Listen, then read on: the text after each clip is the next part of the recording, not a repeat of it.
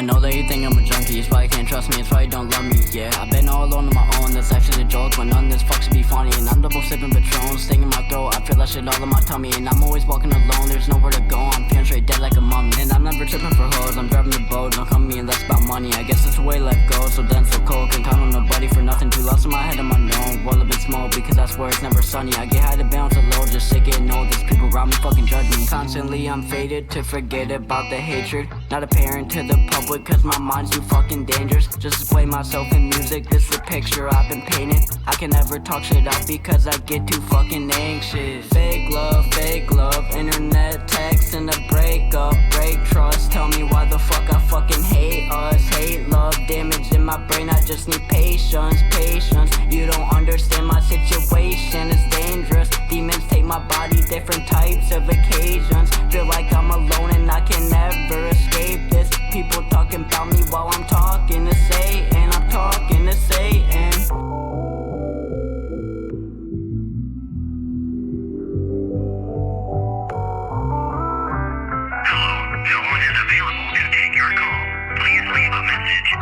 I know that you think I'm a junkie, it's why you can't trust me, it's why you don't love me, yeah. I've been all alone on my own, that's actually a joke, but none of this fuck should be funny. And I'm double sipping Patron, stinging my throat, I feel that shit all in my tummy. And I'm always walking alone, there's nowhere to go, I'm feeling straight dead like a mummy. And I'm never tripping for hoes, I'm driving the boat, don't come me and that's about money. I guess that's the way life goes, so dense, so cold, can't count on nobody for nothing. Too lost in my head, I'm unknown, roll up in smoke, because I swear it's never sunny. I get high to bounce a low, just sick getting old, these people around me fucking judge me. Every day I gotta say that I'm fine, every day I gotta live through a lie, acting like I haven't been through a lot, acting like I'm superhuman and stupid. I don't wanna do it, I'm not gonna fake. Don't even ask if I'm feeling okay, I don't really wanna deal with today. I don't want nothing to do with nobody. You don't know me just cause you've been around me, I just be letting you think it's that way. Yeah, I'ma show you a smile today, bet you tonight I'ma drown in my pain. Nobody's there for me when I need help, I deal with all of this shit by myself. Can't think of anyone who's really there. Where the fuck are you if you really care? Cause you ain't around when I'm down on my luck. You don't give a fuck, it ain't nothing new to me. I know that I ain't the person I used to be. Constantly deal with depression, abusing me. Sad part about it is that I got used to it, now I'm expecting this shit.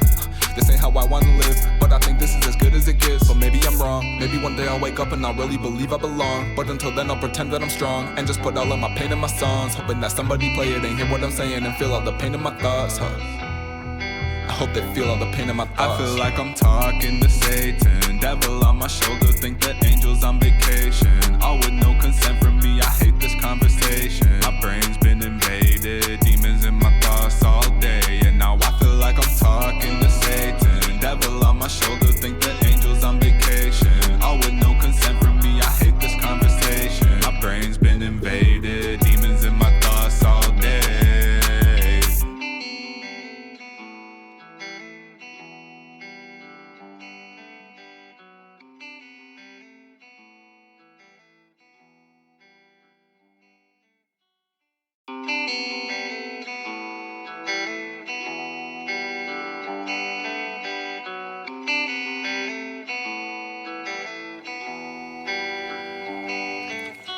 I know that you think I'm a junkie, it's why you can't trust me, it's why you don't love me, yeah. I've been all alone on my own, that's actually a joke, but none of this fuck should be funny. And I'm double sipping Patron, stinging my throat, I feel that shit all in my tummy. And I'm always walking alone, there's nowhere to go, I'm feeling straight dead like a mummy. And I'm never tripping for hoes, I'm driving the boat, don't come me and that's about money. I guess that's the way life goes, so dense, so cold, can't count on nobody for nothing. Too lost in my head, I'm unknown, roll up in smoke, because I swear it's never sunny. I get high to bounce a low, just sick getting old, these people around me fucking judge me. Constantly I'm faded to forget about the hatred, not apparent to the public, cause my mind's too fucking dangerous. Just display myself in music, this is the picture I've been painting. I can never talk shit out because I get too fucking anxious. Fake love, internet text and a breakup, break trust. Tell me why the fuck I fucking hate us. Hate love, damage in my brain, I just need patience.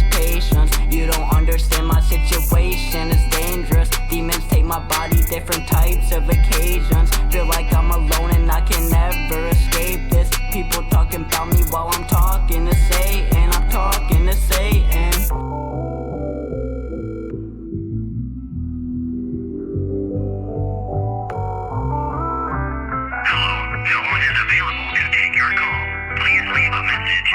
I know that you think I'm a junkie, it's why you can't trust me, it's why you don't love me, yeah. I've been all alone on my own, that's actually a joke, but none of this fucks to be funny. And I'm double sipping Patron, stinging my throat, I feel that shit all in my tummy. And I'm always walking alone, there's nowhere to go, I'm feeling straight dead like a mummy. And I'm never tripping for hoes, I'm driving the boat, don't come to me and that's about money. I guess it's the way life goes, so dense, so cold, can't count on nobody for nothing. Too lost in my head, I'm unknown, roll up in smoke, because I swear it's never sunny. I get high to bounce a low, just sick getting old, there's people around me fucking judge me. Every day I gotta say that I'm fine, every day I gotta live through a lie. Acting like I haven't been through a lot, acting like I'm superhuman and stupid. I don't wanna do it, I'm not gonna fake. Don't even ask if I'm feeling okay. I don't really wanna deal with today. I don't want nothing to do with nobody. You don't know me just cause you've been around me. I just be letting you think it's that way. Yeah, I'ma show you a smile today. Bet you tonight I'ma drown in my pain. Nobody's there for me when I need help. I deal with all of this shit by myself. Can't think of anyone who's really there. Where the fuck are you if you really care? Cause you ain't around when I'm down on my luck. You don't give a fuck, it ain't nothing new to me. I know that I ain't the person I used to be. Constantly deal with depression, abusing me. Sad part about it is that I got used to it. Now I'm expecting this shit. This ain't how I wanna live, but I think this is as good as it gets. But maybe I'm wrong, maybe one day I'll wake up and I'll really believe I belong. But until then I'll pretend that I'm strong and just put all of my pain in my songs, hoping that somebody play it and hear what I'm saying and feel all the pain in my thoughts, I hope they feel all the pain in my thoughts. I feel like I'm talking to Satan, devil on my shoulder, think that angels on vacation, all with no consent from me. I hate this conversation. My brain's been invaded, demons in my thoughts all day, and now I feel like I'm talking to Satan, devil on my shoulder, think that angels on vacation, all with no consent from me. I hate this conversation. My brain's been invaded, demons in my thoughts all day.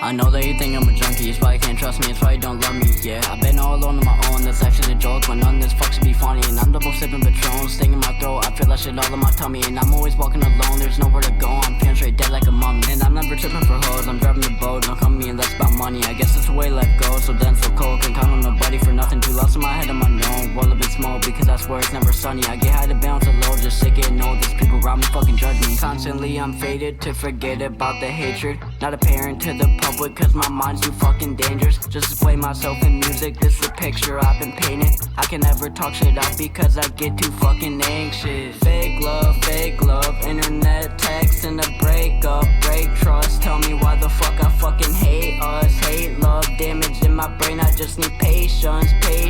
You don't understand my situation, it's dangerous. Demons take my body, different types of occasions. Feel like I'm alone and I can never escape this. People talking about me while I'm talking to Satan, I'm talking to Satan.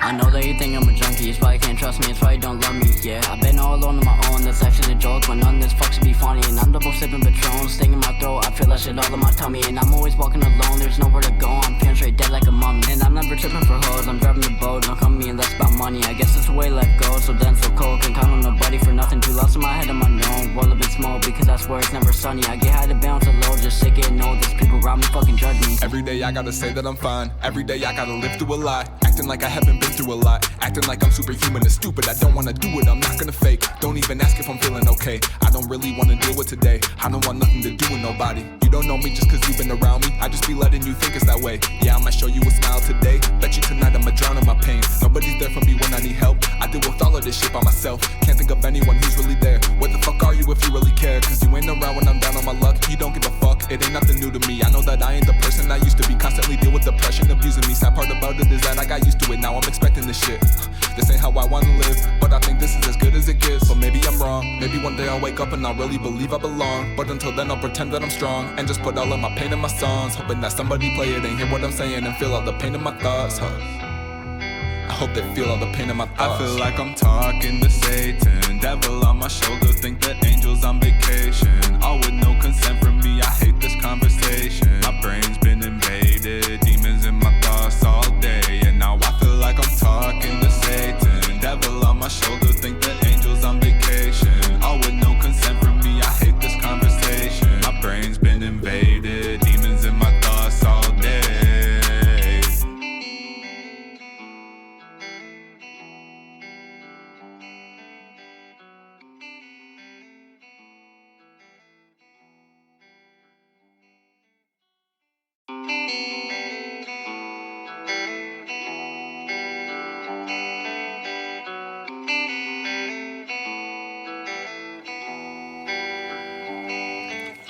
I know that you think I'm a junkie, it's why you can't trust me, it's why you don't love me, yeah. I've been all alone on my own, that's actually a joke, but none of this fucks to be funny. And I'm double sipping Patron, stinging my throat, I feel that shit all in my tummy. And I'm always walking alone, there's nowhere to go, I'm feeling straight dead like a mummy. And I'm never tripping for hoes, I'm driving the boat, don't come to me unless about money. I guess that's the way life goes, so dense, so cold, can't count on nobody for nothing. Too lost in my head, I'm unknown, roll up in smoke, because I swear it's never sunny. I get high to bounce a low, just sick getting old, there's people around me fucking judge me. Constantly I'm faded to forget about the hatred, not a parent to the public, cause my mind's too fucking dangerous, just to play myself in music.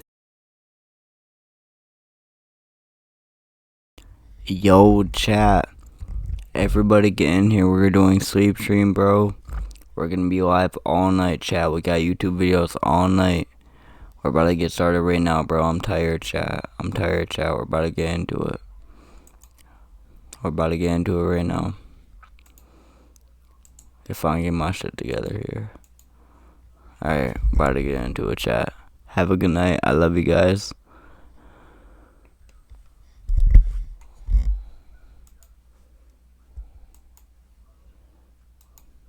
Welcome back to MHS Midnight Horror Stories. I know that many of you come to these videos as a gentle way to unwind before drifting off to sleep. So, before you close your eyes tonight, could I ask you for one small favor? Just leave me a quick interaction, a comment, a like, or maybe share where you're watching from and what time it is for you. Little actions like that help YouTube recognize the content and spread it to more people who might enjoy it. My current goal is to reach around 300 likes within the first 24 hours. Now then, let's step into tonight's chilling stories together. I still remember it clearly, as if everything happened yesterday. I was just a little girl, about 8 to 10 years old.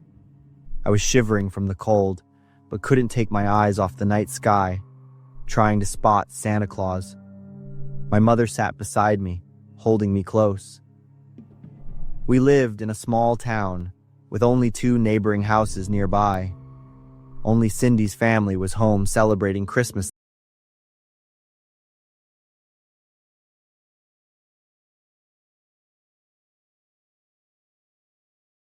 that night, while Megan's family had gone on vacation. The air was bitterly cold. I constantly bothered my mother with questions. Mom, do you think Santa will bring me the gift I wished for? My mother smiled gently, saying she wasn't sure how good I had been this year. I suddenly had a burst of inspiration. I jumped out of her embrace, ran towards the dim moonlight, and shouted, "Ho, ho, ho!" I tried to mimic Santa's deep, booming laugh and turned back to look at my mother. She looked at me, and we both burst out laughing. Just then, a slow, dry voice echoed between us. "Ho, ho, ho! Merry Christmas, little girl." Why waste another summer not loving your body? With Base 44, we turned that question into a successful business. A woman has an average of 80 summers in her life. I instantly spun around, feeling utterly ecstatic.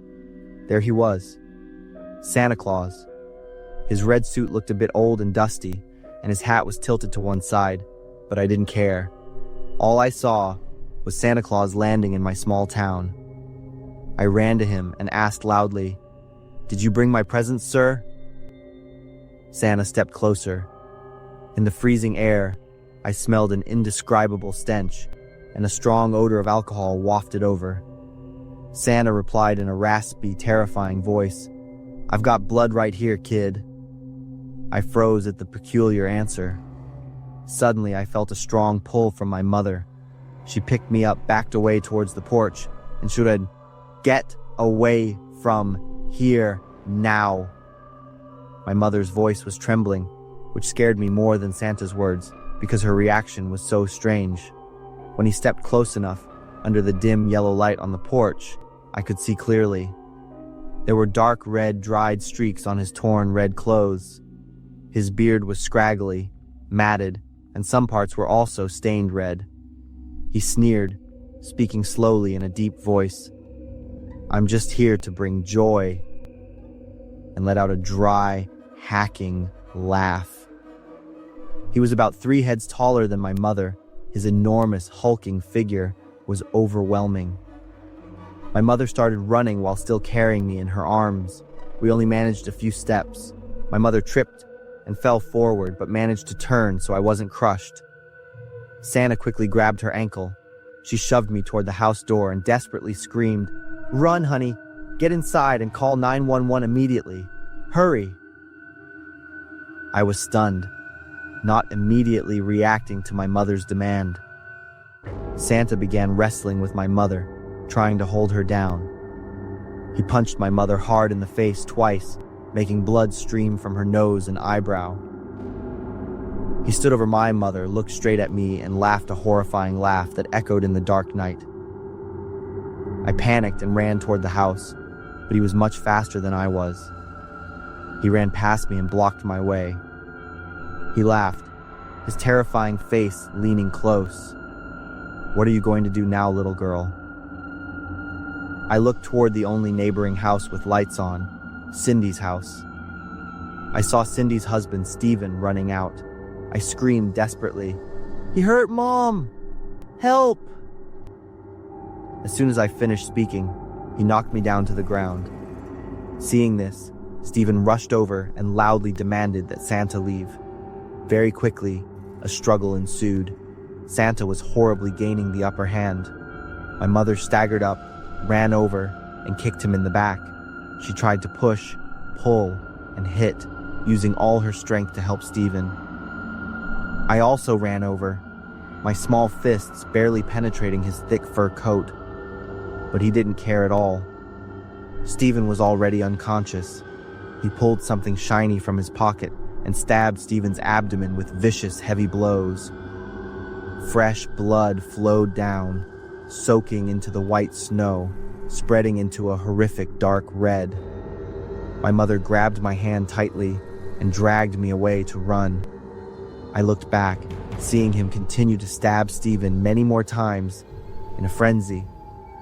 My mother pulled me harder and covered my eyes. We got inside the house. My mother hurriedly locked all the doors, drew the curtains, and screamed for me to call 911 immediately. Meanwhile, she moved all the heaviest furniture like the bookshelf and even the refrigerator to barricade all the windows and the main door. I called 911. I tried to speak coherently, but a desperate, horrifying scream suddenly echoed from Cindy's house. My mother went to the only window not completely blocked, covered her mouth with her hand, then shouted into the phone, "He's killing them! Someone please come here! Please!"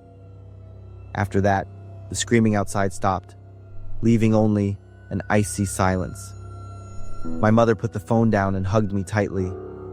After he had dealt with Cindy's family, he came over and started kicking our door violently. He smashed the windows and tried to punch and push away the objects my mother had used to barricade them. He started throwing his massive body against the front door. My mother held me tight. She was crying and trembling uncontrollably. I stared intently at the front door. It shook violently with every shove from the giant man. I thought it was about to give way.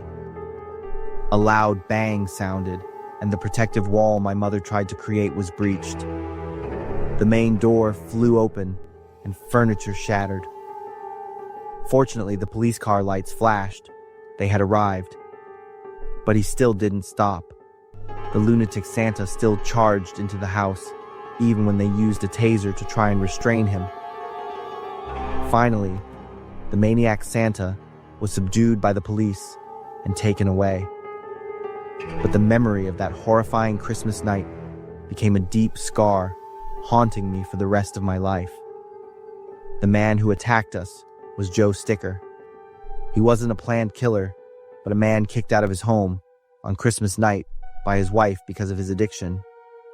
In his despair and madness, Joe got drunk and used some extremely powerful hallucinogenic drugs. He wore the old Santa Claus costume, and in his mentally unstable state, he turned into a brutal murderer. He killed 3 people that night: Cindy, her husband Steven, and their son. The incident destroyed everything. To this day, my mother still avoids mentioning the events of that night. She never decorates the house or the Christmas tree anymore. As for me, every year when the holidays come around, I avoid crowded places. Seeing someone dressed up as Santa Claus, even in an advertisement, will send me into a state of severe panic. I barely dare to step outside in the cold anymore, and eventually, I had to leave my country. I moved to a place with no snow and where people don't celebrate Christmas. That nightmare forced me to go far away, trying to find a peace that I know will never truly be complete again. What if you can create your own website by saying, "This is what I want"? With Wix, you can. First up, let's talk about AI color themes. You can get any combos you want. I have to admit, being an addict during the holidays is a strange experience. Unlike any other time of year, heroin gradually took everything: my hobbies, my job, and then my family. A bad breakup with my longtime girlfriend pushed me over the edge. A few months turned into 6 years of addiction and loneliness. I moved to Portland, and the only thought in my head was how to get the next fix. As Christmas approached that year, a peculiar phenomenon often occurred. Most dealers and even other users would disappear. They went home to their families. For me, that wasn't just confusing. It was terrifying, as it put an addict at risk of the most intense withdrawal sickness of the year. On December 23rd, the girl I was living with and I managed to accumulate 15 grams of opium. It was enough for us to survive the holidays. After returning from my night shift, I looked for the small wooden box we used to store the drugs, but it was empty. Initially, I thought she had hidden it elsewhere, fearing I would use it all. But after a few minutes of frantic searching, I realized the truth. She had left. She had not only taken all the drugs, but also swiped all my other valuables. A wave of despair and betrayal hit me, but the instinct of an addict didn't allow me time for grief. I immediately pushed the emotions aside. The only thing I needed to do was find a way to replace the lost drugs before withdrawal set in. Throughout the night of the 23rd and all day on the 24th, I walked for miles on the cold streets of Portland.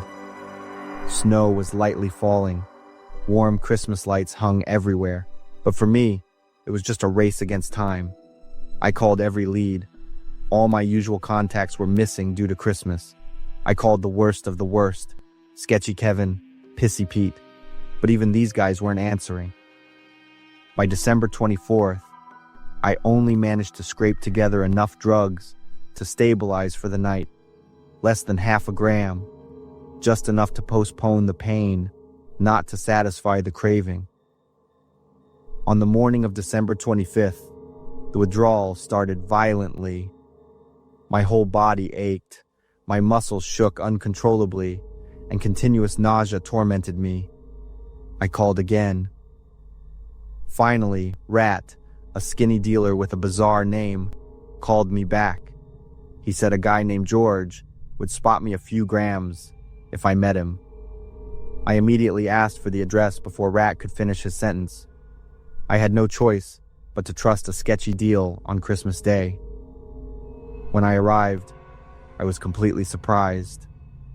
George lived in a beautiful, luxurious 3-story house, tucked away on the edge of the suburbs, far from the slums I was used to. The house had a neatly trimmed garden and warm Christmas lights. George looked like a successful, financially stable man, unlike any addict or drug dealer I had ever met. He politely invited me in, his voice soft and elegant. The warmth from the fireplace and the smell of Christmas pine almost made me forget what I was doing there. George even showed me the heroin he had prepared and allowed me to use a little right there to stabilize my body. I rushed to it immediately.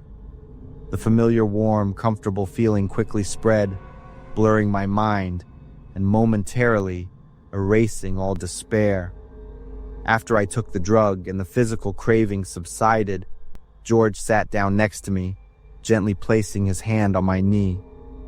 There's something I want you to help me with. Finish it.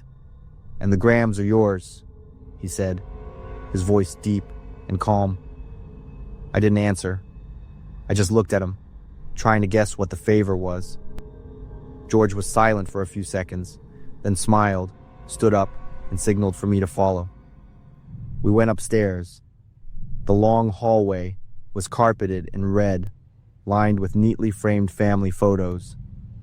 George stopped at a door at the end of the hall and opened it.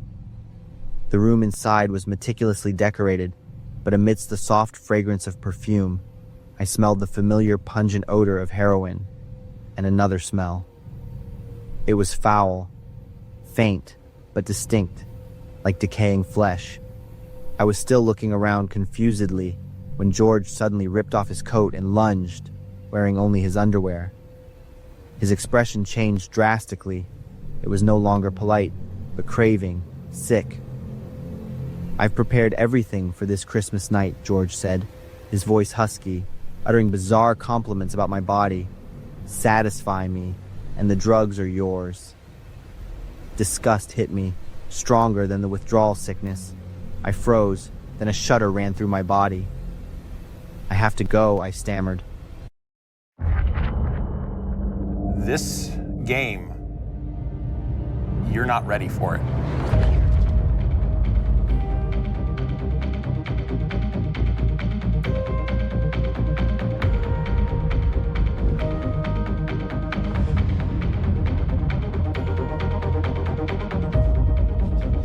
You're in the middle of this beautiful sci-fi environment, and you're seeing intrigue, the espionage, the alliances form, the power that just shifts around, and it's amazing to watch. This is primary, Julia, secondary. Simple actions can have massive effects. You can cooperate with people, compete with them, make friendships, deceive them, betray them. It's amazing to think that it's all just other players. More players start coming. It just starts this complete cascade of actions, and you don't know what's going to happen. Here it comes. It is a free-for-all. People get locked up and shot instantly. People start dying left, right, and center. It's just something that you can't get anywhere else. It's just the rush like no other. All good movies happen. Everybody's on this journey and writing their own stories, and that is probably the simplest way I can describe Eve.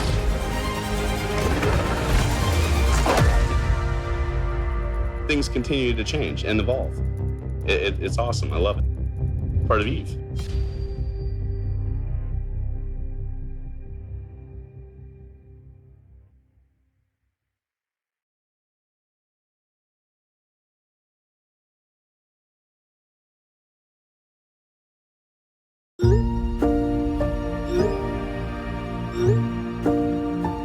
Someday, my prince will come.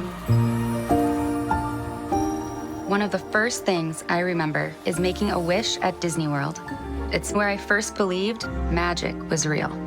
And now, seeing my daughter experience that same magic, falling in love with these stories and these princesses just like I did, it brings me back.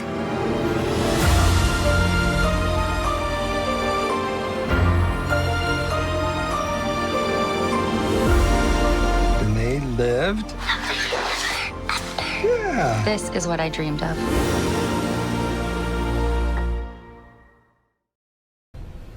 George stepped forward, blocking the door. "Not that easy," he said, his voice low and firm. I tried to push past him, but he lunged, trying to drag me down onto the bed. We wrestled. I was naturally taller, but years of addiction had drained my strength.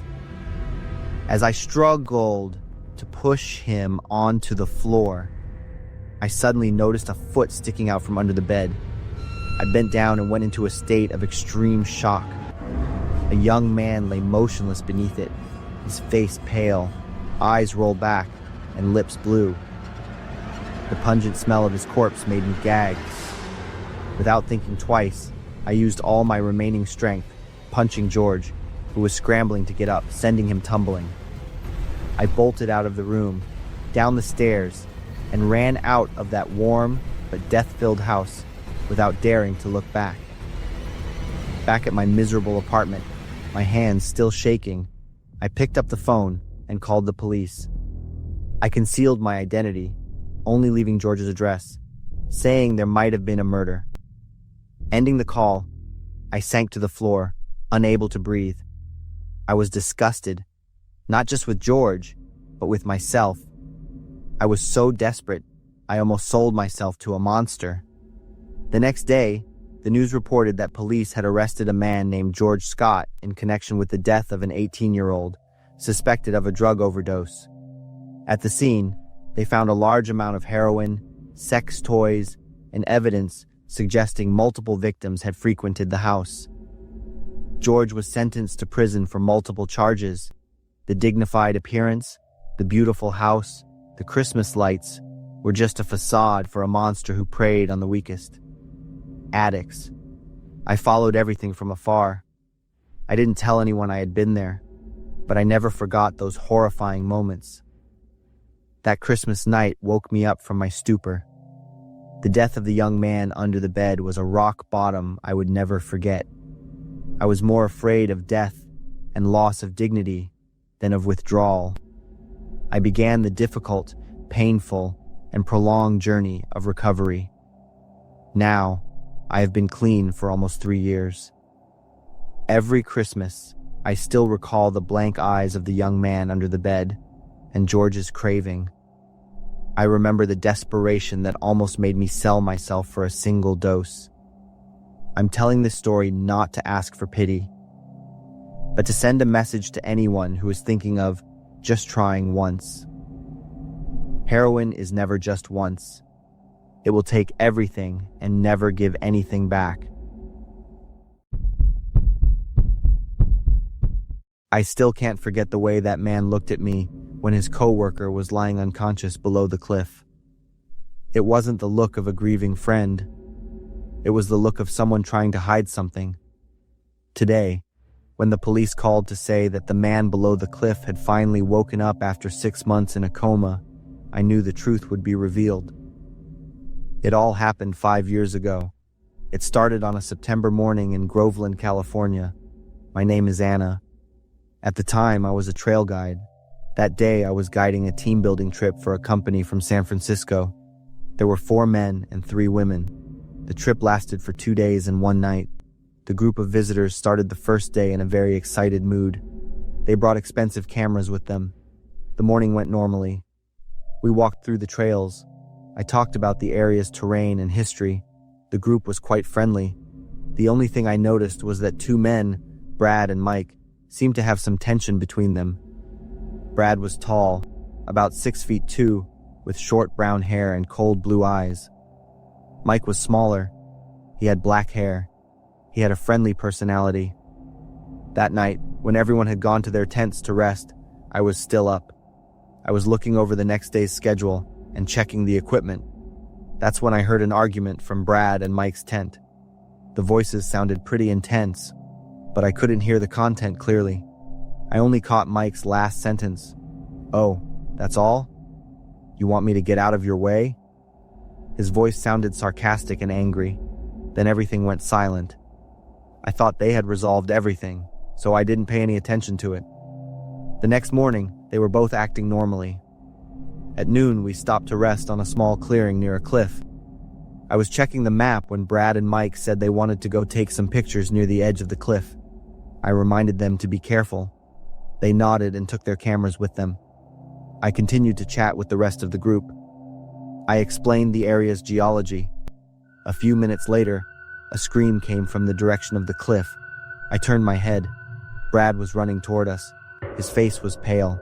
He was breathing heavily. He pointed toward the cliff and said Mike had fallen down. I immediately ran after Brad to the edge of the cliff and looked down. Mike was lying motionless on an inclined slope about 80 feet below us.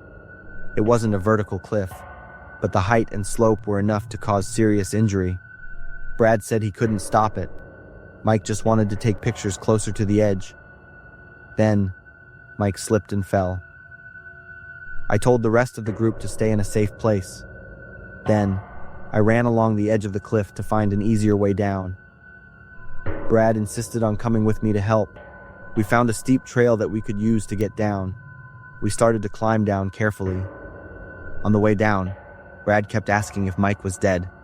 When we got close to Mike, I saw that he was still breathing. Blood was flowing from his head. His leg was broken at a terrible angle. Brad knelt down next to Mike. He tried to call his name. Then, he started to mumble that Mike just slipped. He couldn't do anything, and it wasn't his fault. These words didn't sound like he was comforting an injured friend. They sounded like he was defending himself. I only later understood why he said those things. I grabbed my radio and contacted headquarters to request an emergency medical rescue. While waiting, I tried to give first aid to Mike. Brad sat next to me. He continued to repeat that he had tried to pull Mike back. Start the year strong and take all year long if you want. Pay with 12 months same as cash. Enjoy a worry-free ownership option your way and pay the cash price anytime this year. Start the new year right and on your own time at Rent-A-Center.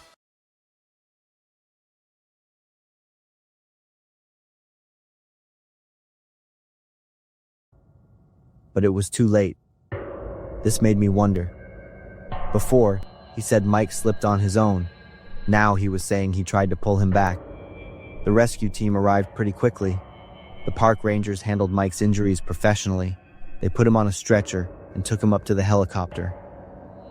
Back at the camp, I paid more attention to Brad. While everyone else was shocked and worried about Mike, he was unusually calm. What was remarkable was that Brad didn't show any signs of grief or shock like the others. I started to have doubts about what really happened on that cliff. That night, I thought a lot about Brad's attitude, and especially about the argument he had with Mike the night before. I started to suspect that Mike didn't slip on his own. A few days later, the police contacted me. They wanted to interview me about the accident. He said Mike was still in a coma, and they needed to learn more about the circumstances of the incident. I told them everything in detail. The detective took careful notes. He asked if I had any suspicions about Brad. I hesitated for a moment. Then I said frankly that I didn't think Mike slipped on his own, and that Brad knew that. The detective nodded. He said they were investigating because there were some inconsistencies in Brad's testimony. A miracle finally happened. After 6 months, Mike woke up. Mike's mind was completely clear. When he was able to talk, Mike said that he didn't slip. Brad pushed him down after an argument. The police compared his testimony with the evidence and the inconsistencies in Brad's story. Immediately, Brad was arrested. The truth was also revealed. My suspicion for the past 6 months was not wrong.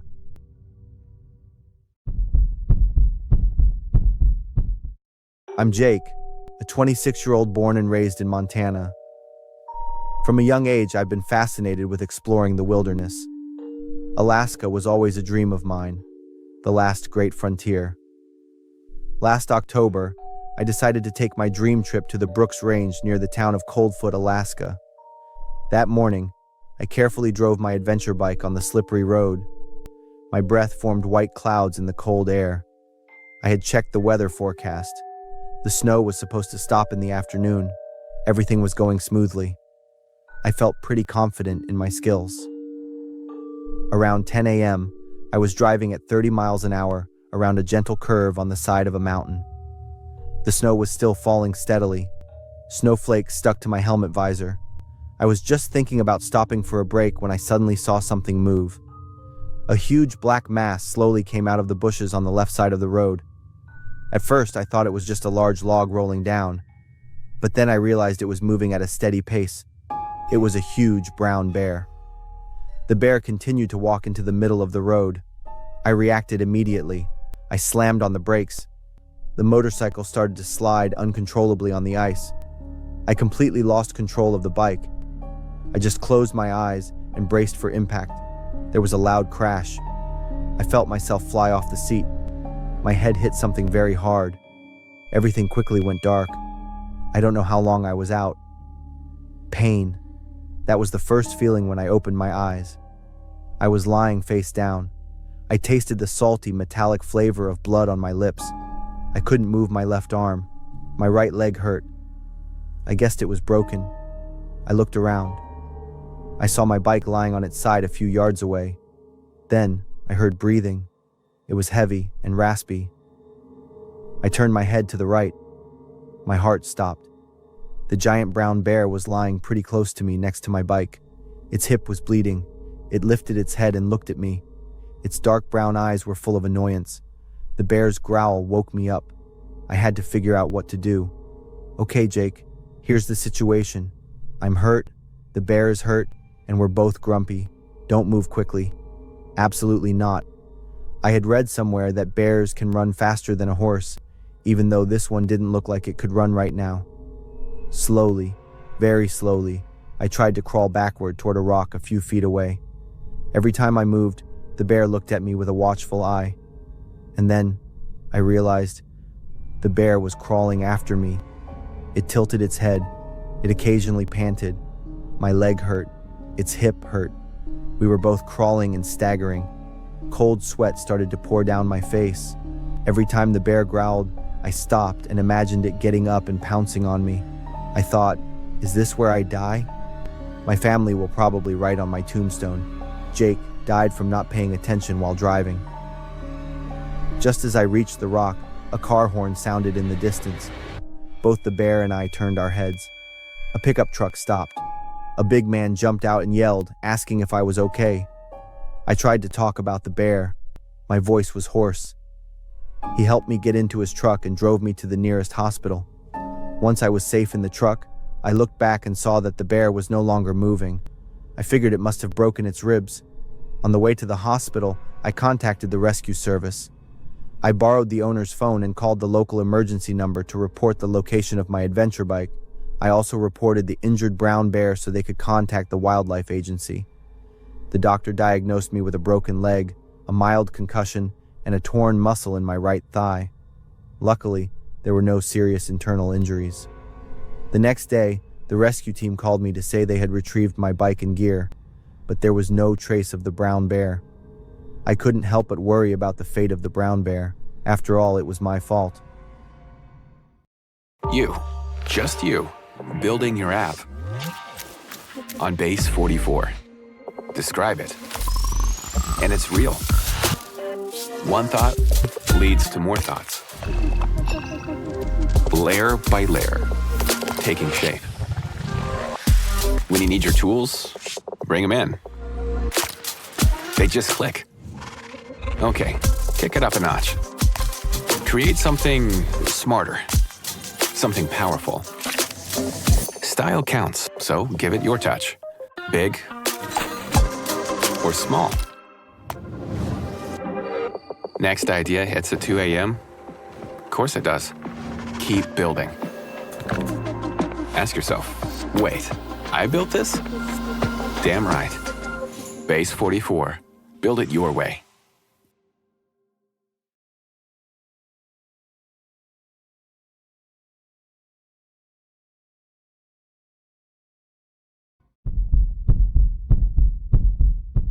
Nathan's Diary, April 27th, 2023. I've just returned home after nearly a month of treatment at the hospital. On this exact day a month ago, a terrifying event occurred at school. To this day, I still feel pain, and my ears ring from the terrifying gunshots that day. It was an ordinary day, and I arrived at school feeling quite anxious because I was about to receive my math test results. I couldn't do the test. I didn't understand anything when I read those dreadful equations. I wish today wouldn't come, Rachel. I'll definitely get my allowance for the whole week cut by my mom, I complained to my best friend sitting next to me. In contrast to me, Rachel was an outstanding student, especially in mathematics. Our houses are on the same street, so we usually go to school together. It might be a bit rushed, considering we're both only 9 years old, but I really like Rachel. As expected, I got an F on my test. while Rachel scored an A+. I tugged at my hair forcefully. I'm definitely doomed. Rachel turned to look at me and smiled helplessly. I'm actually really happy. The homeroom teacher asked those who received low scores to get their parents' signatures on the test and submit it back by tomorrow morning. Is there anything worse than this for a 9-year-old student? I muttered. Rachel, can we not go home today? Or can I sleep over at your place?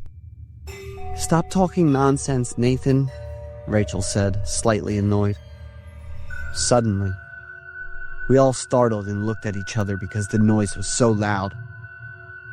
A few students approached the window to look down with curiosity and excitement, while others wanted to run out of the classroom to see where the noise was coming from. Everyone return to your seats immediately, our homeroom teacher ordered us. I looked at Rachel, who seemed very tense. What's wrong? I asked her. Nathan, I'm sure that was the sound of gunshots. Gunshots! Chris, the chubby guy sitting behind us, exclaimed loudly after overhearing the conversation. The whole class was in an uproar, while our homeroom teacher kept urging us to stay quiet. She made a few phone calls, then broke down in tears and rushed to lock the classroom door. We all fell into confusion, silently turning our gazes toward her. After a few minutes, our homeroom teacher looked at us with red eyes, took a deep breath and announced, Dear students, we have a small incident, nothing major, so I need your cooperation. First, absolute silence. Then, very quietly, take cover under your desks at each of your seats until further instructions. We can all do this, right? Our homeroom teacher raised her hand to her mouth to signal for silence. We nodded in understanding and then began following her instructions. None of us were given exact details about the situation, but we all knew that the fact the homeroom teacher had instructed the entire class to stay in their seats and remain silent was a very serious matter. Rachel couldn't stop crying, and her distress made those around her even more frightened. I held Rachel's hand tightly, but it didn't seem to help. Rachel, can you come up here with me? Her voice was gentle. As soon as Rachel stood up, a series of loud explosions rang out. The lock and window of the door shattered, and a powerful force pushed the door open. Chaos quickly ensued, with screams, cries, and the deafening sound of gunfire shaking the room. The homeroom teacher rushed over and hugged Rachel tightly. In the blink of an eye, both of them were covered in numerous holes from the gunfire. The homeroom teacher and Rachel fell right in front of me. My entire body froze. That image, their faces, I will never be able to forget. The gunshots stopped, leaving only the cries and moans of the other students. As for me, I sat there, staring at the homeroom teacher and Rachel with wide, empty eyes, my mouth agape. A little while later, 2 police officers arrived. We were asked to hold hands and walk out of the classroom in a single file, maintaining complete silence. I didn't follow the instructions. I couldn't control my body at that moment. One of the police officers came over and carried me away. I was hospitalized right after that, and it took about a week before I was able to communicate again. Mom, are Rachel and the teacher okay? That was the question I asked every day for a month in the hospital, but my mom never answered. After being discharged from the hospital, I told my parents I wanted to go to Rachel's house, but they took me to the local cemetery instead. Here, there was Rachel, my homeroom teacher, the chubby guy Chris, the class president Charity, Miss Dana, and even the principal. The story above is based on a true event that occurred on the morning of March 27th, 2023. A shooting occurred at Covenant School, a private elementary school in Nashville, Tennessee. At least 6 people were killed in the incident, including 3 9-year-old students, 2 teachers, and even the school principal. The suspect was a 28-year-old individual who identified as male but was biologically female, Aiden Hale, an ex-student of the school. He was neutralized by the police at the scene. The perpetrator used 2 semi-automatic rifles and a handgun to carry out the attack, following a meticulously planned strategy. The police reported that the perpetrator had no prior criminal record, and the 2 rifles he used were legally obtained. Additionally, he was undergoing mental health treatment at the time of the incident. Outrage and deep sorrow were left within the community, especially in the U.S., where school shootings occur relatively frequently. New Year, same extra value meals at McDonald's. Now get a savory sausage McMuffin with egg, plus hash browns, and a small coffee for just $5. For limited time only. Prices and participation may vary. Prices may be higher in Hawaii, Alaska, and California, and for delivery. I messed up big time. I'm Raymond, 26, and I just moved from Tennessee to Texas for work. I've been dealing with depression and have been getting treatment at the hospital in my hometown for the past 2 years. The illness has made me miss out on a lot of opportunities and beautiful things in life. I moved to a completely new place with the hope of starting over. I started working at a securities company and rented a small house on the outskirts of the city. But the pressure from work and finances made me start regretting my decision. Every problem feels like a tighter knot in a rubber band, making me feel incredibly suffocated. There were many times I thought about going back home, but I kept pushing myself a little harder. One morning, as I was getting ready for work, I found a note on the refrigerator that said, "Remember to bring lunch." I just stared at the handwriting on the note, feeling blank. Since I was running late for work, I didn't think much of it. I just opened the cupboard and grabbed the burrito I made the night before. The next day at work, I found another note on my kitchen table, written in the same handwriting. "Remember to bring an umbrella, it's going to rain today." Since I live alone, I wondered who could have written these notes. Anyway, it wasn't too serious, so I decided to follow the note's advice once more. That day, the unexpected cloudy rain was really annoying and caught everyone off guard. As for me, I was pretty relaxed with the umbrella I brought. In the following days, the notes started appearing regularly around the house. I once decided not to follow the note's advice, and that day turned out to be really terrible. Catch up with Lucy today. Present your presentation with confidence and remember to back up your point of view. I just got used to the notes showing up around the house without thinking much about it. It felt like it was predicting the future and reminding me of everything I needed to do. I felt like I was back to my true self, no longer self-conscious or afraid. I even had a girlfriend named Janet. It might sound a bit silly, but it was the notes that helped me win her over. It showed me how to make a good impression and how to confess my feelings. She was very beautiful, with long brown hair that always smelled like fresh roses. She was gentle and thoughtful. My life was incredibly happy during that time. The notes became indispensable to me, like how you need to eat every day to stay alive. That night was the first time she invited me to her place after 3 months of dating. 6:30, I'm making a super special creamy pasta for you. Needless to say, I was thrilled. I went home right after work, took a shower, and put on a really nice outfit. I didn't forget to pick up a bottle of wine and a bouquet of roses, her favorite flowers. At 6 p.m., just as I was about to leave the house, a note suddenly appeared on the door. "Finished, Janet." I was startled when I read that strange message. After thinking about it for a while, I guessed that finish might mean ending the relationship with Janet. But we were really happy together. Why would we end it? I decided to ignore the note and quickly headed to her place, to make sure I arrived on time. But before I could even get in the car, another note appeared on the car door. Kill Janet or don't go to her house. What the heck? I said, feeling a bit annoyed. I tore up the note, crumpled it, and tossed it in the trash.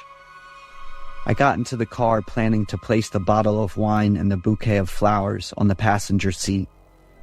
Another note appeared. You have to kill Janet. I fell into deep thought, pondering everything. Up until now, the notes had always guided me accurately. Suddenly, my phone buzzed with a message.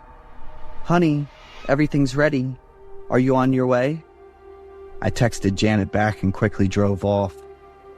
I pulled up in front of her house right at 6:30 p.m., but I didn't go in right away. I just sat in the car, my mind racing with chaotic thoughts. Holding the bouquet of flowers and the bottle of wine, I decided to trust in love this time. She greeted me with a bright smile, which instantly made me feel more at ease. She was busy in the kitchen, preparing the food, while I opened the bottle of wine at the dining table. Feeling a little bulge in my pocket, I reached in and pulled out another note. End it all now. Whatever you do, don't eat the pasta. I was sweating from the awkward situation. She brought 2 beautifully decorated plates of noodles to the table and set them down. What's wrong? Are you not feeling well? Jana asked, making me feel startled and embarrassed. What's with the note? She asked, continuing her curiosity. No, just some notes from work, I replied. I quickly crumpled the paper and shoved it into my pocket. Sitting at the dining table, she rested her chin on her hand and looked at me expectantly, eager for me to try the noodles. I was sweating heavily under my shirt, and my throat felt so tight I couldn't swallow anything. I took a sip of wine and made an excuse to use the bathroom. My head felt like it was about to explode, so I splashed cold water on my face to try to wake myself up. It seemed like there was another note in my shirt pocket. She will hurt you with a small knife. I felt weak and unsure of what to do. I loved Janet a lot, but I couldn't ignore these messages. Noticing I'd been gone for a while, Janet called out for me.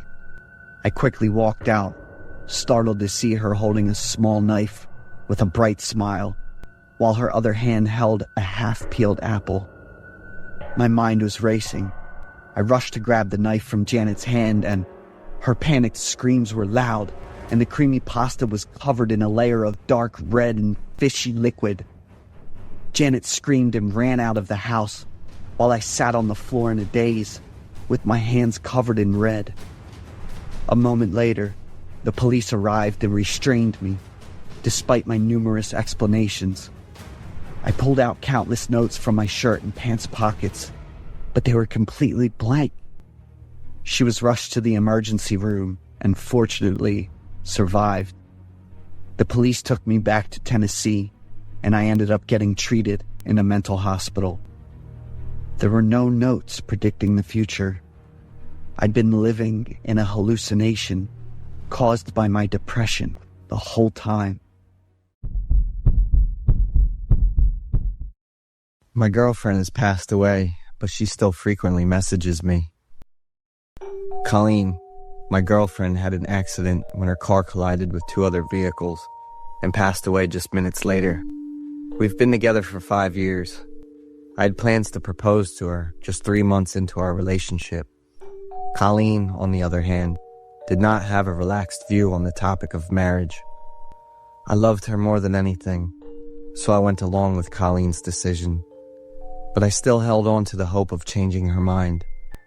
Now that's no longer possible. The day I received the tragic news, I felt as if a part of my soul had left with Colleen. I cried, feeling overwhelmed and devastated, constantly missing her. Every day without fail, I would send a good morning message to the one I loved.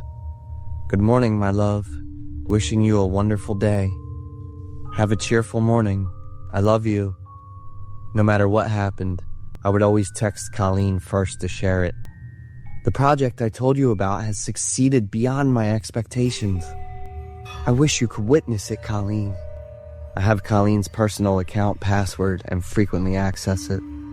It gives me the feeling that she's still there, that she can read everything I send.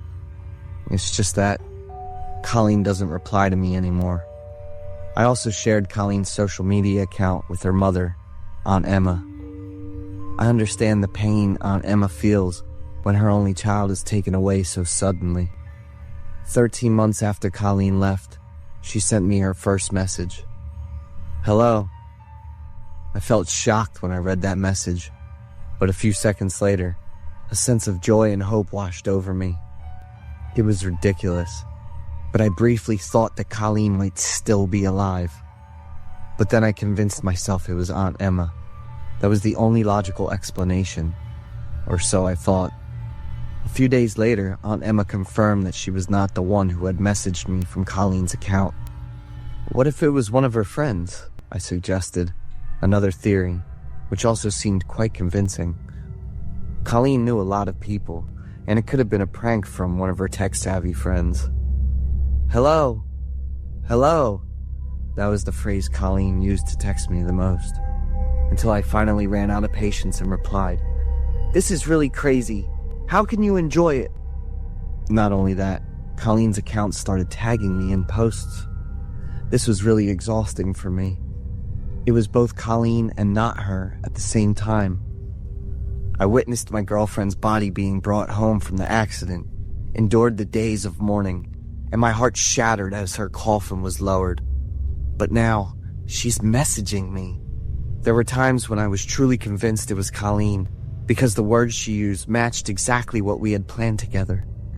And the most horrifying, insane thing happened. I received a photo of myself taken from the window while I was sitting at my computer desk. It was sent from Colleen. I felt a wave of nausea and struggled to breathe. What the hell is happening? I shared this story on Reddit, hoping to find some connection or support because I felt so lost. The story above is based on a true event. A user named Nathan, with the Reddit handle NateSW, shared the story of his girlfriend of 5 years. Nathan's story garnered significant attention, and many people offered various theories to explain the strange events he described. One theory suggested that it might be the girlfriend's mother, who, out of grief and longing for her daughter, sent those messages to Nathan in an attempt to comfort him. Others speculated that Nathan might have been sending the messages to himself, either consciously or unconsciously, as a way to cope with his loss. It's possible that he was so consumed by grief and loss that his actions sometimes lacked clarity.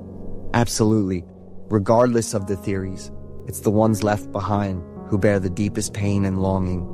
Their grief is a heavy burden that doesn't easily fade. Indeed, memories can bring joy, but also evoke difficult-to-forget pain. They are like a part of life, both beautiful and full of challenges. Beautiful memories can kill the soul if we don't find a way to break free and seek out new, joyful experiences. Need a new mattress but confused by all the choices? At Mattress Firm, we make it easy. Our sleep experts have the unrivaled know-how to match you with a perfect mattress. And right now, you can save up to 60% on top brands. Mattress Firm, we make sleep easy. What's the secret to peak health? Going micro with Noom. Micro habits, micro wins, even microdose GLP-1s. And starting at just $99? Heck yeah! Now starting at just $99. My name's Alex. Josh and Tyler, they've been best buds since college. The three of us are pretty outdoorsy. We love getting out in nature. Every now and then, we ditch the city for quick 2-day camping trips out in the woods. Last time, we headed out on a Saturday morning in July, each with a backpack loaded with gear. The plan? Hit 2 different campsites, one night at each. The first spot was about 2 miles off the main trail, tucked near a little stream. We made it there around 3 p.m. I dropped my pack and took a look around. Josh was already pulling his tent out, and Tyler was off gathering dry wood for the fire. "This place is perfect," Josh said while setting up. I nodded and started unpacking my stuff. The sun was already dipping low, and Tyler was stacking up kindling for a small fire. We kicked back, grilled some sausages, cracked open a few beers, and just let the stress from the week fade away. Then, around 8, something rustled in the bushes behind us. We all turned. Some guy stepped out. Gray, messy hair, unshaven beard. Looked like he hadn't seen a shower in a while. "Hey guys," he said. "Saw your fire and thought I'd come over." Josh glanced at me, then at Tyler. None of us said anything, but yeah. The vibe got weird fast. I asked, "Hey, you camping out here too?" The guy gave us this weird little smile. "You could say that. I've been out here a long time." He just stood there, eyes locked on the fire. That's when I noticed. His hands were shaking. "You okay?" "You look cold," Tyler asked. "Cold? Nah, I'm not cold anymore." That sent a chill down my spine. Josh got up real casual-like, said he was going to grab more firewood. "Mind if I stay here with you?" We all froze. No one said a word. A few seconds passed, but it felt way longer. And then he started humming. Some weird, wordless tune. Made my skin crawl. It wasn't like a song. More like a low moan, like someone hurting but trying to hold it in. Josh tried to play it cool. Yeah, well, we were just about to hit the sack. Gotta be up early tomorrow." The guy stopped humming, slowly turned his head toward Josh. "I'm always here, even when you think I'm not." Then, he just turned around and walked straight into the dark. Gone. We sat there for a few minutes, dead quiet. "What the hell was that?" Tyler whispered. "Maybe he's just lost," Josh muttered, but even he didn't sound convinced. We put the fire out and got in the tent way earlier than planned. I was lying in my sleeping bag, wide awake, listening to every damn sound outside. Eventually, I must have passed out. Next morning, we packed up and made our way to the second campsite. On the way, we swung by the ranger station to grab some water and snacks. While Josh and Tyler were inside picking out food, I stepped out for a smoke.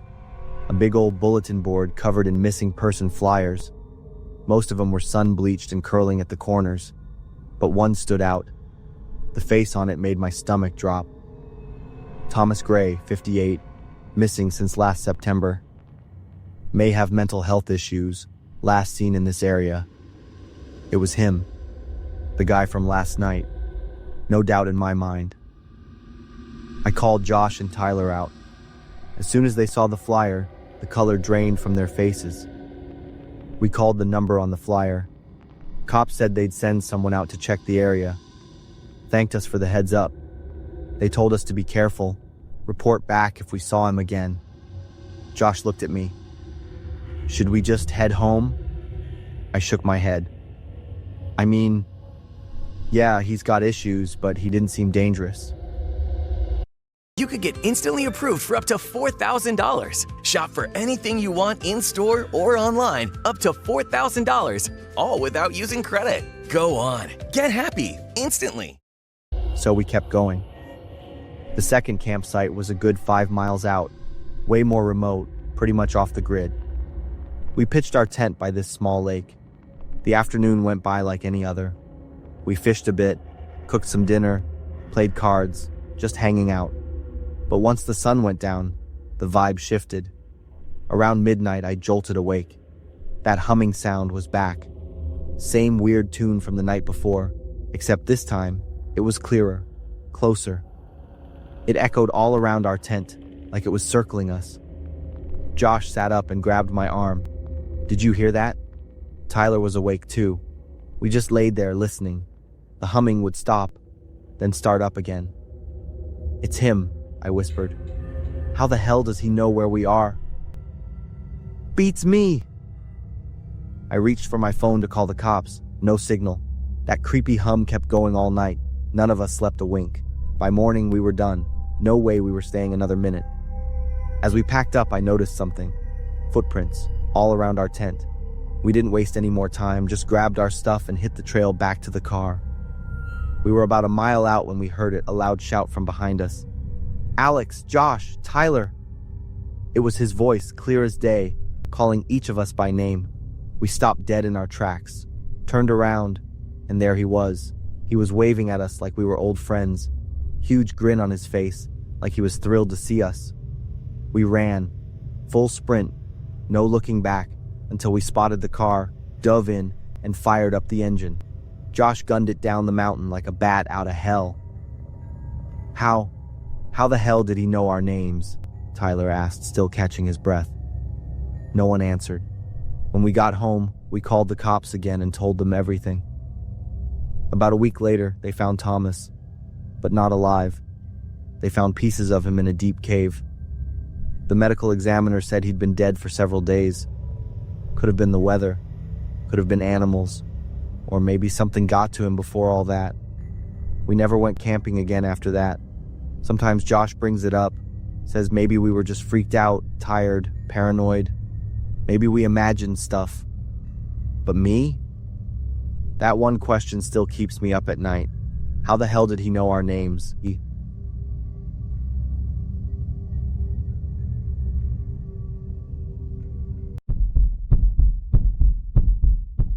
I didn't like silence and loneliness. That's why I went to the Sunnyvale Animal Rescue Center.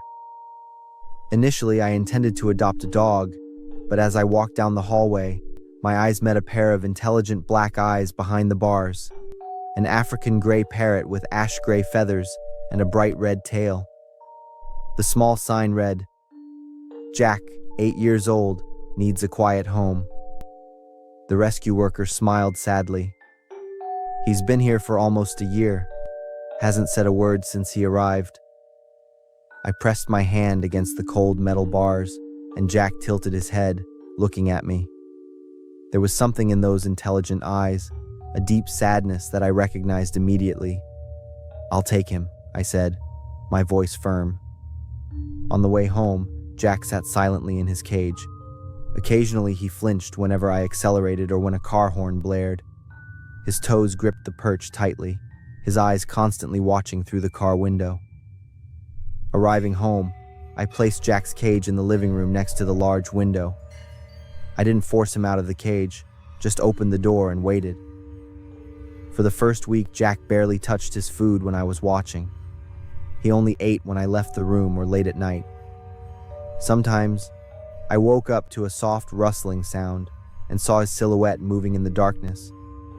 On the 10th day, Jack finally tentatively stepped out of his cage. I remained still, trying not to look directly at him to avoid scaring him. He slowly climbed onto the armrest of the chair, stood there, about a hand's breadth away from me. A month passed, and I had grown accustomed to Jack's silence. I talked to him like a friend. He always listened attentively, sometimes tilting his head or blinking as if processing information. Then one night, as I lay in bed, a voice echoed from the darkness. "I see you." I sat bolt upright, my heart pounding. The voice was deep and hoarse, not quite human. Looking across the dark room, I saw Jack standing on the dresser, his eyes reflecting the faint light from the window. "Jack?" I whispered, but he just silently watched me, as still as a statue. 2 days later, as I was washing dishes, that voice came again.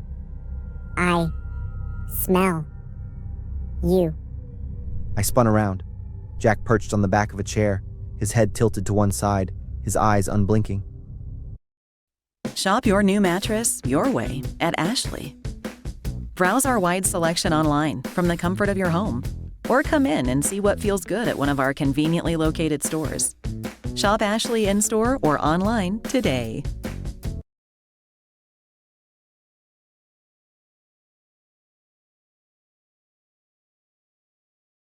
"You can talk, Jack?" I asked, trying to keep my voice steady. He didn't respond, just hopped off the chair and flew towards his cage, as if regretting revealing his secret. That night, a scream tore through the silent air, jolting me awake. It was a woman's scream, desperate and utterly terrified. No, no, please.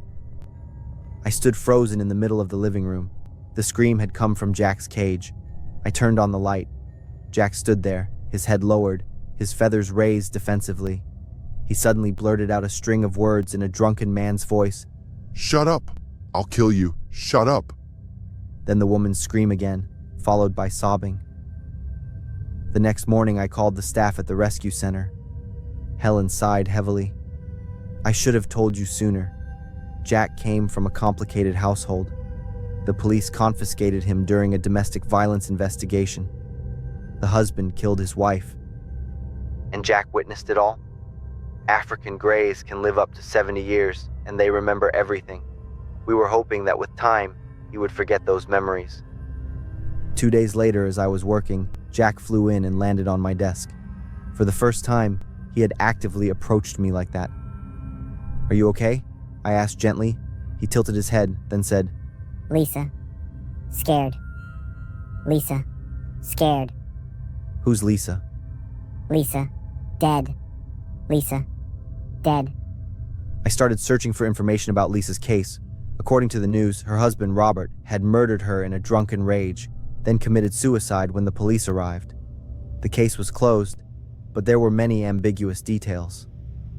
Lisa's body was found in the basement, even though the argument was said to have occurred in the living room. And the time between the murder and Robert's suicide was almost 24 hours. Not Robert. Not Robert, Jack repeated. Other man. Other man kill Lisa. Jack, you saw who killed Lisa, I whispered. Mason. Mason killed Lisa. I searched through the news articles and found a clue. Lisa's colleague named Mason had been briefly questioned but quickly dismissed as a suspect when Robert confessed. I contacted the detective in charge of the case. Initially, he was skeptical, but when I shared details that only Jack would know, he started to pay attention. I started following Mason, a man who worked at the same insurance company as Lisa. Through social media, I discovered he had recently moved to a new house in Venice Beach, too expensive for a regular insurance employee's salary. That night, I received a text message from an unknown number. Curiosity is a dangerous trait. I tried to contact Detective Ramirez but couldn't. A noise echoed from the back door. Someone was trying to break into my house. I lunged for the phone, but before I could dial 911, a loud crash echoed, the glass shattering. Jack let out a piercing scream and flew to the ceiling. I ran into the bathroom, locked the door, and called 911. The officer said they would arrive in 5 minutes. Footsteps stopped outside the bathroom door.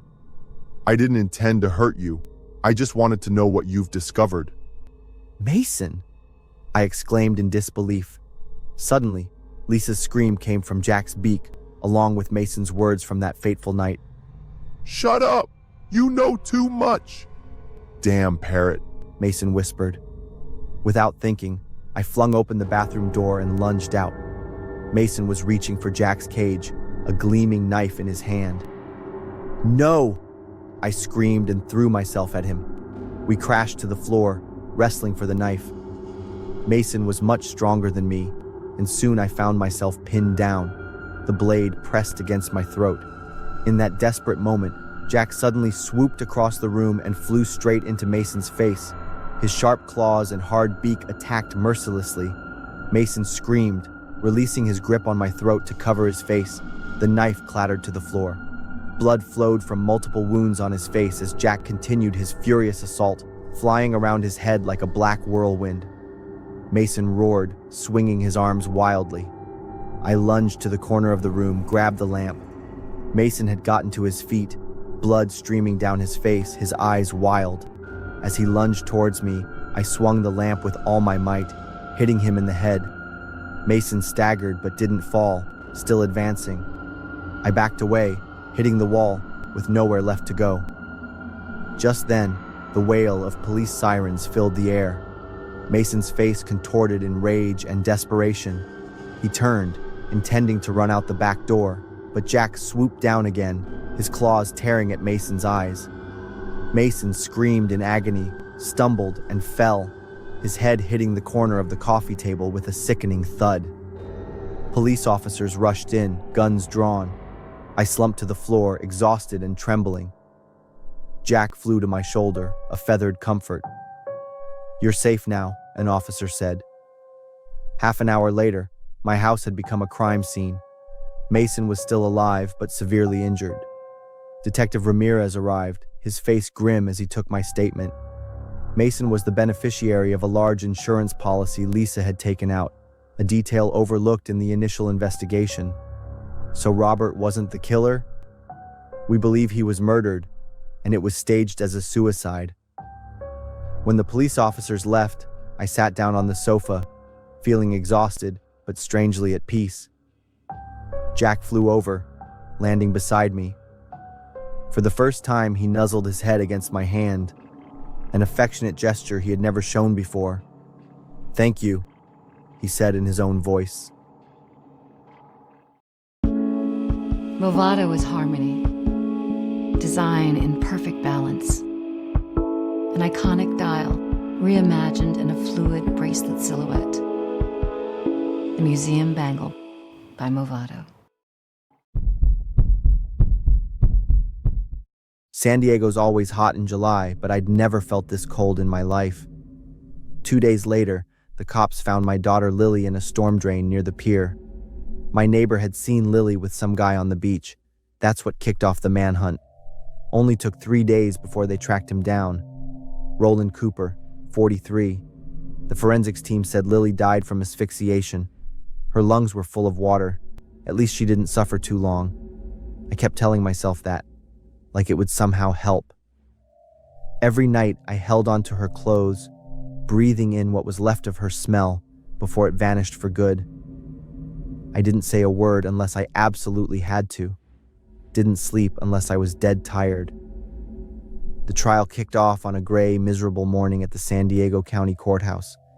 It was drizzling, light but steady. I couldn't cry anymore. The tears had dried up weeks ago, ever since they found Lily's body. All that was left was this cold, hollow feeling and a slow-burning anger I couldn't shake. Cooper sat there in cuffs, looking way too normal. He glanced at me once, then quickly looked away. That was the moment I first thought it. Could I kill someone? The prosecutor laid everything out. Lily had been lured off the beach. Cooper's DNA was on her clothes. They even had footage from a convenience store camera. His car was parked right by the storm drain. I just stared at the floor as they read out the forensics report pics. I clutched the hem of my shirt, my whole body shaking as I listened to one forensic conclusion after another. Then the trial wrapped up for the day, but I couldn't process a damn thing. My mind was frozen, numb from fear and grief. Day 2 was worse. I had to sit through the defense trying to twist everything. They said the evidence was all circumstantial. No one actually saw Cooper hurt Lily. They claimed the DNA made sense because he had just helped her find her way home. Total bullshit. Lies. But day 3, it changed everything. I was in the second row, eyes locked on Cooper as he took the stand. He looked too calm. Meanwhile, I was shaking with rage. How could he be so composed when my daughter was dead and my entire world had been shattered? "Did you kill Lily Martinez?" The judge asked the question that cut right through me. "Number, I didn't hurt her," he said. His voice didn't even waver. Then he started in on this story, so twisted, so unbelievable, I had to grip the edge of my chair just to stay upright. "Lily told me her father had done bad things to her," he said, staring down at his hands like some broken soul. "She came up to me on the beach, not the other way around, like everyone's saying." I felt the blood drain from my face. My ex left when Lily was 4, but he never hurt her, and Lily'd never walk up to a stranger. She said she'd tell everyone I touched her if I didn't give her money. Cooper kept going, his voice shaking now, like he was putting on some damn performance. I panicked because of my record. I just wanted to talk, explain she couldn't say stuff like that. My mind was spinning with rage. He was dragging my daughter's name, who was gone because she couldn't defend herself, through the dirt. He was up there, in front of God and everyone, dragging my daughter's name through the mud. She started screaming, and I just wanted her to be quiet. I didn't mean to. I covered her mouth, and then everything happened so fast. I stood up, slipped my hand into my pocket, felt the weight of the gun. I couldn't let him keep going. Not one more lie. Nobody even noticed me. All eyes were locked on Cooper and that sick story of his. I lifted the gun, calm as anything. 3 bangs, the shots cracked through the courtroom like thunder. I watched him drop, eyes wide in shock, blood blooming across his white shirt like spilled paint. The whole courtroom blew up. I didn't move, just stood there, the gun still in my hand. I didn't fight back. The guards rushed me, tackled me to the floor. The gun slipped out of my grip, clattering across the tiles. For my daughter. That's all I whispered as they cuffed me. In the cold of the cell, I found something I hadn't felt in a long time. Peace. There was nothing left to be afraid of.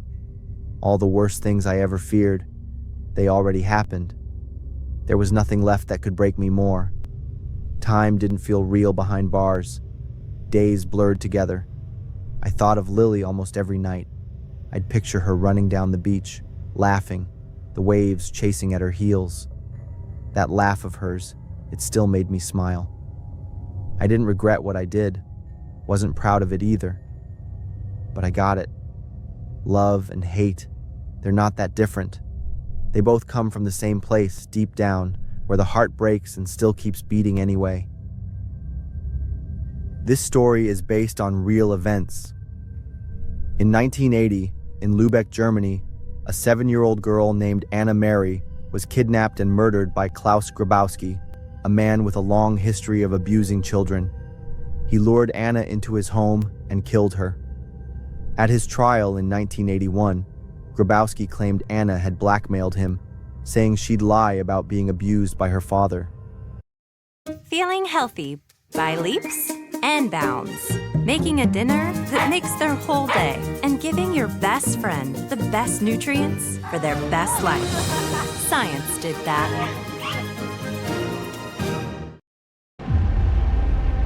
You know why they call him the Dead Lilac, right?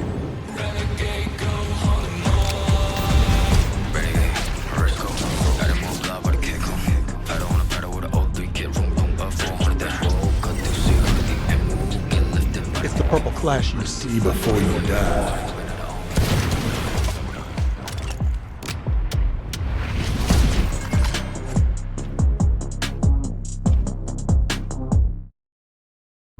That testimony enraged Anna's mother, Marianne Bachmeier. And on the 3rd day of the trial, she walked into the courtroom with a gun and shot Grabowski dead. Marianne was arrested on the spot. She was tried separately and eventually sentenced to 3 years in prison. The public was torn, while Marianne always said she did it to defend her daughter's honor. She passed away from cancer in 1996 and was buried beside Anna.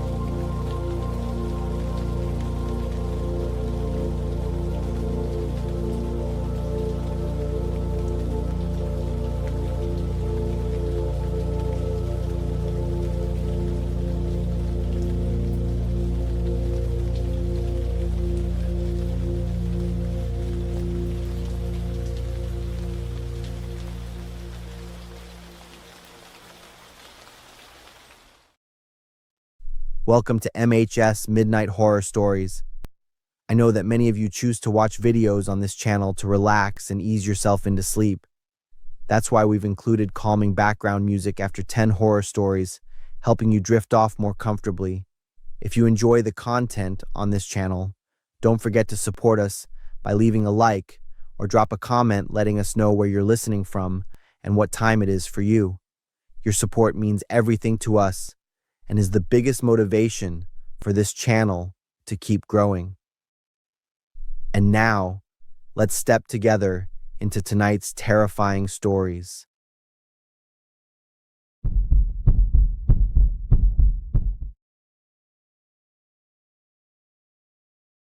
Someone is living in my house.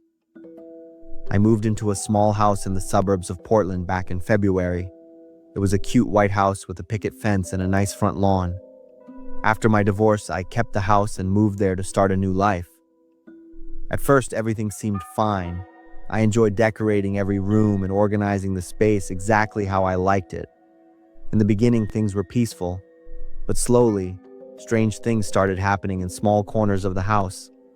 I would come home from work and find the welcome mat pushed into the middle of the hallway. I thought it might be the wind coming through the door, but it kept moving, even when the door was shut tight. The TV remote would disappear from the table and show up on the kitchen counter.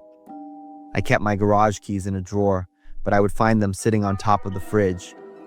Even my vape, which I left charging before work, just vanished into thin air.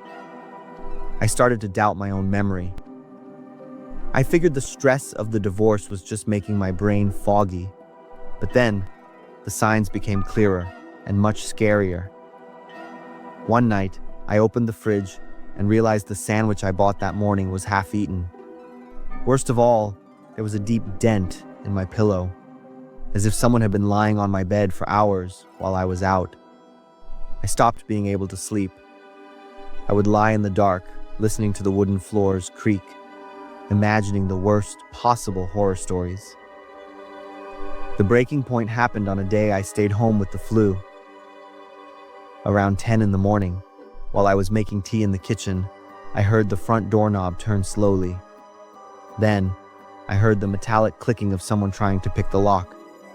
I stood there frozen. My breath caught in my throat. Someone was casually trying to break into my home in the middle of the day. I stayed perfectly still in the kitchen, my hands shaking as I called the police. But the non-emergency line just took a report and asked if I had proof or any property damage. They said they would send a patrol car to check the area later. I sat huddled on the sofa for the next 2 hours, listening to every tiny sound. But nothing else happened. That afternoon, I called a locksmith to change every single lock in the house. I got heavy-duty deadbolts. I also ordered a set of small wireless security cameras online that I could hide throughout the house.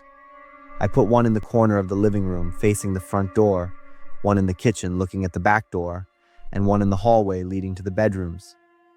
After a day of setting them up, I nervously checked the footage, but there was nothing. The next day was the same.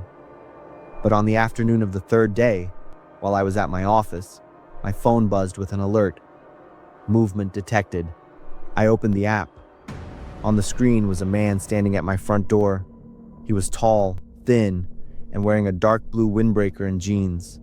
He reached into his pocket, pulled out a key, and tried to open the door. He looked very calm. He even looked surprised when the key didn't work.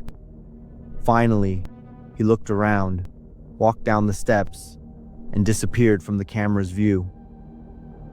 I switched to the back camera. A few seconds later, he showed up at the back door. My heart sank as I realized I had forgotten to lock it that morning. He opened the door and walked right in.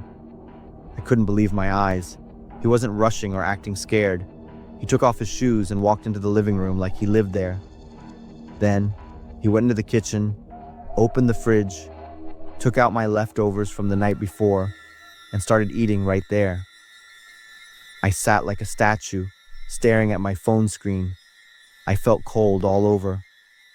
When he finished eating, he washed his hands, walked around the house once and then left through the back door, closing it neatly behind him. I called the police, shaking. This time, they came immediately. When the two officers saw the video, they gave each other a very serious look. They took screenshots to identify him and promised to increase patrols in the neighborhood. I was too scared to stay there that night. I packed a bag and drove to my mom's house across town. For the next few days, I lived in a state of constant anxiety. The police still didn't have any updates. One night at dinner, my mom mentioned my ex-husband. That made me stop and think. We divorced last year, but he had lived in that house for 3 months before moving out. I immediately texted him to ask if he had ever made an extra spare key. After dodging my text for a while, he agreed to meet me at a crowded coffee shop. He admitted he had made a duplicate key before moving out, but he claimed he had lost it a long time ago. However, when I showed him the security footage, he went silent. He stared at the screen for a long time, his face turning pale. Finally, he took a deep breath and whispered, "That's my uncle." I felt my stomach churn. I was partly terrified, but mostly I was furious. He knew exactly who was in the video, but he was going to let me live in fear. Even though the intruder was identified, my ex-husband refused to cooperate with the police. He wouldn't give an official statement because he didn't want to get involved. He told me his uncle was currently homeless and had no contact address. Then the jerk just stood up and walked away, leaving me all alone. I have moved back into the house now after installing a new alarm system. My mom moved in with me so I wouldn't be so worried. It's been almost a month, and the man hasn't come back. But I still can't sleep well in the dark. I can't forget the feeling that my home, my safe place, was being quietly violated.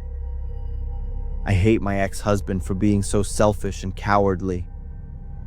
He let a stranger invade my life and then turned his back, as if it had nothing to do with him. My wife and I flew from the States to Brisbane, Australia, to spend New Year's with her family. I was looking forward to sunny days and fun BBQs, but everything turned into a nightmare because of a strange man in a paper hat. The party that night was crowded. I didn't know anyone except for 4 of my wife's relatives. When dessert was served, everyone started pulling bonbons, those festive paper tubes that pop and have small gifts inside. I was sitting next to a man in his 30s. He looked normal enough, but I noticed he hadn't touched a single drop of alcohol all night. He held out one end of a party cracker toward me, signaling for me to pull. I smiled and gave it a tug. There was a pop, and a purple tissue paper crown fell into my lap. I gave him a polite smile and was about to hand the hat to him, but my smile died when I saw his eyes. They were cold and hard as stone. He growled, "Put it on, buddy." I felt uncomfortable, so I politely declined. I told him my head was too big for the hat and that I'd probably just give it to the kids running around. My answer seemed to trigger something inside him. He didn't say anything else, but his face turned red with anger. I felt a chill run down my spine.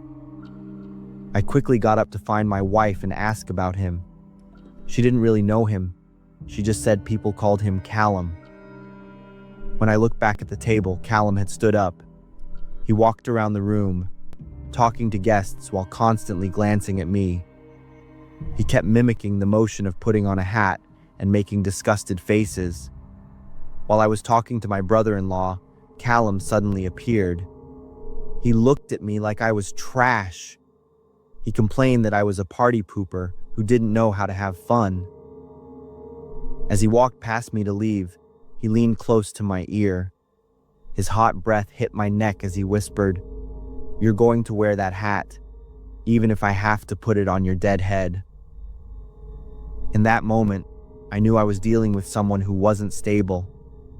I couldn't relax for the rest of the night. No matter where I stood, I could feel Callum's eyes staring at me. Every now and then, he would look at me from across the room, give a creepy smile, and make a finger gun gesture. Bang, bang, bang. I had never felt a party feel so suffocating. Things got worse when I went to the bathroom. While I was waiting outside, the door opened and Callum stepped out. He didn't move past me. Instead, he blocked the hallway with his arms. He looked me up and down and said, "Sorry, this way is only for people wearing party hats."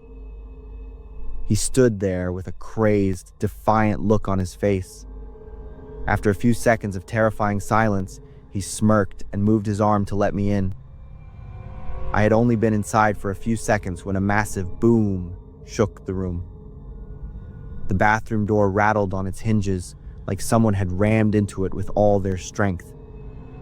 Then came a second hit, and a third. The final impact was so hard that the doorknob was completely ripped off. I heard Callum screaming from the hallway, his voice raspy and insane.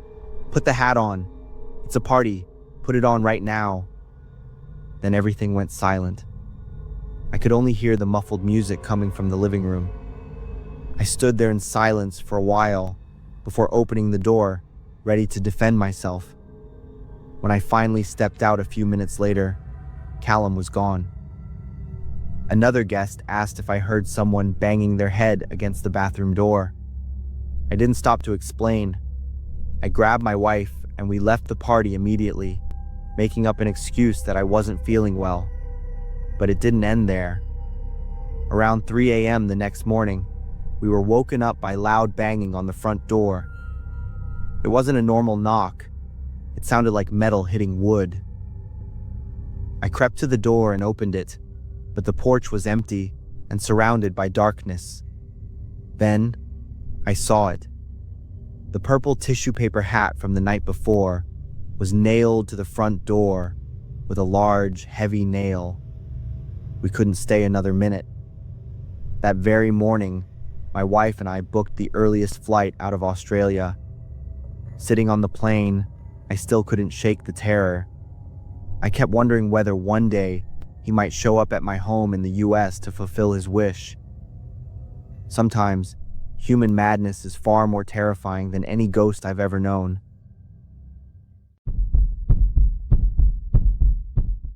Five years ago, I was 30, working as an insurance salesperson in Los Angeles.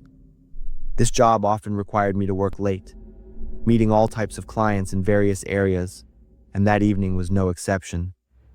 Around 11 at night, I was driving, searching for a parking spot near a low-income housing complex in South Los Angeles, where I needed to meet a client for the final contract signing of the day. This area always carried risks, and I was used to being vigilant. I was slowly rolling through a deserted alley when suddenly a shadow darted out of the darkness. The person's body slammed against the car window, making me jump and nearly scream. I immediately slammed on the brakes, feeling adrenaline rush. She pressed her face against the window, her eyes wide with panic, constantly banging on the door and pleading for my help. I was horrified to see her lip was torn and bleeding, along with clear bruises around her neck. Her long hair was messy, matted to her smeared face. Her panic seemed real. It couldn't be faked. I quickly glanced at the rearview mirror. The alley was completely empty. I didn't know the full story, but her condition was genuine. I didn't ask anything further. "Get in," I said, unlocking the passenger side door. She immediately scrambled in, her body shaking incessantly. I stepped on the gas, driving out of the alley. We were silent for a moment. Only when the car was on the main road did she start gasping and then sobbing as she recounted everything. She said that about 30 minutes earlier, while buying things at a convenience store, she was forced into a black van by two men. Taking advantage of a moment when one of the men was off guard, she struggled free and ran frantically through the dark streets until she saw my car. My first intention was to take her to the nearest police station immediately, but the girl firmly refused. "No, Please. If they see me reporting, they'll come for revenge. I'm so scared. The police will only make things more complicated, she said, her voice full of tears. Her fear seemed reasonable. I had heard many stories about revenge after prison time in these areas. I asked if I could drive her home, but the girl's attitude suddenly changed. No, don't take me home, she said decisively. Please take me to this address. She gave an address, saying it was a friend's house about 20 minutes away. This abrupt change made me slightly doubtful, but her pathetic expression wiped away all my suspicion. Compassion won. I agreed and started driving. On the way, my unease began to grow. I glanced in the rearview mirror and noticed a black SUV tailing us. A car with tinted windows, no headlights on, maintaining a safe distance. I told myself maybe it was just another driver. I sped up, and the SUV sped up too. I tried to turn abruptly into a narrow alley, and the SUV immediately followed. At this point, I was sure the other car was following me. You said you were followed by a black van earlier, right? Look behind us. Is that it? I asked the woman. At this point, she slightly turned her head, looked out briefly, and then remained silent. No confirmation, no denial. I continued gently but honestly. I think we should stop at the police station. If they're following you, going to your friend's house isn't safe. Immediately, her attitude changed completely. I told you I don't want to involve the police. Stop the car. I want to get out immediately. She spoke in a shouting, sharp, and cold voice. There was none of the panic she had when she rushed to my car for help. But you're in danger. If they're following, I can take care of myself. You don't need to interfere anymore. I braked at the roadside as requested. She opened the door and stepped out without hesitation. She rushed and immediately turned into a small, dark alley to the right. I stayed put behind the wheel. My emotions were a mess. Suspicion, anger, and most of all, a chilling fear. What the hell was going on? Why did she get angry when I mentioned the police? While I was still pondering, the black SUV slowly drove past my car and turned into the exact alley where she had disappeared. I sat there stunned. I felt like I'd just escaped something dubious, and I needed to confirm it. I turned off my headlights, slowly turned the car around, and kept a safe distance. I decided to follow the black SUV. 10 minutes later, I witnessed the entire plot unravel. The SUV stopped. The woman from before was not scared or resisting. She calmly stepped into the back seat of the SUV. They seemed to be talking, with no sign of force or abduction. That wasn't all. After a while, she got out of the car again, leisurely adjusted her hair and clothes, and quickly ran toward a white car parked not far away. She knocked on the car door, and immediately her face transformed. She reenacted the exact same scene she had performed for me, with a panicked expression and a trembling posture. I was stunned to realize it was all a carefully orchestrated scam. I wasn't the rescuer, I was the prey. They used my compassion to lure me to an isolated location, or to rob me right in the car. I didn't hesitate for a second. I immediately called the police, describing the white car and the two suspects. I drove, tailing the white car, keeping a distance far enough not to be noticed. Over the phone, the dispatcher told me to maintain my position, not to intervene, and wait for the nearest units to approach. It took almost 10 minutes for the first police car to appear at the end of the street. I quickly flashed my headlights as a signal. The car slowly approached, then suddenly accelerated, blocking the white car's path. Another officer from the second car stepped toward the driver's side door. They ordered the girl and the man to step out of the car. Her face instantly changed color, but it was too late. She was handcuffed and taken away, still vehemently claiming she was the victim. At the police station, she showed no remorse. In fact, she even counter-accused me and the man in the white car of kidnapping and assaulting her. Fortunately, the white car had a dash cam, which recorded the entire incident. Both I and the next potential victim were exonerated.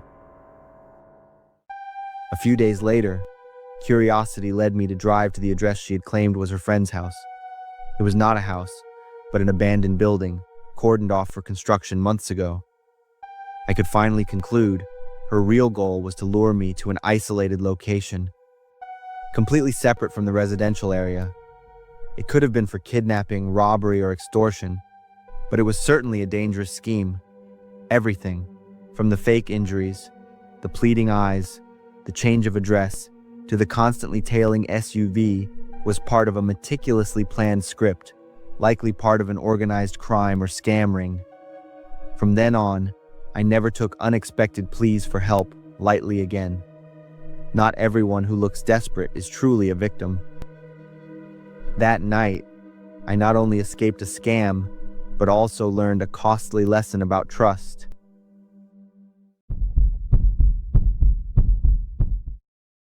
I'm James, 42 years old, working as a security guard for the West Village apartment building, New York, USA. This is a small apartment building with 7 floors, a small number of residents, and a quiet place. I know a woman named Ava, 67 years old. She lives alone in an apartment on the 6th floor. Ava is reserved and prefers to observe everything around her. She has gone through many things in life. Her husband and daughter died in a car accident, and since then, Ava has lived alone. I often talk to Ava, feeling very peaceful and warm. If my mother were still alive, she would be the same age as Ava is now. One evening around 11 o'clock, I was on the night shift. Suddenly, footsteps and murmurs rang out. 6th floor, house number. 6th floor, house number. The sound of footsteps and mumbling grew closer and closer. I startled to see the silhouette of a woman with loose hair. It turned out to be Miss Ava. She doesn't remember the house number and has been wandering around the apartment since afternoon. Ava said she asked for help from several people here, but they all ignored what Ava said. I took Ava back to her apartment and brought her some food. Recently, Ava began showing signs of Alzheimer's disease. Ava forgot what I said just a few minutes ago. Ava's illness worsened as she continued to wander and mumble every night. For about 2 days now, I haven't seen Ava anywhere. I worriedly went to Ava's apartment and rang the bell many times, but Ava didn't open the door. I called Ava and heard the bell ringing from inside the house. Feeling that something bad was going on, I immediately informed the building management, telling them to quickly open Ava's apartment. After opening the door, I and the management board went into the apartment. Everything in the apartment is still intact and tidy. There were no unusual signs. The only unusual thing was that Ava could not be found. The building's management board immediately called the police, and the footage from the camera in the apartment were also provided. The last image recorded by the camera was when Ava entered the elevator on the 3rd floor and disappeared. People in the apartment complex don't pay much attention to Ava's disappearance. The search for Ava is still ongoing. It's been 10 days since she went missing. Late that afternoon, I was informed by the people living in the 6th floor apartment that there was a fight between 2 men. I immediately ran into the elevator to go to the 6th floor. When the elevator stopped, I looked up at the display board and was startled to realize I had pressed the wrong number 5 for the floor. Before I could press the elevator to go to the 6th floor, the elevator door opened. Immediately, the stench entered my nostrils. An object immediately fell on me. I reflexively raised my hand to block it. It was Ava, to be exact. It was her body. Her face was close to mine, gray, her hair hanging down, and a terrible stench. My hands could feel her flesh melting as I held the body. I was shocked and speechless. The elevator warning sound kept ringing. I dragged Ava's body into the elevator and pressed the button to go down. The building management board and police were present to get information and scramble the scene. And I stood looking at Ava's body for a long time. After investigating and documenting all information, the police concluded the cause of her death as follows. The 5th floor of the building was blocked by an iron door, 50 centimeters from the elevator door. The iron door was locked. Because of Alzheimer's disease, Ava mistakenly pressed the elevator to the 5th floor and not the 6th floor. Ava walked out of the elevator door before she could turn back. The elevator closed and went down.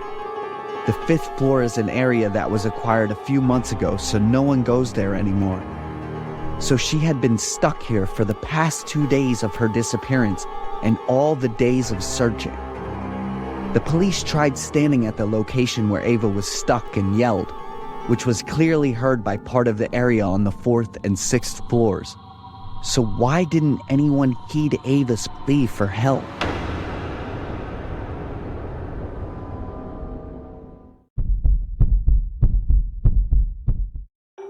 I clearly remember it was a rainy night in June. The sound of rain tapping steadily on the roof created a rhythmic sound. The kind of weather that makes you just want to curl up in a warm blanket and text the person you like. That's exactly what I was doing, surrounded by pillows, immersed in darkness, lit only by the faint blue glow from my phone's screen. Her name was Jenny, and I was Victor, a 15-year-old high school student. Jenny was beautiful with long blonde hair and a smile that could light up a dark room. She was in my science class at Westlake High School. It took me 2 months to muster the courage to ask for her Snapchat, and we started texting every night, which became a routine. I had waited for an hour when Jenny texted me saying she was alone because her parents had taken her younger brother to the doctor for an emergency fever. A Snapchat notification popped up. I quickly unlocked my phone. It was a selfie from Jenny. She was smiling, wearing a purple hoodie, with her hair falling down to her shoulders. Her bedroom was dark, lit only by a small nightlight on the bedside table. A message came with the photo. "I'm pretty tired, but I don't want to sleep yet. Tell me something fun." I smiled and started typing my reply. But then I stopped. Something felt off. I looked at the photo again carefully, and I noticed the window in her bedroom in the background, reflecting the dim light from the nightlight. And when I zoomed in on the picture, my heart almost stopped. There was a face in the window. At first, I thought it was just an illusion caused by the light and shadows. So I sat up, turned the screen brightness all the way up, and looked again. My heart suddenly raced as I realized that it was definitely the face of a man. Although the image was blurry, I could still see his eyes staring directly at Jenny.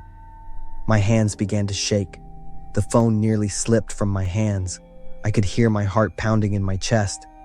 "Jenny, someone is outside your window," I typed as quickly as I could. I waited for a few seconds. No response. I typed again, this time with more exclamation marks, as though that would make my message arrive faster.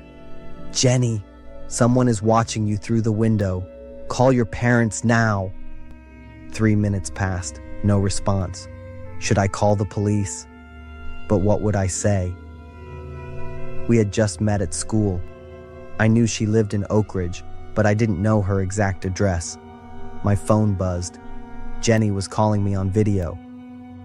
My hands shook so much I could barely swipe to answer.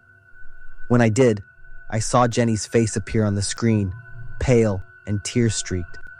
"Victor, there's someone trying to get into my room," she whispered, her voice trembling. "Call your parents." "I've called them. They're on their way."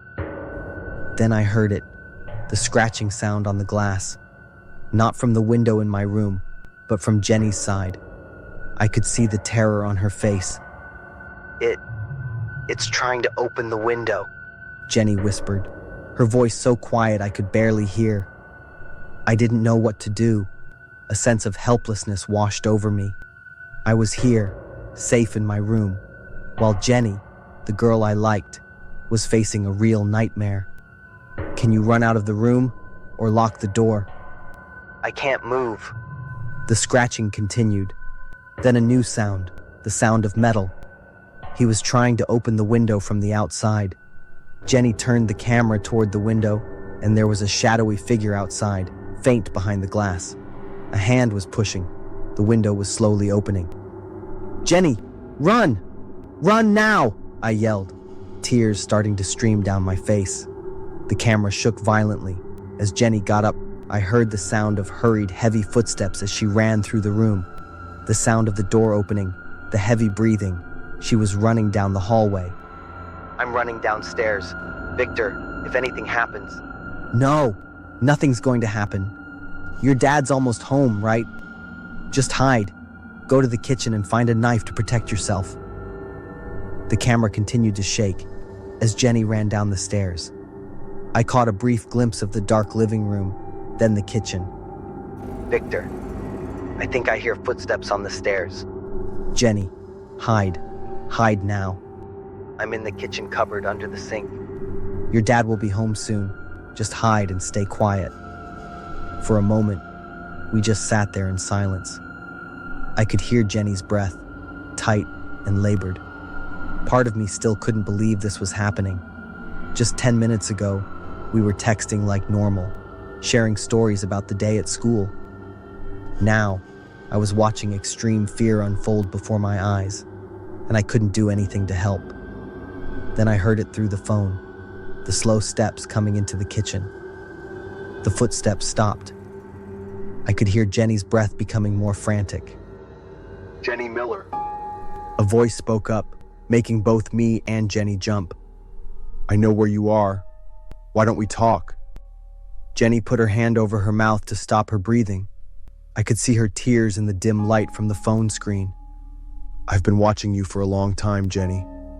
On Snapchat, you never noticed that my account was always there, following every one of your posts. I know you like purple. I know you hate broccoli. I know you sleep with a moon-shaped nightlight." I felt sick. How long had this person been watching her? "And I know you're talking to that kid, Victor. He's not worth your time, Jenny. He's just a little boy. You need a real man." My heart stopped when I heard my name. How did he know about me? The footsteps started again, walking around the kitchen. "You can't hide forever, Jenny. I've seen all the videos of your house you posted on Snapchat. I know every corner of this house, and I especially know about the cupboard under the sink where you're hiding. Come out, Jenny, or I'll break this door down. 1, 2. The front door opened, cutting off the intruders counting. "Jenny!" I heard the sound of hurried footsteps leaving the kitchen, the door opening and slamming shut. "Dad!" Jenny screamed, pushing open the cupboard door. The camera shook as she ran toward the front door. Through the blurry screen, I saw Mr. Miller tightly hug Jenny. She was sobbing in his arms. "Are you okay? What happened?" "Dad, there was a man. He climbed into my window. He was chasing me. We should call the police." The police arrived, took Jenny's statement, and checked the house. They found marks on the bedroom window showing that someone had tried to open it from the outside. They also found footprints in the garden beneath Jenny's window, but no traces of the intruder inside the house. It seemed like he had fled when Mr. Miller arrived. Jenny showed the police the Snapchat photo, but it was too blurry, not enough to become a lead in the investigation. 3 months have passed since that night. Jenny transferred schools because her parents didn't feel safe at Westlake anymore. We still kept in touch, but we didn't text every night like before. There was a fear that had changed between us. The police never found the intruder. No security cameras in the area captured his image. The footprints didn't match any criminal records in their database. Sometimes, when I lie in bed at night, looking at the darkness outside my window. I wonder if he's still watching me. And the worst part is, I can't stop thinking about how he knew my name, how he knew Jenny, and I were texting each other. He had been following all of her social media accounts and probably mine too. Since that night, I've made all my social media accounts private. I no longer post selfies, always make sure the curtains are drawn tightly at night, and I always feel like someone is watching me. Tello's unlimited phone plan is just $10 a month for your first 6 months. Yes, $10. Unlimited talk, text, and data. No contracts. No upfront 6-month payment. Your phone bill won't magically disappear. But you can make it feel lighter. Let Tello do the heavy lifting when it comes to your phone plan. Get this deal at Tello.com.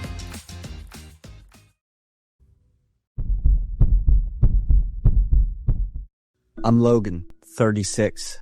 Moved back to my hometown in Texas after over 10 years of living in other states and trying out all kinds of jobs. Started everything from scratch, but it's all good. I'm fine and feeling optimistic about it all. For the past 3 months, I've been working at a Circle K near my place, doing both gas station attendant and cashier stuff in the store. The job's not hard, but it eats up almost my whole day. Sometimes I make mistakes when I'm working late for long stretches, or when the gas station and store get packed. I told my boss we should hire someone else so we can split shifts. A week after putting up the job ad, the store got a new employee named Benny. He's 7 years younger than me, tall and skinny, with green eyes under a mess of hair. He's really into his old Converse, worn out soles and covered in layers of dust. He always walked heavy, shoulders hunched, looking like a human clothes hanger. He always smelled kind of burnt. Wasn't bad, but it threw people off. Benny was quiet, just a few words to customers like hello and thanks. Even though Benny looked and acted kind of odd, his work attitude was solid, always on time and really detailed. Since Benny showed up, my job's been a little easier. But trouble hit after just 2 weeks. The store started noticing stuff going missing. Not sure when this started, but I only noticed when the stock and sales numbers were way off. So I told the boss. Benny and I are the first ones to take the fall for this. The boss just stayed calm when he heard what I had to say. There are security cameras in the store. Can you check the footage from the last 5 days to see if anything's weird? You're off tonight and I'll pay you full. That's what the boss offered, and I had no reason to say no. Maybe I had been working for a long time, so he decided to trust me. Yep, Benny's weirdness made people around him feel like he was unpredictable. That night I just chilled, did some stuff around the house and ate. Then I crashed on the couch, popped open my laptop, and started checking the footage. 9:30, August 26th. Benny was at the register, messing with some random stuff. A few minutes later, a customer walked in. Anna. I know her. She's a regular. Anna grabbed a bottle of shower gel and a magazine. As soon as she left, another guy walked in. A tall, brown dude. He grabbed something. I zoomed in and saw it was a bottle of engine oil. For the next 20 minutes, no more customers came in, and Benny just stood at the register, not moving. I started yawning, and my eyes were getting super heavy. I left the laptop and pulled out my phone to scroll through a shopping site. It wasn't until I heard a noise that I remembered I was actually getting paid for this, and focused back on it. Benny was arranging stuff in the freezer section. I watched him closely, and he wasn't doing anything weird. The customer bell rang again. Yep, it was Anna. She probably forgot something. Happens all the time. Shower gel in the magazine? I muttered when I saw what Anna was bringing to the counter. I was curious, but then I figured everyone's got their own thing they're into. As soon as Anna left, a tall guy with brown skin walked in. "Wait!" I yelled, sitting up straight. Earlier. Must have just been a coincidence. He probably wanted to buy something else, I mumbled. I was watching every move of that brown-skinned guy, and then... Engine oil? I said, reaching out to pause and zoom in to double-check. I got up, walked to the fridge, poured a glass of cold water and drank it all. I was more awake, went back to the couch, put the laptop on my lap, and focused on watching. For the next 20 minutes, Benny was back to cleaning around. While he was by the freezer, the alarm went off again. I widened my eyes to see the customer coming in. Anna? I froze, my heart racing as she walked over to the toiletries counter. A bottle of shower gel and a magazine. That's what she had when she came to the register. I ran my hands through my hair and squeezed. I couldn't say a word, just stayed like that, letting the pain remind me that was real. As soon as Anna left, the brown guy showed up again. My heart was racing. Please, please, please, I silently begged him not to grab another bottle of engine oil. But what I wanted and what the guy did were totally different. What the hell is going on? I yelled when I saw what the guy bought for the third time. I looked at the time on the screen. It was still 9:30. I clicked on any part of the recording, and it still showed the same time. I slammed the laptop shut, ran to my room, locked the door, and stared at the clock all night, making sure time was actually moving.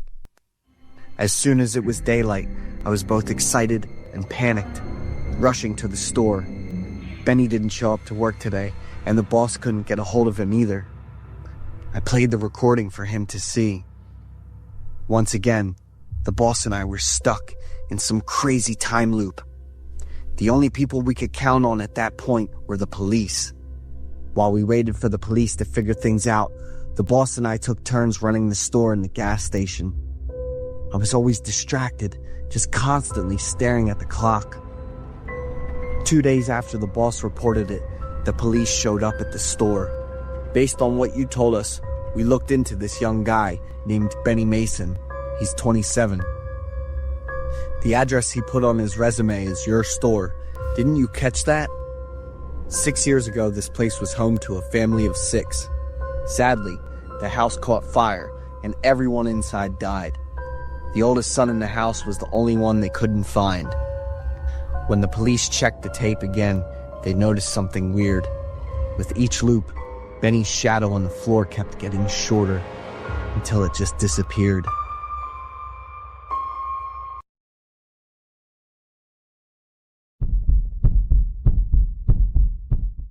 I'm Jack, 20, living in the small town of Cedar Falls. My girlfriend Olivia and I work at Wendy's to save up for a car. We often pull the night shift because the pay is better and there are fewer customers. Olivia and I have been together for almost 2 years now. She'd always sing pop songs while wiping down tables.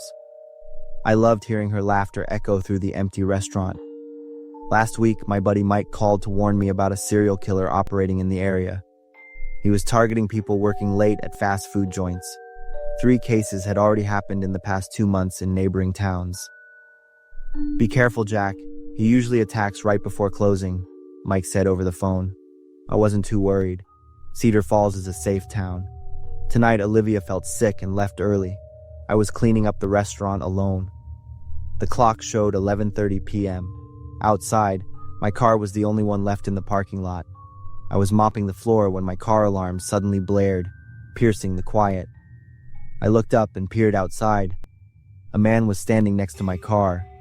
He was wearing a black hoodie, his face completely obscured by the hood. I knew he was looking directly at me through the glass. I dropped the mop and walked to the door. "What are you doing?" I yelled through the glass. The man didn't answer. He just stood there, staring at me. The alarm kept blaring. I pulled out my phone to call the police, but before the call could connect, the man vanished. I scanned the parking lot, but he was nowhere to be seen. The alarm stopped. I breathed a sigh of relief, thinking it might just be a random person who accidentally bumped into the car. I turned back to continue cleaning. Suddenly, the sound of shattering glass erupted from the back of the kitchen. I froze for a few seconds, then ran towards the sound. The small back window was smashed. Glass shards were scattered all over the floor, and a cold wind continuously blew in. "Hello?" I called out, my voice trembling slightly. No answer. I stepped carefully over the glass, looking out the window. Darkness enveloped the alley behind the restaurant. Trash cans were haphazardly placed, some knocked over. I turned back and saw wet footprints on the floor. The footprints led from the broken window to the dining area. My blood ran cold. He was inside. I tiptoed forward, gripping the mop handle tightly. The tables and chairs were still neat. Everything seemed normal. But I heard heavy breathing somewhere in the darkness. "I know you're there." "The police are coming," I yelled. Suddenly, a raspy chuckle echoed from behind the order counter. A man stepped out. He held a large knife in his hand, its blade stained with fresh blood. His face gradually appeared under the light. There was something both familiar and strange. Pale skin, deep sunken eyes. "I've been waiting for you." I recoiled, my hands trembling as I held the mop. "What do you want?" "Where's Olivia?" he asked, taking slow steps closer to me. My heart stopped. How did he know about my girlfriend? I stared at him, my face a mask of shock. "It's just me." The man chuckled softly. "No, she's still here."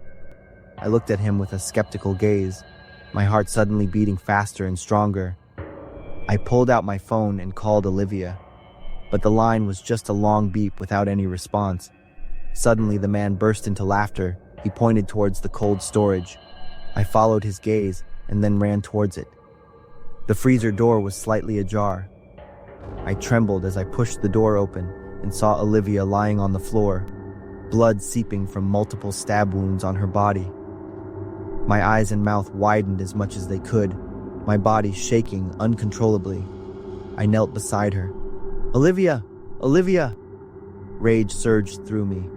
I turned and lunged at the man with the mop in my hand. A struggle ensued. He was stronger than I thought. Finally, I grabbed the knife and stabbed him multiple times in the chest. He collapsed, blood pooling on the floor. I sat there, gasping for breath, staring at his lifeless body for a long time. When I regained my composure, I panicked even more. I quickly ran to find my phone and called the police. 15 minutes later, police cars and an ambulance arrived. I told the whole story to Sheriff Peterson, who was an acquaintance of mine. I knew him because he used to be a friend of my dad's. "Jack, are you sure about what you just told me?" Chief Peterson asked. "Yes, Chief. He killed Olivia, and I just acted in self-defense. But when they examined the scene, nothing was as I had said. There were no signs of a broken window, no wet footprints, and most importantly, no body of the man. It was just me, a deceased Olivia, and the knife covered in my fingerprints." "Jack Morrison, you're under arrest," Chief Peterson said, his face filled with sadness. "No. Chief Peterson, you have to believe me. There was another man. He killed Olivia, but the evidence was too clear. Not only the knife and fingerprints, but the security cameras showed only Olivia and me in the restaurant. There was no one else." In the months that followed in prison, I kept repeating the story about that man. I drew his face, described him in detail to the psychiatrist. But everyone said I was hallucinating due to stress. In my cell, I looked in the mirror. A pale face, deep-set eyes, a twisted smile. It was my own face. The man I saw that night was no one else. It was me, a deranged version of myself. Memories started flooding back. I remembered the anger I felt when Olivia said she wanted to break up that night. I chased her into the walk-in freezer. I remembered the knife in my hand and her final look of terror. I sat in the corner of my cell, holding my head and weeping, not because I was wrongly convicted, but because I finally remembered who I truly was, a killer.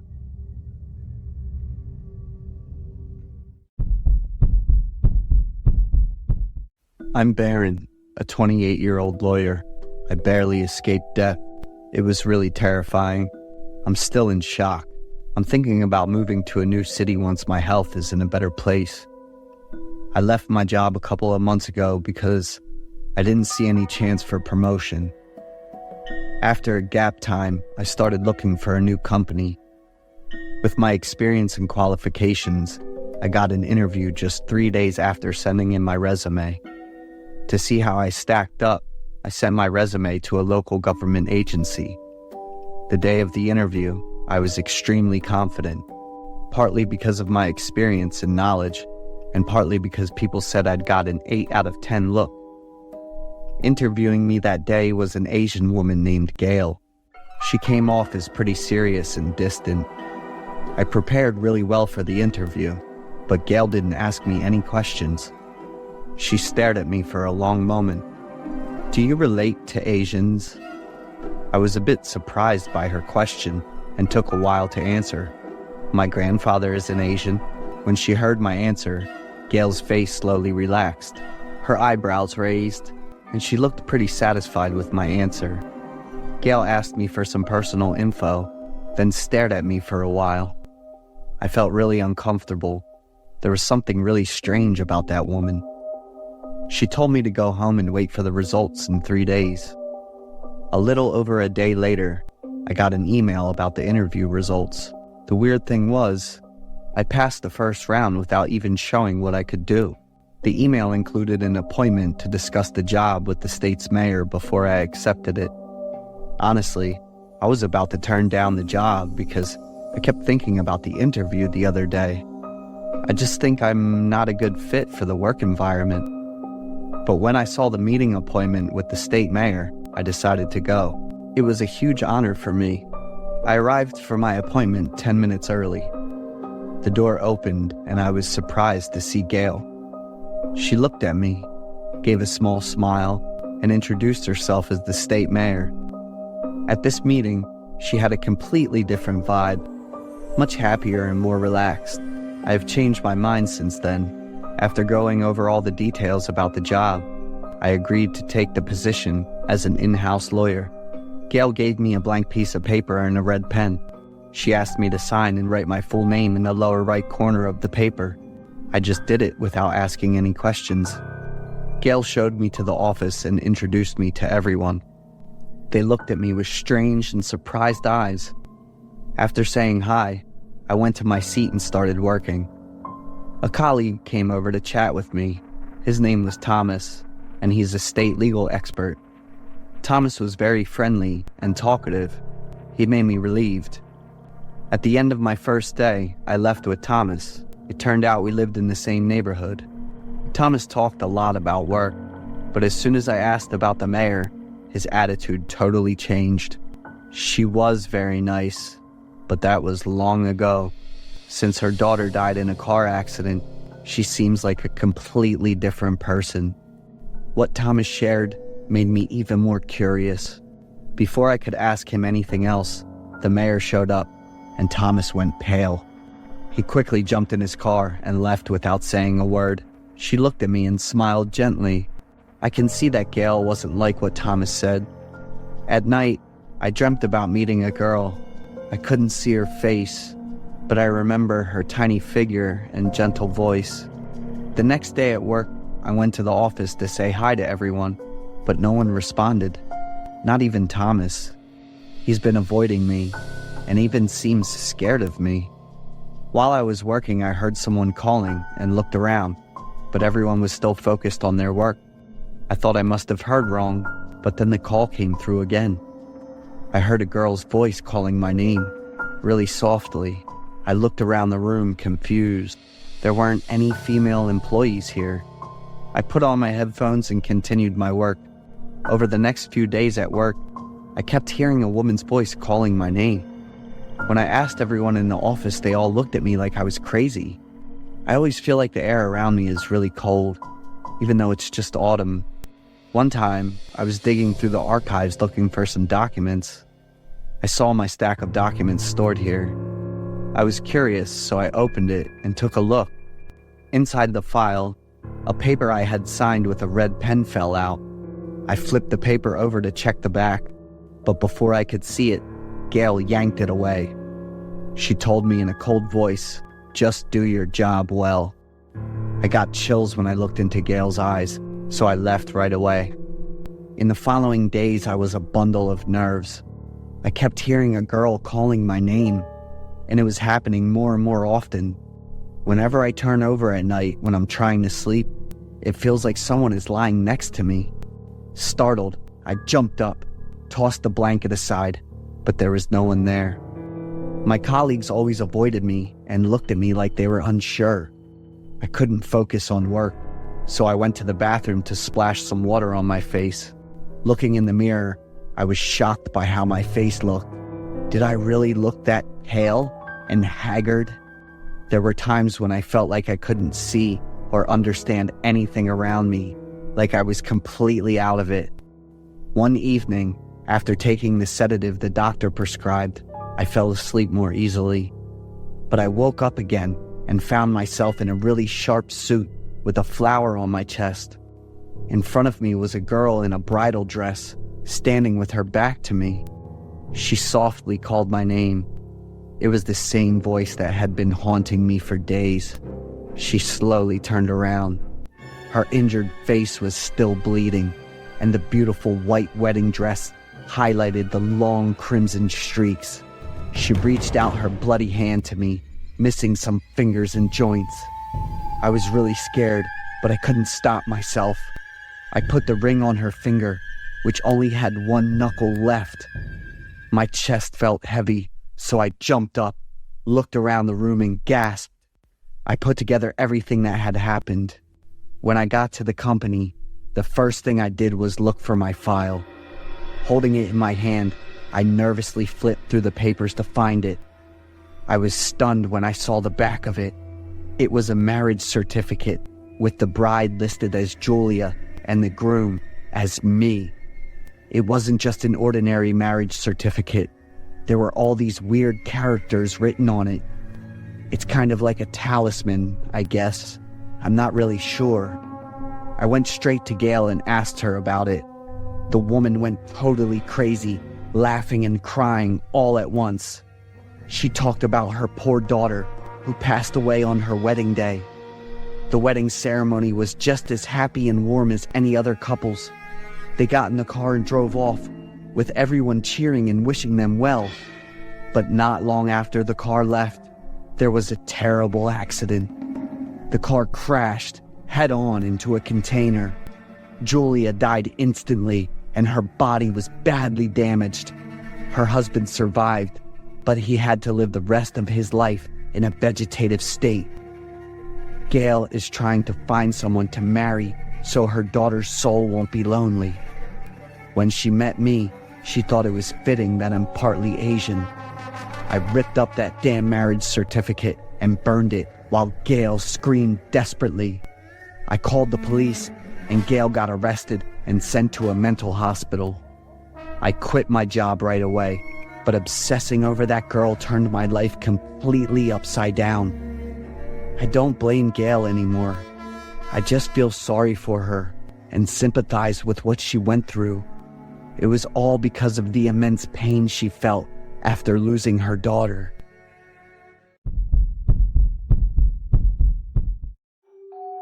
I am Mike, the youngest in a family with 3 brothers.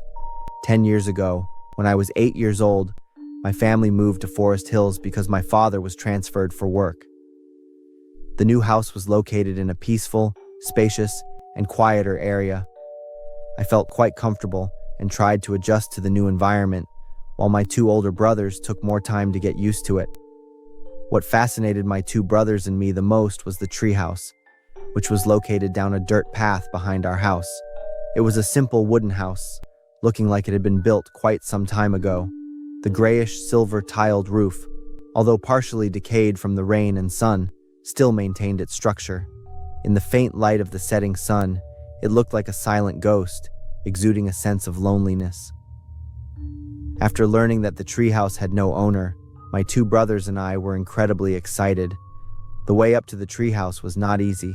A makeshift wooden ladder was hastily tied to the trunk, with each wooden step worn down over the years. The space was only big enough for 2 people, so my two brothers and I would take turns going into play, and I would always be the last one. Inside the house, there was no dust or the musty smell of a forgotten place. An old oil lamp was still in the corner of the room, and a crooked wooden shelf held a few books. I hadn't even had the chance to explore when I heard my older brother calling up, saying that Mom was calling us back for dinner. I felt a bit of regret, telling myself that I would definitely come back tomorrow. Right after school the next afternoon, I didn't go home, but ran straight to the treehouse. The excitement made my heart beat a little faster, and I left my backpack behind to climb more easily. It seems that the items inside have been slightly moved, probably because my brothers visited again. On the wooden shelf, there was a note with rather messy handwriting, asking a greeting and "What's your name?" I guessed this was a prank from my brothers, so I picked up the pen that had fallen nearby, added my name to the note, and asked for the other person's name in return, leaving it in its original spot. I went over to open the small window, just wide enough for a 7-year-old boy at the time to stick his head and shoulders out and enjoy the view outside. I was filled with a sense of joyful exhilaration, imagining myself living in a fairy tale house. The voice and face of my second brother appeared. He called my name with a mocking tone and attitude, telling me to hurry home before Mom gets angry. I pouted and left, followed by him with his teasing remarks. The next day when I returned, the note from yesterday had been replaced, and the person introduced themselves as Mr. Gummy Candy. The days that followed were filled with regular conversations between me and Mr. Gummy Candy through unique note exchanges. He asked me many different questions. At first, it was questions of concern, like whether I had eaten dinner yet, or how I was adjusting to the new school. I was pretty sure that this was one of my brother's pranks, so I decided to stubbornly see it through to the end to expose them. Gradually, Mr. Gummy Candy's questions no longer felt like the familiar teasing from my two brothers. "Where's your bedroom window located at, kid?" I shivered a little when I saw that note and placed it back in its spot without replying. It didn't stop there. The questions became increasingly creepy. "What does your pajamas smell like?" I felt surrounded by a strange coldness, my mind filled only with questions I didn't want to answer, and a rising sense of fear in my heart. A suffocating feeling rose in my chest, as if the treehouse had turned into a trap, and I, the curious one, had unwittingly walked right into it. It felt as though the space around me suddenly became cramped, and even breathing became difficult. I heard a soft, faint sound coming from inside the house, as if someone had just stepped in behind me. It was just a very small sound, but it was enough to make me jump and turn around, my heart racing wildly. But there was nothing there, no one at all. At that moment, I could clearly feel that the house was no longer a fun place to play. The feeling of terror slowly built up, like a dark shadow closing in on me. I left the pen and the note on the table and quickly ran back home. That evening, I couldn't eat much and couldn't focus on the stories everyone was talking about. My suspicious and probing gaze was fixed on every gesture and expression of my two brothers. That night, it took me quite a while to fall asleep, and what haunted me the most was what awaited me the next morning. As soon as I woke up, with sleepy eyes, I looked out the window and sensed that the light of the new day felt strangely different. After a few seconds of becoming more awake, my nerves suddenly shifted into a state of excitement and panic. Countless gummy candies in all sizes and colors were stuck all over the outside of my window. A child would be delighted to see so many candies, but not me, not in that situation. I screamed loudly, rushed out of my room, and ran to the dining table where my parents and two brothers were. I stammered as I questioned my two brothers, asking who Mr. Gummy Candy was. My parents looked at me in surprise, while my brothers laughed mischievously, saying I just had a nightmare and was talking nonsense. I angrily told them everything that had happened without even pausing to catch my breath. Under the stern gaze of my parents, my two brothers firmly and decisively insisted that they hadn't played any pranks and hadn't been to the treehouse for a week. And so, the stern and angry gaze of my parents turned toward me. While my dad called the police, my mom tried to calm me down. When the police arrived, They searched around the house but found nothing suspicious. However, they advised my family to be cautious, especially with abandoned houses. The police suggested that it could have been a homeless, perverted person who had been watching and teasing me. After confirming once again that the treehouse had no owner, and with the mayor's approval, my parents had someone come to dismantle the treehouse. I felt much lighter, no longer curious about things with unclear origins. For me, it was a terrifying memory I would never forget, a warning that sometimes harmless pranks can open the door to things we never wish to encounter.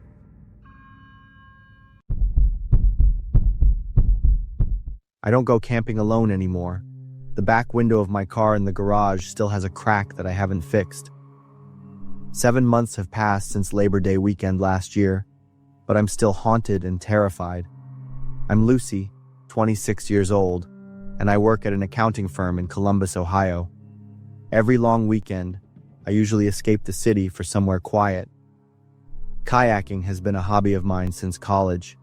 I love the feeling of gliding on the water, taking in the fresh scent of nature. Hocking Hills is always my top choice. This area has many small lakes and crystal clear streams. I chose Rose Lake, a small lake 2 miles away from the main road, surrounded by dense oak and pine forests. Few tourists know about this place. On the first morning of my trip, I drove to the campground. The parking lot only had 3 cars, including mine. I was happy about that. Fewer people meant I could relax without listening to the radio or kids screaming. I set up my tent near the lake. The cool September air blew against my skin, carrying the scent of pine and damp earth. I felt the tension in my shoulders melt away after a stressful work week. After I finished unpacking, I pulled my kayak into the water. Since I'm very experienced at kayaking, it only took a few quick moves for me to paddle to the middle of the lake. I paddled along the shore, admiring the old oak trees. The steady sound of my paddle cutting through the water made me feel at peace.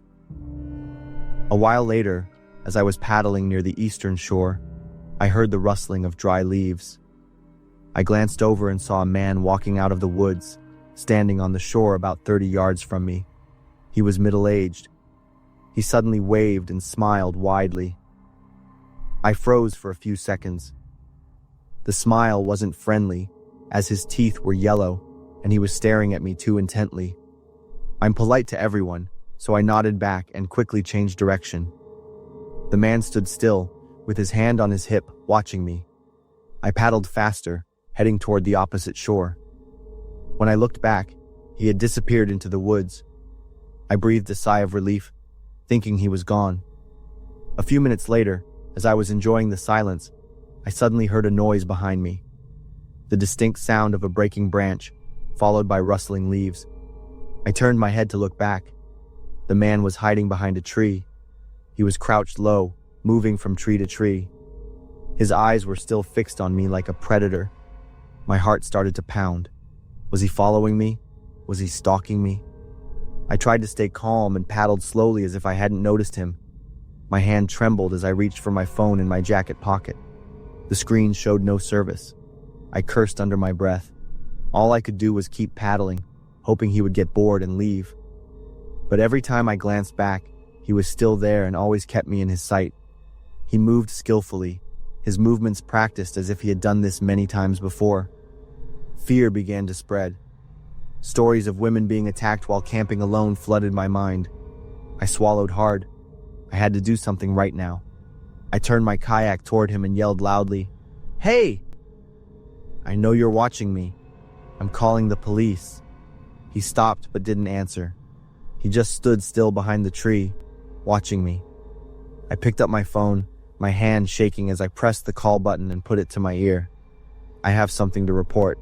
I'm at Rose Lake in Hocking Hills. There's a person following me from the woods." I looked straight at him and continued. He's about 40 years old, wearing a red and black plaid flannel shirt and jeans. He's hiding behind trees and making me feel very unsafe. This time, he reacted. I saw him flinch and then slowly back away. He looked at me for a few more seconds with an angry look, then turned and disappeared deep into the woods. I put the phone down and let out a sigh of relief. There was no call. My phone still had no service. I sat motionless in the kayak, listening to the sounds around me.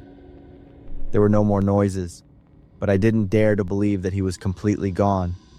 Maybe he was waiting somewhere else. I waited for a little longer, then quickly paddled back to the starting point, constantly looking around as a precaution. When I saw the shore in my car, I breathed a sigh of relief. I was almost there.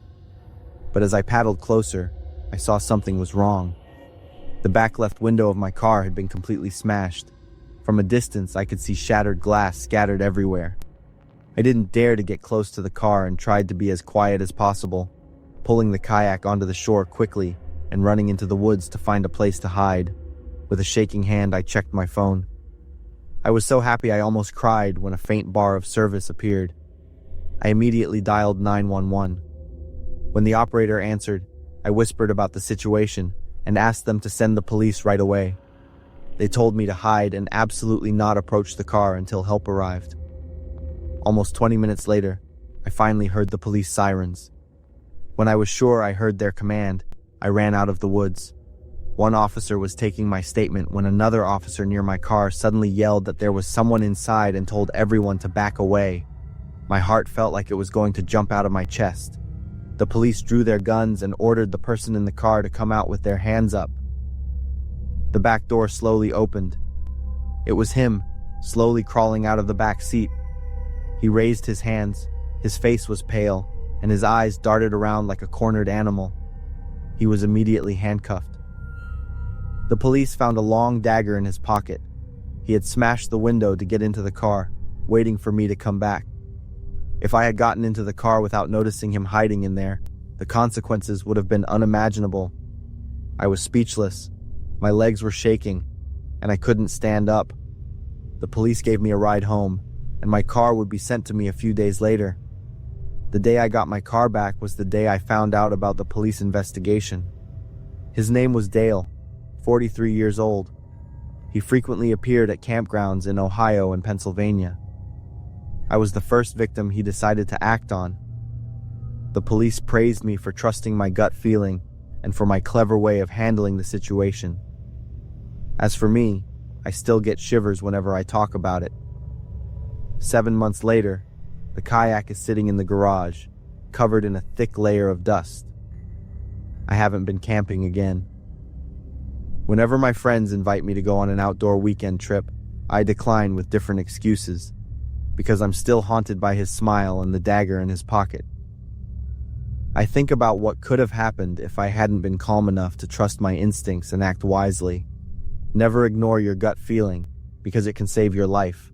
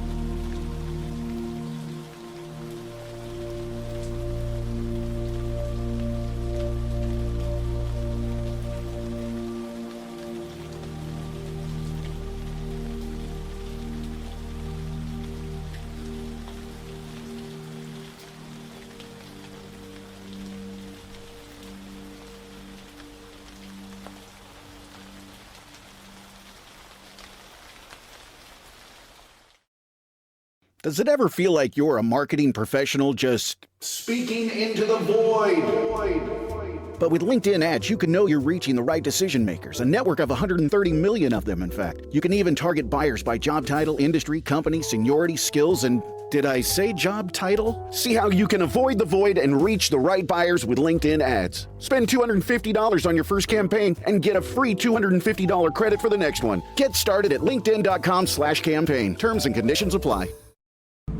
One of my earliest childhood memories is going trick-or-treating around the neighborhood that I grew up in.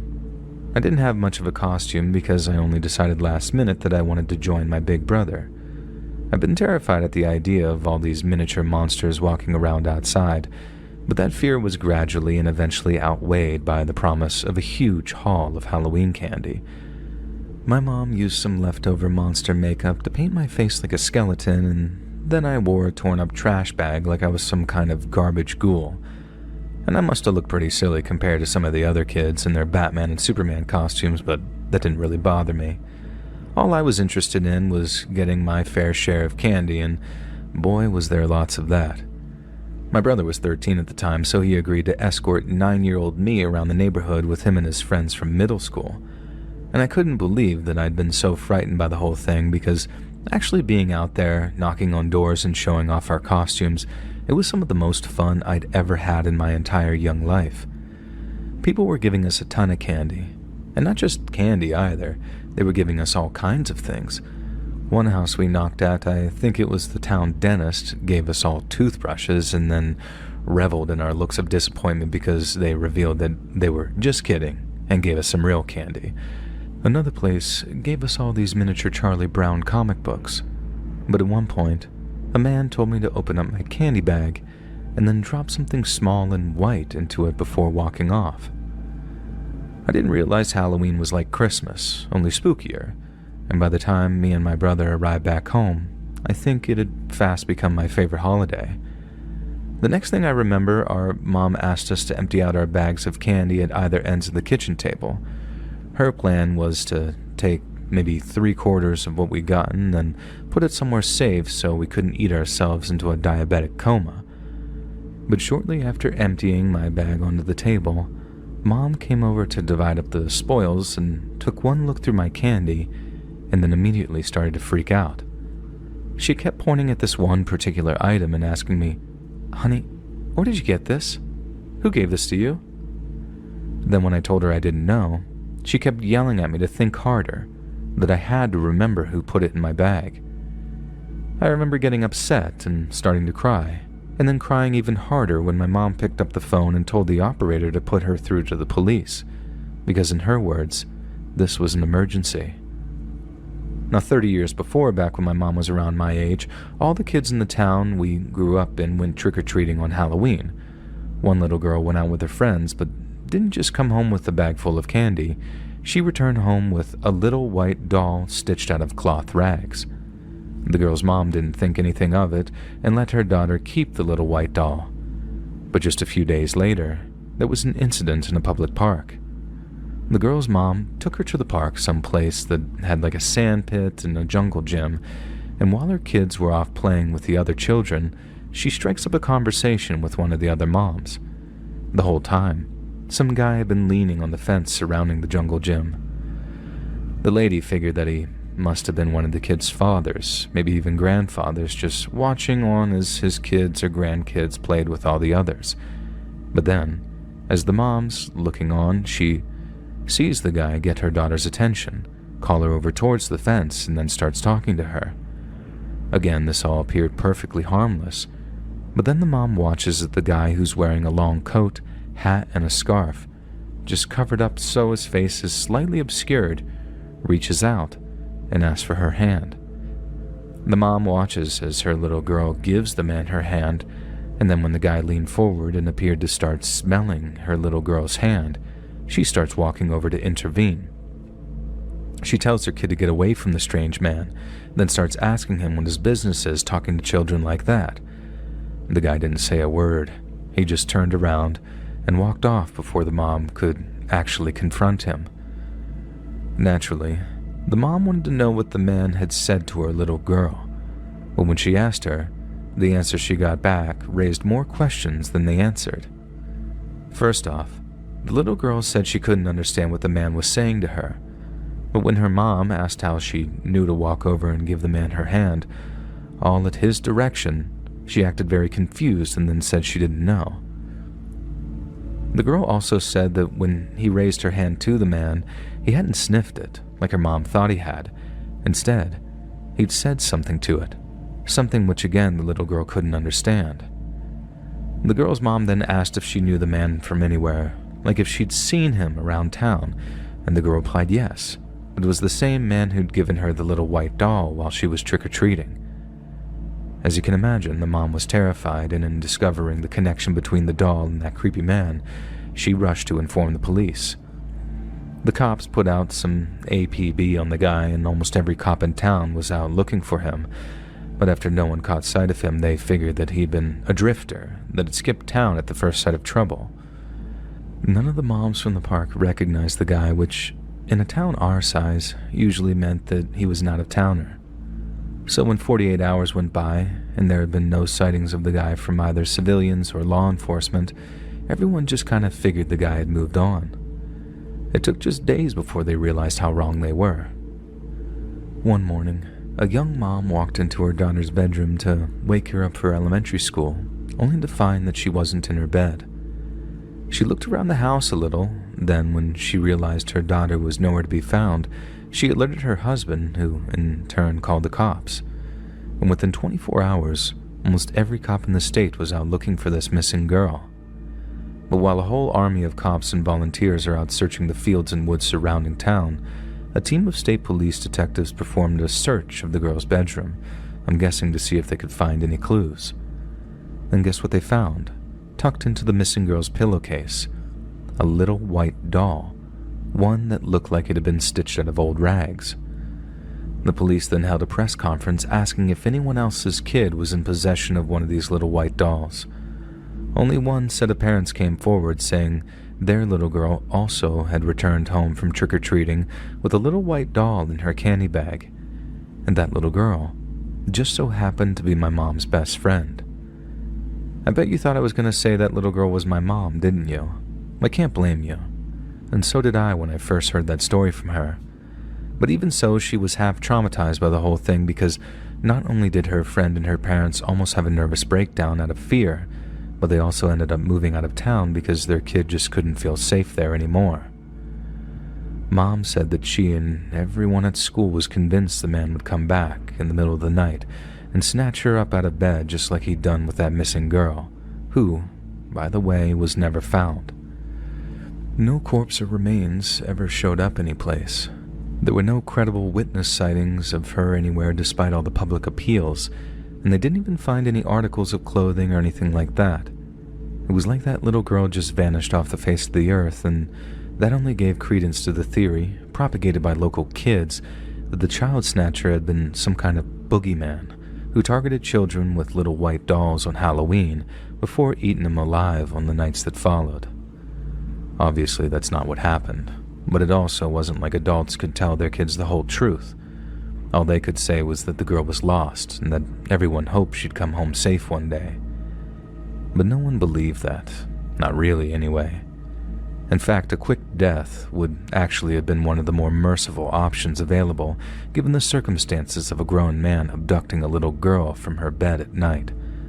I mean, again, it's unlikely the guy crept inside and snatched the kid kicking and screaming from her bed.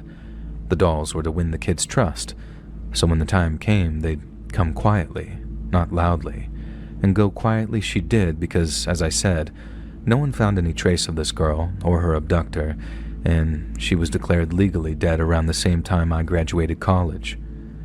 The town moved on, but no one forgot, especially the ones close to the whole thing, which explained why my mom got so scared when she emptied my bag of candy onto the table and saw a little white doll stitched out of old rags lying among the chocolate bar and candy wrappers. As you can imagine, she too rushed to call 911, and after the cops got a hold of the little white doll, the whole town basically went into lockdown while they searched for the person that might have placed it in my bag. No kid was allowed to go anywhere alone for days, and when the commotion died down, The cops said it was most likely some kind of copycat just looking to scare people. They figured it was probably some teenager who'd heard the story of the little white dolls, along with that of the girl who went missing just days after they were handed out. They didn't think they were seriously going to complete the copycat process and try to abduct any kids who received dolls. I wasn't the only one. But given the weight of police presence on the streets come November 1st, there was a good chance it was that and that alone which deterred the copycat from going through with it. I didn't hear the whole story until many years later, and while my dad thought the whole thing was dumb and that it was just kids being kids, it had quite a heavy effect on my mom, I guess because it brought back all those bad memories from her childhood. I mostly believe it was a copycat too, as in someone just playing a dumb prank, because no one ever tried to snatch any of us kids who got the dolls, not even years later. But sometimes I wonder how much of a prank it really was. If the whole town didn't take the dolls seriously, or the guy hadn't picked my candy bag to drop one into so that my mom didn't see it, would things have still happened the way they did? Or would have another kid have gone missing in the middle of the night, snatched up by the man who made the little white dolls?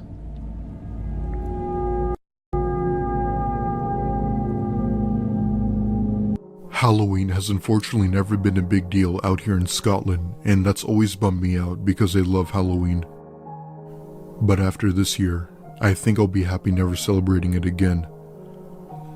My street and the next street over have a lot of young kids who go out trick-or-treating, so while I was out shopping all day with my mom, we decided to pick up some sweets in case anyone came to the door. I had plans to go to the cinema to see the new Ouija movie with my friend. So when I got home, I was getting myself ready to go out, and my mom was busy putting the shopping away. So when the first load of kids came to the door, I was the one who had to answer it. There were children from our street, the next one over, and the next one. Some I couldn't recognize, as well as an adult at the end of the path, who I guessed was either a father or an older brother. They were dressed in all black and had some sort of mask covering their face, but it wasn't anything I recognized from a movie or anything. Anyway, they had all told me their jokes, and I gave them their treats as they made their way back down the path and onto the next house. I was about to close the door when I noticed that guy with the kids was still standing at the end of my path. I backed away slowly into the house as I watched him raise his hand and wave very slowly at me. I was about to call out to him when my mom came to the door to make sure I was alright, and he then took off in the opposite direction. He hadn't been with the children at all, and he left as soon as he realized that I wasn't home alone. I was completely freaked out by this and told my friend all about it when he came to the house to pick me up, but I quickly forgot all about it when we were watching the movie. When I finally got home, it was getting really late and trick-or-treating was well over at this point. I got inside and my mom was just getting ready to take the dogs out for a walk so that they could go do their last minute business and that they would meet my dad on his way home from work, so I was going to be home alone. Anyway, so I was then home alone and grabbed some snacks and went up to my bedroom and onto my computer so that I could finish up some of my writing. After my first creepy encounter with the guys coming into my house and into my backyard, my dad then brought a motion sensor light and attached it to the wall of our house right outside my window. Normally, it will go off whenever a cat walks along our fence, but it will usually go off after a couple of minutes. I always know when the light has to come on because it lights up my whole room given where it's placed, and while I'm sitting at my computer, the light then came on. I felt my blood run cold when I looked out and saw the creep from hours before sitting on the fence, waving at my window to keep the light on. Luckily, I heard the front door open and my parents coming into the house with the dogs, so I rushed down the stairs and started screaming at them about the guy on the fence. My dad didn't question me. He just took the dogs and rushed through the house, threw the back door open and ran outside, and then I heard him shouting, "Get the hell out of here, you creep. I'm going to phone the police." My dad scared him off, but I convinced him not to call the police because I didn't want to make the whole situation worse. I just wanted to go to sleep and forget all about the whole night. Thankfully, I haven't seen the man since.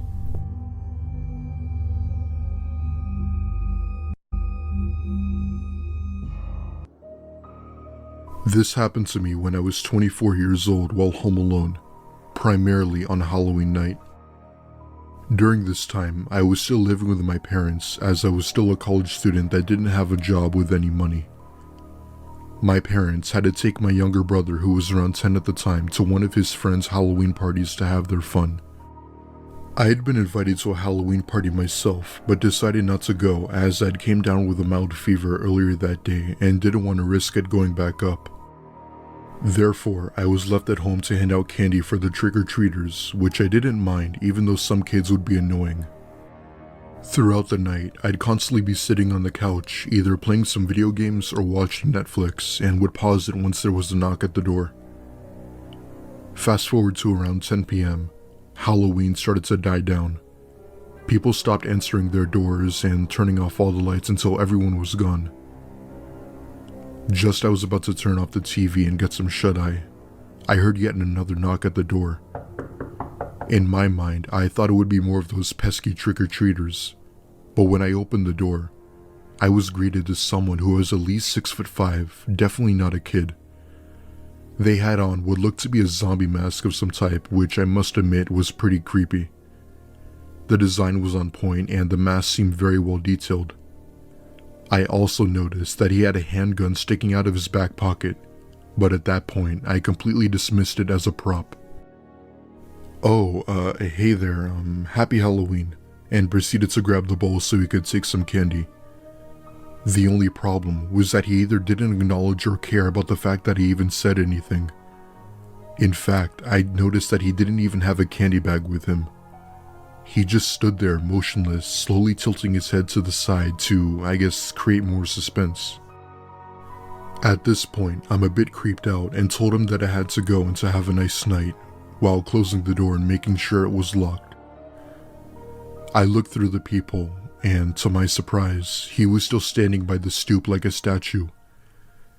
I figured that it was probably some edgy teen playing a joke on people and that he'd eventually have to leave. And he did. An hour later, my parents had returned home with my brother and I decided to call it a night as I had class early the next morning. But there was yet another knock at the door, this time much more loud. I opened it and was greeted with two police officers with very serious looks. My dad then came to the door, and one of them had asked us if we had seen anyone come to our house with a mask and a concealed firearm.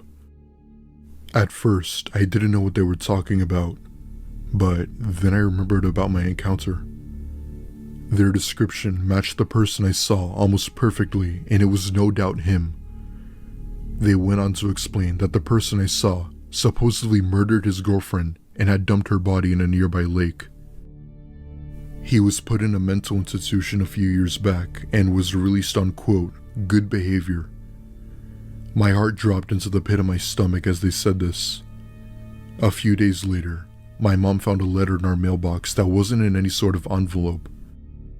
Written in big bold letters were the words, "You made the right decision when you locked the door."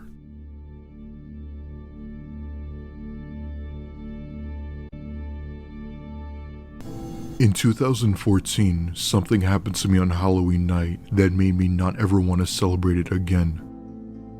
Halloween is supposed to be a fun and exciting experience that only happens once a year, and I've heard over the years that some unsettling and creepy things had happened. Kids finding sharp objects in their candy, people receiving candy only to find out they were actually drugs, and so on. Anyway, I was 10 years old and I was trick-or-treating with my two other friends under the supervision by my older brother who was 18. We had been trick-or-treating throughout the night, having a blast and enjoying ourselves. At one point, my candy bag, aka my pillowcase, was nearly filled to the brim with that addictive Halloween candy. By now, Halloween was practically dead, and the neighborhood was basically a ghost town when you looked at it. My other two friends, on the other hand, wanted to go to one last house on the block that had lots of decorations indicating that there was more candy. My brother went with them while I stayed on the other side of the street, when I hear what sounds like an engine. I looked to my left to see an old soccer mom car coming down the street with its headlights turned off. The car slowly crept toward me, coming to a complete stop as it pulled up next to me. A man, I'd say in his mid-30s, rolled down the window and said the following. "Hey there, hun. My son and I were trick-or-treating and we lost our dog and can't find him. I'm sorry, but would you be my little helper and help us find him? It would really help me out." In my 10-year-old state, I assumed that he really did lose his dog, so I gladly accepted. Big mistake. As I'm walking toward the car, I noticed something through the passenger side window. Let me point out that it's completely dark out, and if it wasn't for the light from the moon, I wouldn't have seen him. There were 2 men in the car wearing masks looking straight at me through the tinted windows. All of a sudden, I see my brother and my friends come my way, and I let out a sigh of relief. As soon as the men see my 6'6" brother, they immediately floored down the road, never to be seen again. My brother told our parents about the incident, but I don't know what happened after that. Now that I'm much more older, I became a little more wise as to what actually happened.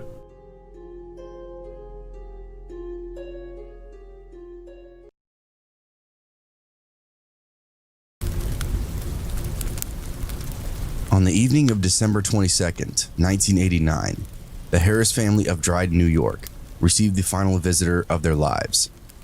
One after the other, Tony Harris, his wife Dolores, and their 2 younger children were tied up, shot in the head, doused with gasoline, and then set alight. Their charred corpses were discovered the following morning, after a neighbor complained to the fire department about a smoke alarm going off on their property. Disturbingly, the police stated that the Harris' home showed no signs of forced entry, leading them to believe that their killer had either snuck in through an open door or maybe a window, but was highly unlikely, given the frigid outdoor temperatures, or that the killer was someone they knew and trusted. In light of how difficult it was to discern any kind of motive, the investigation into the murders quickly stalled, and local law enforcement reached out to the FBI for more extensive assistance. FBI agents discovered that a brown van had been taken from the Harris' family garage, one that was later discovered in a parking lot of a nearby mall. Police also declared that they wished to speak with a cyclist seen riding through the area shortly before nightfall on December 22nd. Frustratingly, not a single witness came forward, and this further slowed an already difficult investigation. Back at the Harris' home, Christmas wreaths and red ribbons had been joined by yellow crime scene tape. The family had moved there just 3 years prior, after Tony was offered a job at Deanco, a Syracuse-based electronic equipment distributor. His wife Dolores, or Dodie as she was known, was a popular figure in the neighborhood, frequently organizing bake sales and cookie exchanges while running a small crafts and gift shop out of the family home. The murders stunned the local community, with Tompkins County Sheriff Robert Howard stating that there hadn't been a murder in the area in a long time. Naturally, the Harris' neighbors were horrified by such a brutal slaying, who stated that their suburb of Ellis Hollow was the kind of place where people left their doors unlocked. For a horrific crime to happen there, something had to have gone very wrong. At the family's collective funeral, loved ones and neighbors described them as active and well-liked members of the community. "You can't think of anyone that would have a grudge against them," said Ann Parzale, a friend of Mrs. Harris. "People can't understand how it could happen. This is a very wholesome, family-oriented community. Those things aren't supposed to happen here, inside this community," added Edgar Clemens, who was a retired school teacher and had lived on Ellis Hollow Road for 26 years. "I don't think anybody around here slept Saturday night. I've opened the door to people whose cars have broken down. I don't think I'll do that anymore." Police quickly uncovered a suspect, however, an ex-con known as Michael Kinge, and set about tracking him down. Yet when they finally cornered him at his apartment complex, Kinge produced a shotgun, placed it under his chin, and threatened to kill himself. The cops held their fire, promising to bring in a trained negotiator in hopes of de-escalating the situation. But before that negotiator could arrive, Kinge aimed the shotgun at police officers and fired. Thankfully, the shot sent lead fragments spraying harmlessly above their heads, and law enforcement's return fire was considerably more accurate. But before he fell, Kinge turned the shotgun on himself, racked a shell into the chamber, and fired. The Tompkins County medical examiner found that the shots Kinge fired in his attempt at suicide had merely grazed the left side of his face, and it was the police's small caliber handgun ammunition that actually put him down. However, given the circumstances of Kinj firing a shot at them, his death was ruled a justifiable homicide. Obviously, Kinj was never put on trial for the murders, but his suicide by cops situation was seen by many as a tantamount to his admission of guilt. This was later confirmed when a sawed-off rifle found in the suspect's apartment was positively identified as the weapon used to kill the Harris family. Kinj's mother was wrongly convicted of being involved in the murders and ended up being a major police scandal. But aside from this horrifying miscarriage of justice, the really disturbing thing is that the motive behind the killings was never determined. No one knows why a small-time crook like Michael Kinj just suddenly snapped and chose the most wonderful time of the year for one of the most heinous crimes in history.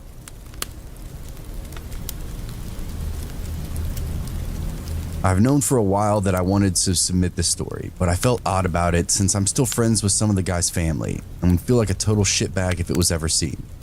However, I've been home with the kids reading today and got pissed that I read all of your stories and was fresh out of creepy material. So to be part of the solution, I guess, here we go. I'm a member of the slam poetry scene.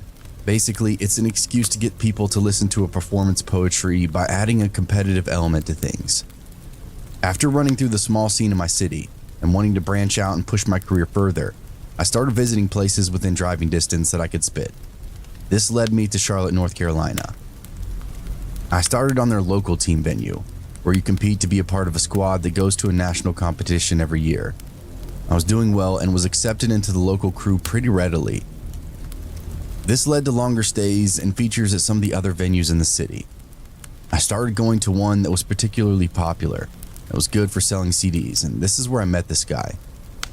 He worked as a barback, occasionally got on stage and shared.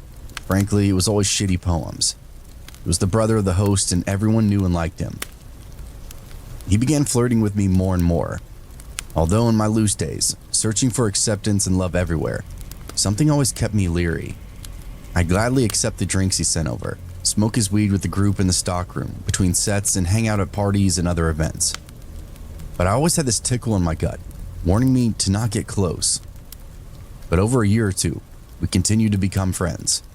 After a while, he started calling and texting me more often, poking me on Facebook daily, sending messages about wanting to be more than friends, and he wanted to find a snow bunny and settle down. Again, I never entertained it. There's just something gnawing at me. The crazy in his eyes was too hard to miss.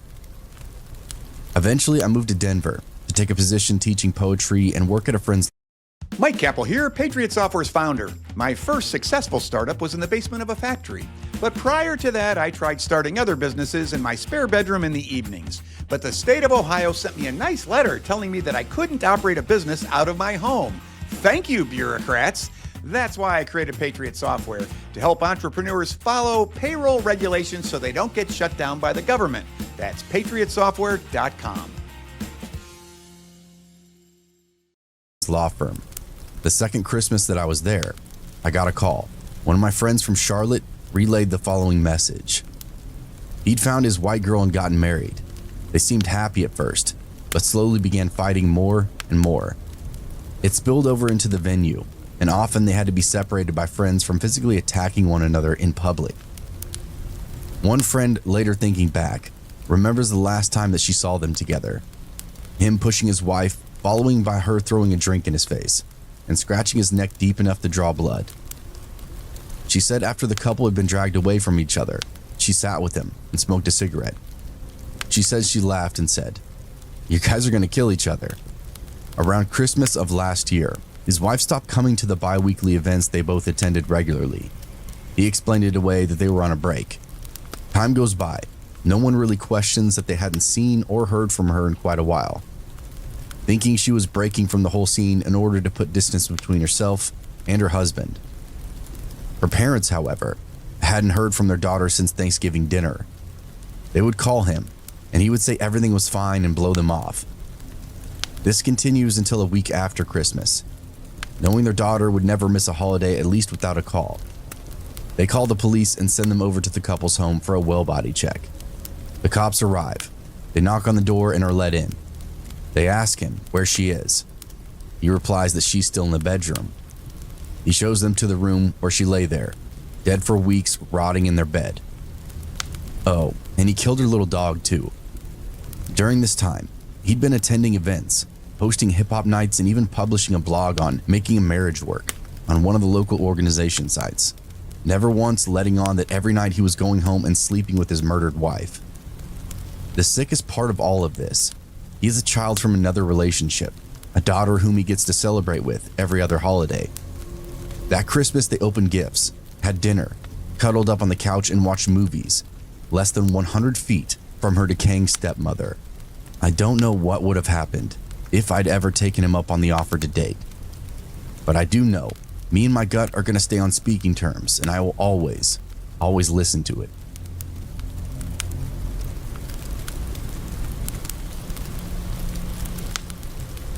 This happened in December of 2011 when I was on a college semester break.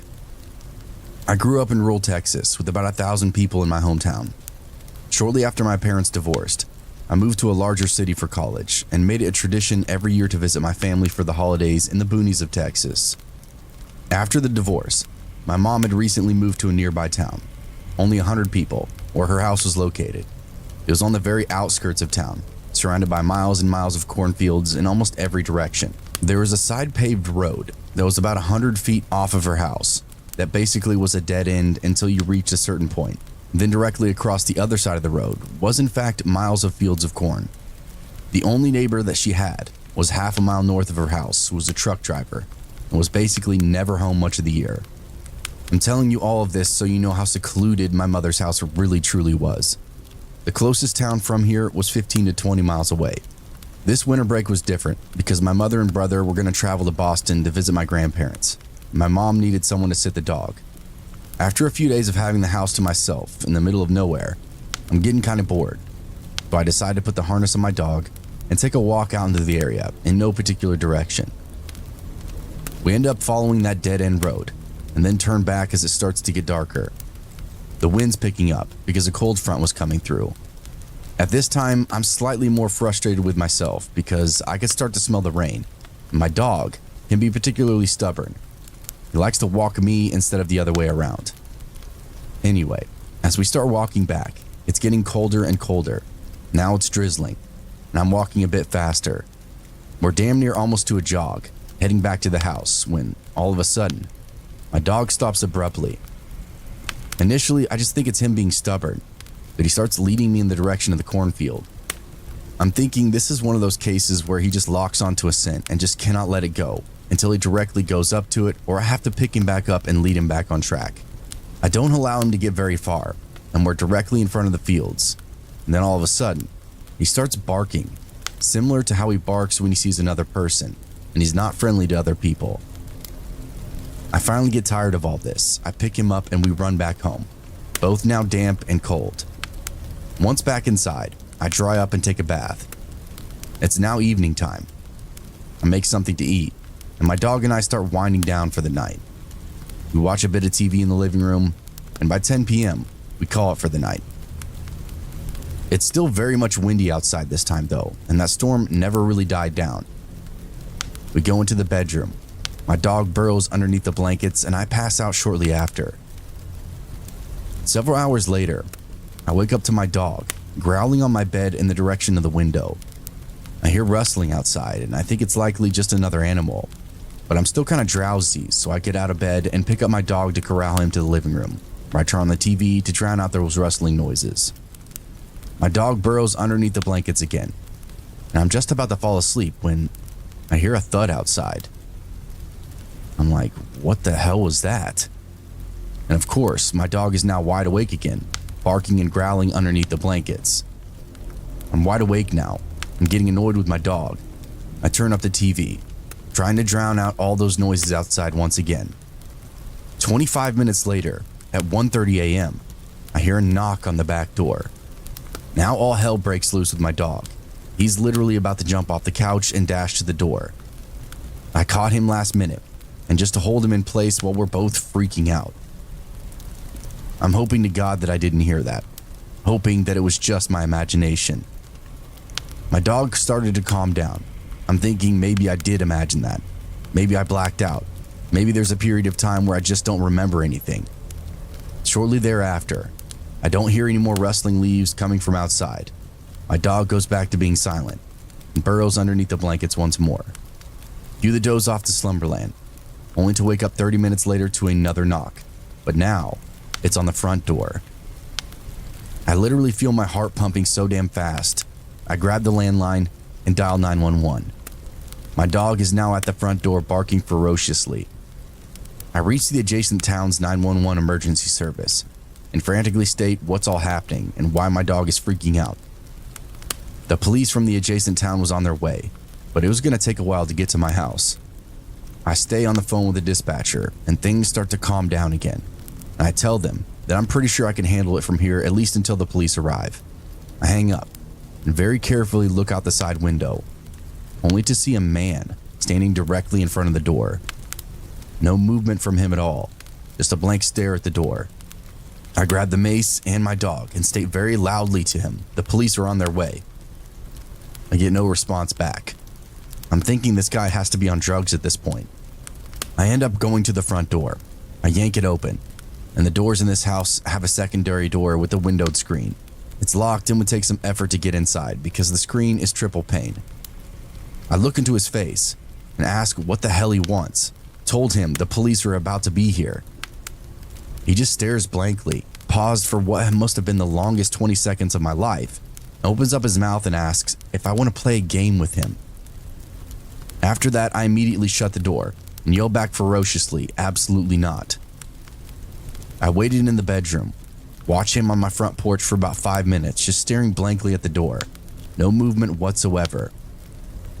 He finally turns around and just walks away. 20 minutes later, the cops show up. I'm describing everything frantically to them. I literally peed my pants earlier. That's how terrifying everything was. The cops then basically state that there's a guy in my town that has schizophrenia and is going through late stages of Alzheimer's, and sometimes he wanders around people's house. Needless to say, they found him and took him back to his caretakers. They asked if I had anywhere else to go, and I basically packed everything up and bolted to my father's house with my dog, and then stayed there for the remainder of the break. I always tell people that bartending isn't as glamorous as they think. Sure, you've got your free drinks and your regulars who tip big if you keep their glasses full, but it's a grind. Long hours of drunk people spilling their life stories all over you. Constant hum of music and chatter that almost drills into your skull. When I was younger, it was a pretty decent gig. It paid the bills and kept my fridge stocked. Gave me enough extra to feel like I wasn't just scraping by. But to me, it was never really more than that. It was just a job. The worst part though, at least in my opinion, was the holidays. We didn't get to skip out on Christmas, New Year's, or even the other days that most people spent with their families. The bar still opened, and somebody had to be there to sling drinks for those who didn't have anywhere else to go, or didn't want to. We tried to spread the misery around, divvying up the shifts so nobody got stuck with all those crappy days, but it was still a roll of the dice. And that year, you guessed it, my number came up for Christmas. "Just think about the tips," my boss said with a grin, handing me the schedule. I gave a fake smile back, but my jaw was clenched so hard, I thought my teeth might crack. The truth was the tips didn't make up for it. Christmas at the bar was this weird mix of festive and depressing. We decorated the place with tinsel and those cheap string lights that blinked like they were on their last leg. The TVs playing old Christmas movies with the volume low, while a mix of holiday classics and rock ballads blared out from the jukebox. We even had a few peppermint-themed drink specials that nobody ever wanted. The crowd that came in was always pretty predictable, mostly regulars, the same old guys who occupied the same stools every week, nursing their beers and swapping stories about when life was better. But Christmas would always bring a few wild cards. The lonely ones, looking for somewhere to go or somebody to talk to. They'd wander in with red noses and wide eyes, clinging to their coats like they'd been outside just long enough to lose all their warmth. I tried to not think about what it all meant, being here instead of, well, anywhere else. Just keep my head down, pour a few drinks, and watch the clock crawl towards closing time. When I noticed the guy at the far end of the bar, he was half hidden in the shadows, and I don't remember seeing him come in, but there he was, staring at me like he was waiting for me to do something. "Doing okay over there?" I called out, forcing a smile. He didn't answer me, just tilted his head slightly.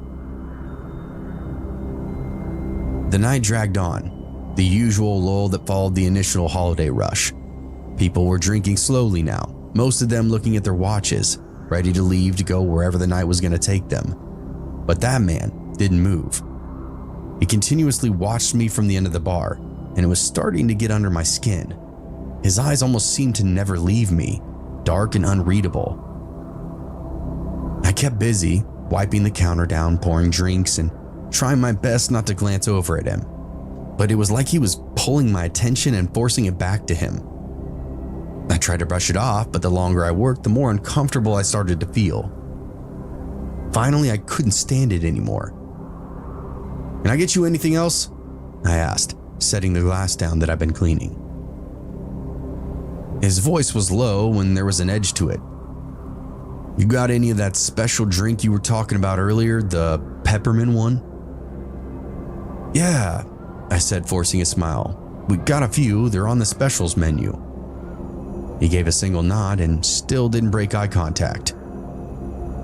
I turned away to fix it. The feeling of his gaze stayed with me though, gnawing at the back of my neck. I handed him the drink, but he didn't move to take it. Instead, he just sat there, staring. "You're not gonna tell me what's really going on, are you?" he said. I paused, my hand still hovering near his glass. I blinked and was completely unsure of how to respond to him. "Excuse me?" "I know something about you," he said, leaning forward just slightly. "You don't belong here. Not tonight." I forced out a laugh. It's just a job. I'm here like everybody else." He didn't laugh with me. His head tilted again. The rest of the night seemed to pass in a blur. The bar cleared out and just a few of the regulars were left, nursing their drinks. Occasionally I would steal glances at the man, but he never took his eyes off me. Every time I turned, I felt his gaze follow. He had not moved from that spot, but I had this distinct feeling that he really wasn't sitting anymore. He was waiting. By the time I finished cleaning up, the place was almost empty, save for a few people who were still finishing their drinks. I locked up and hit the lights and grabbed my coat. That cold hit me immediately as I stepped outside. My car was parked near the back of the lot, half buried underneath fresh snow. I had planned to call for a tow truck, but I thought better of it. It's Christmas Eve. I didn't want to bother anybody on a night like this, so I just figured I'd walk home. My walk really isn't that long. It's only about 1.5 miles, but in the freezing cold with the snow biting at my skin, it would feel like an eternity. The streetlights flickered in the distance. The world felt quiet. As I reached that first intersection, I checked both ways. No cars, no movement. The street was still, just like the rest of the city. I took a quick breath and stepped onto the crosswalk. And that's when I heard footsteps. At first, they seemed distant, almost like I wasn't sure what I was hearing, especially with the wind howling and the snow crunching beneath me. When I turned, I saw him. There he was again, the man from the bar. I froze. He was walking in my exact footsteps, keeping pace. His head was down and his breath was rising up in clouds. I quickened my pace, the heels of my boots clicking against the pavement faster now. But when I looked back, he had closed the distance. I glanced around. No cars, no businesses. The street was empty. It was just me and him. "Hey!" I shouted, my voice shaky. "The hell do you want from me?"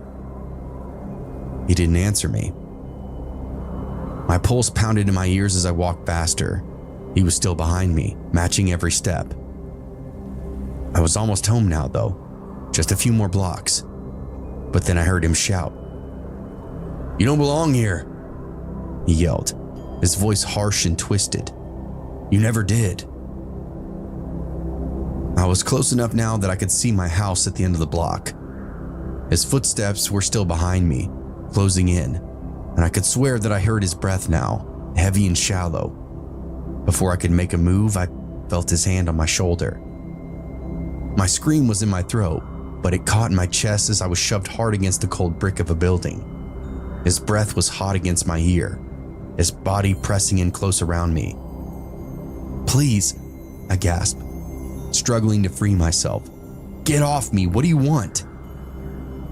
I got no response, only his grip tightened, and for a moment I thought this was it.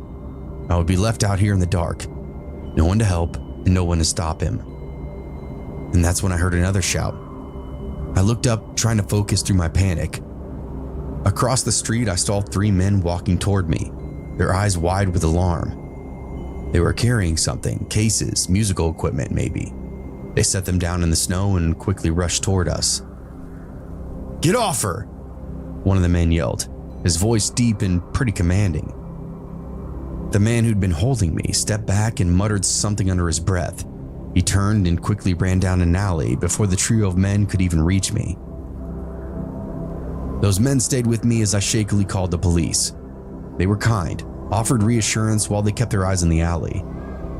It felt like forever before the police finally showed up, and when they did, they couldn't really find any trace of the man.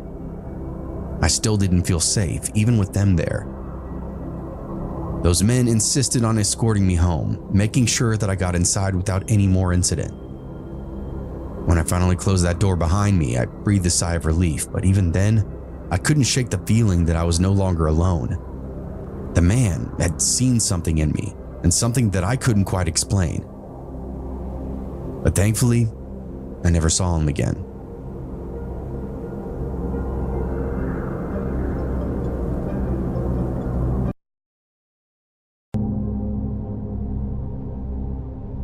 So something very strange happened to me a few years ago. Because I can't tell it without giving away some identifiable information, I can't say exactly where it happened, but it was a major US city. I don't think I'm in any danger from telling this story, I just have a very good reason to be cautious. I've been furloughed during the 2020 pandemic, and my stimulus check was starting to run out. I'd split up with my boyfriend because living together in lockdown had revealed that he was a massive Jordan Peterson guy, and before I blocked him on Facebook, I think he was getting into QAnon. So I was starting to get worried about money. I'd got into a routine of waking up and making some black coffee and then checking all the job listing sites for remote work. When nothing turned up, I'd usually hit one of the few gyms that were still open. Working out made me feel like that I still had some control over my body. And that day was different though, because before I could open my crossword app, I saw a Facebook message about an exciting new job opportunity with flexible hours and daily earnings up to $1,000. It was a multi-level marketing scheme to sell overpriced makeup. I blocked and reported them for scams and thought that that would be the end of it.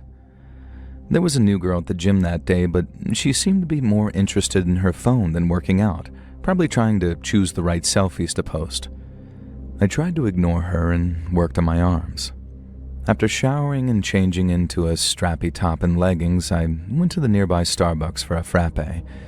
There were some more scam messages, which I didn't even bother reading this time before blocking them, and there must have been about 5 different accounts, all with the same kinds of messages and the same profile photo of a woman in her 30s with lip fillers and pretty good eye makeup. It was about this point when I realized that she was in the coffee shop, only about 3 tables away. I froze. I went to that gym almost every day. I was in the Starbucks nearly as often, and she had to have seen me here, probably got my name from them calling out for my drink orders and guessed the rest on Facebook. And this was no coincidence. Another terrible thought struck me. I googled the makeup brand, 0 results. And that kind of company is almost built on search engine optimization. There was no way that it would have had a digital footprint. And like most people, I didn't know much about multi-level marketing companies. The scale at which most of the recruiters message people is a little frightening, and you're told to find up to hundreds of people each day and tell them their unique qualities make them suited to the MLM. So when I found out that the MLM company wasn't even real, It made a lot more sense how she'd had the time to do so much research on me. I later found out from friends and ex-coworkers that she'd been messaging them, asking questions about me and just giving a very weird vibe. I was so shocked that I almost ran out of the coffee shop. And of course, she followed me after taking a sip from my unfinished drink. I asked her what the hell she was doing, and in the end, it turned out to be about a man that I'd just forgotten about. She claimed I'd stolen her ex, and in reality, he'd never told me that he was in a relationship, and when he proved to be useless in every way that mattered, I ended it. The next week, I'd seen him with another woman, and I barely even cared. I didn't steal her boyfriend, and she would have been better off without him. I tried to tell her as much, but she was clearly obsessed with me now, and it didn't really matter how she'd started. It felt very strange trying to run away from her without wanting to make it obvious that something weird was happening, and as if by not showing it, I could avoid the situation that I was in. She didn't seem to care about that, so I was forced to run away from her. Not sure where else to go, I ran for the subway with her not far behind. And I thought back to my wilder teenage years as I cleanly jumped over the turnstile, leaving her scrambling to pay the fare. And I ran down the platform and jumped through the subway car doors and tried to make my way along the packed train. Just as the doors were closing, she made it into the car, and I waved at her as the train started to move and walked back up the steps to get a cab home. I don't have my name on any social media accounts now, and I deleted most of them. Even if you could work out who I am from this, you'll never find me online. I don't really take selfies anymore, not on any public accounts, and of course I got multiple restraining orders on her, but I still don't want to take any chances. Unless she's gotten the help she needs, then she's probably stalking someone else right now. I have a very close friend who tells me I need to move because I resent having to keep a file on my own stalker. And I'm only writing this because I think if she escalates again, that she might get caught.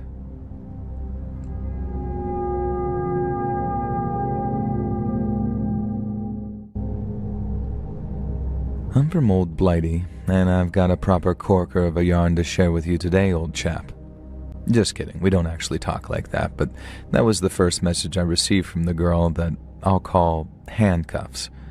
She said that she'd seen my MySpace and liked my photography and thought it was funny that I came from Old Blighty. She was fascinated by British slang and British culture and kept making weird British jokes to me, calling me old chap and that kind of stuff.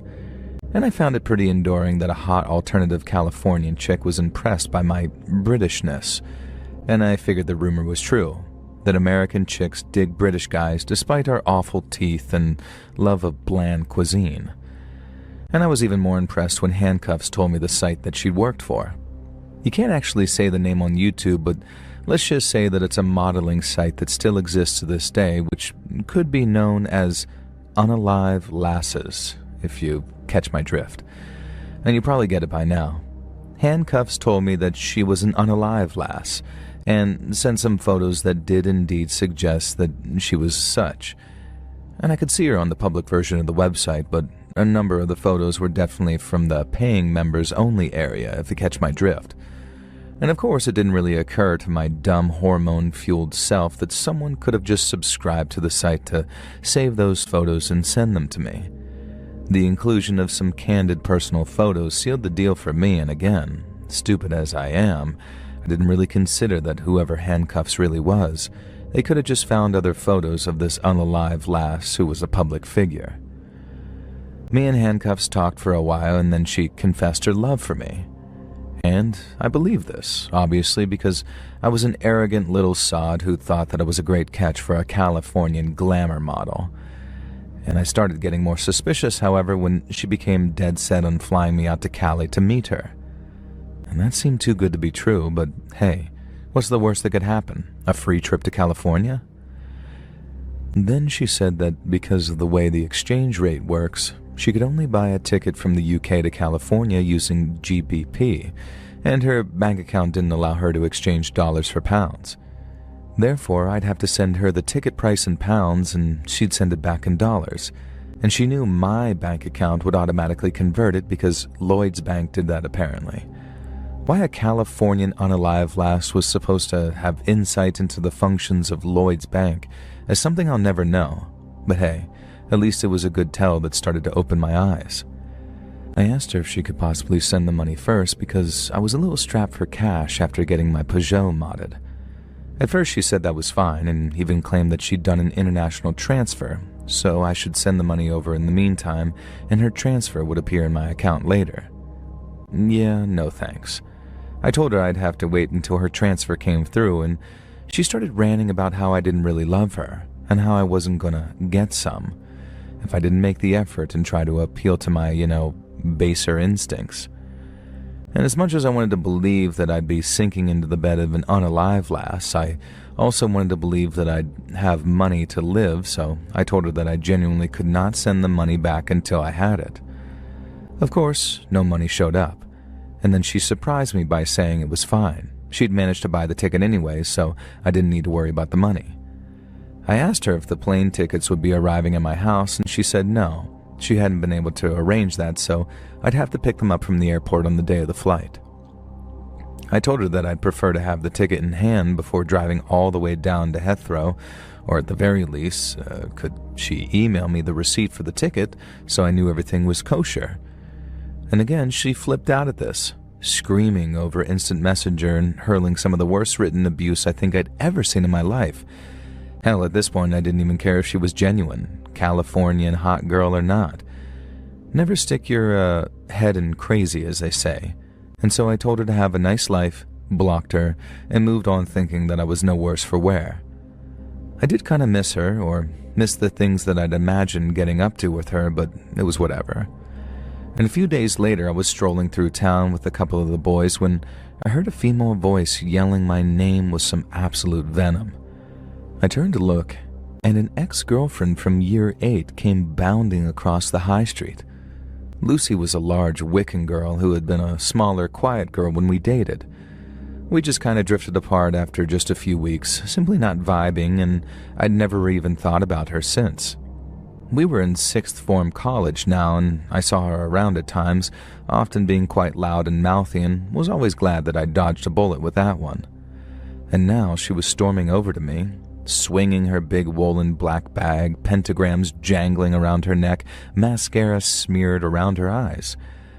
And she came up to me and jabbed me in the chest with a porky finger, hollering at me that I had no idea what I'd missed out on, and that I'd regret not paying her what I owed her for the heartbreak. She began screeching that she was going to put a spell on me and my friends, and that my genitals would fall off. Then she mentioned a few things that only Handcuffs would know, and that's when I realized. Handcuffs was Lucy, my weird Wiccan ex-girlfriend from year 8, and I'd been successfully and decisively catfished by this crazy bitch. My mates would give me the ribbing of a lifetime about this later, but right now Lucy seemed genuinely unhinged and dangerous. She was talking as if she genuinely believed that she was Handcuffs, and had at least summoned or manifested her, and that if I'd just sent her the money to pay her rent, then everything would have been forgiven and we could have gone back to being in love. I asked her what needed forgiving, and she said the fact that I broke up with her. In year 8, lady, like 5 years ago, and we just drifted apart, so I yelled at her, and it absolutely broke her brain. Lucy full-blown leaped on me, slamming me to the floor, and I felt my head hit the side of a granite bench as I fell, and blood began to trickle from my skull. And on top of that, I could feel tiny, sharp pains in my chest as she began to stab me over and over repeatedly with a safety pin. It was more annoying than agonizing, and coupled with the crack in my skull, things were starting to feel very serious. I felt my friends dragging Lucy off me, and the next thing I knew, I was waking up in a hospital. Lucy had accidentally fractured my damn skull when she'd pushed me, and I had a massive bleed on my brain. My chest was also really sore from being stabbed by a damn safety pin, and my parents told me that Lucy was absolutely mortified about nearly killing me. Lucy's parents were insisting that she went into a voluntary rehab stint. Apparently she'd been pretty heavy into drugs and alcohol, and this was a wake-up call for her. And it was up to me if I pressed charges, and ultimately I decided not to. But that is the story of how I got catfished, stalked, and almost killed by a fake unalive lass who almost unalived me. For a bit of a happy ending, Lucy went through a stint at rehab and got better. We're not close or anything, but she's a mother of 2 and a fitness instructor now and living her best life. We keep in touch sporadically, though, for class reunions and stuff, and she has an incredibly dark sense of humor like I do, so we're able to joke about her almost killing me. In fact, it was her idea that I write this up, and she proofread and signed off on it. Some of the more damning descriptions of her were added by her, and she said that I should send it to a True Scary Stories channel, and so I settled on sending it to my favorite lad who would never catfish anyone. Let's read.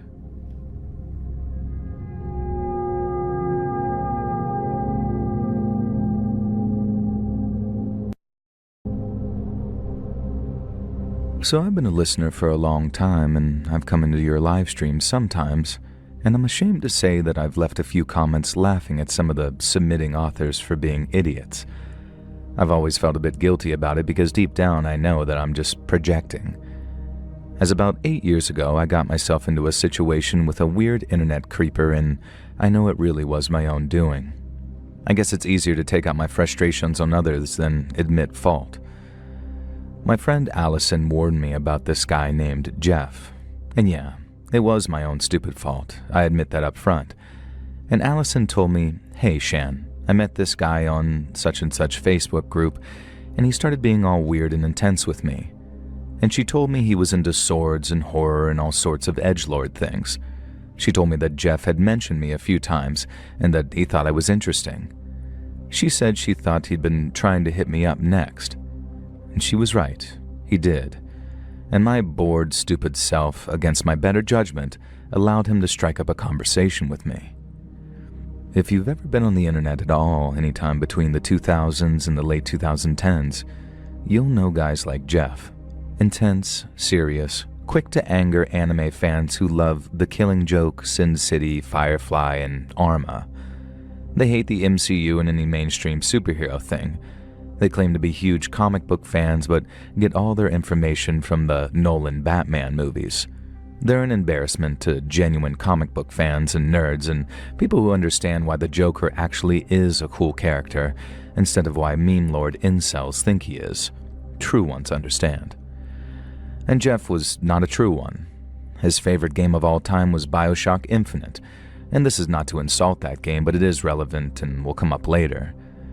And when Jeff started talking to me, it wasn't actually as bad as I expected. He was surprisingly fairly interesting. He had a rudimentary interest in the same things I did, the same comics, movies, anime, and video games. And at first, the cracks didn't show. But then the more he talked about these things, the clearer it became that he was getting all his information from probably Wikipedia or a handful of movie adaptations. He'd make definitive, sweeping statements about media that was just completely wrong or misinformed. For example, he went on about how Batman was his favorite superhero because all of his rogue gallery was totally grounded and normal, nothing weird or comic booky. And this was only true in the movie adaptations, but to an OG Batman comics fan, it's a ridiculous thing to say. I made the mistake of pointing this out to him, and he got super mad and started yelling at me that the comics didn't really count, Weird. Now, I only knew Jeff online, thank God, but every time I'd come online, I'd find lengthy messages from him. After just a week of knowing him, he'd write elaborate essays about how close we were and how much I meant to him and how grateful he was to know someone like me. We had known each other for probably a week at that point. The close friendship he'd imagined in his head soon seemed to sway towards the suggestion of a relationship. I had absolutely no romantic interest in this guy and had made it very clear to him that I wasn't looking, but it was like he heard what he wanted to hear. Multiple times he tried to impress me by crowing on about how he had to break the heart of his last girlfriend because she wanted to sleep with him, and he'd lectured her about how that was inappropriate. When I asked why it was inappropriate, he let slip that he, in his early 30s, had been dating a 16-year-old girl. Not just online either. They were dating in person.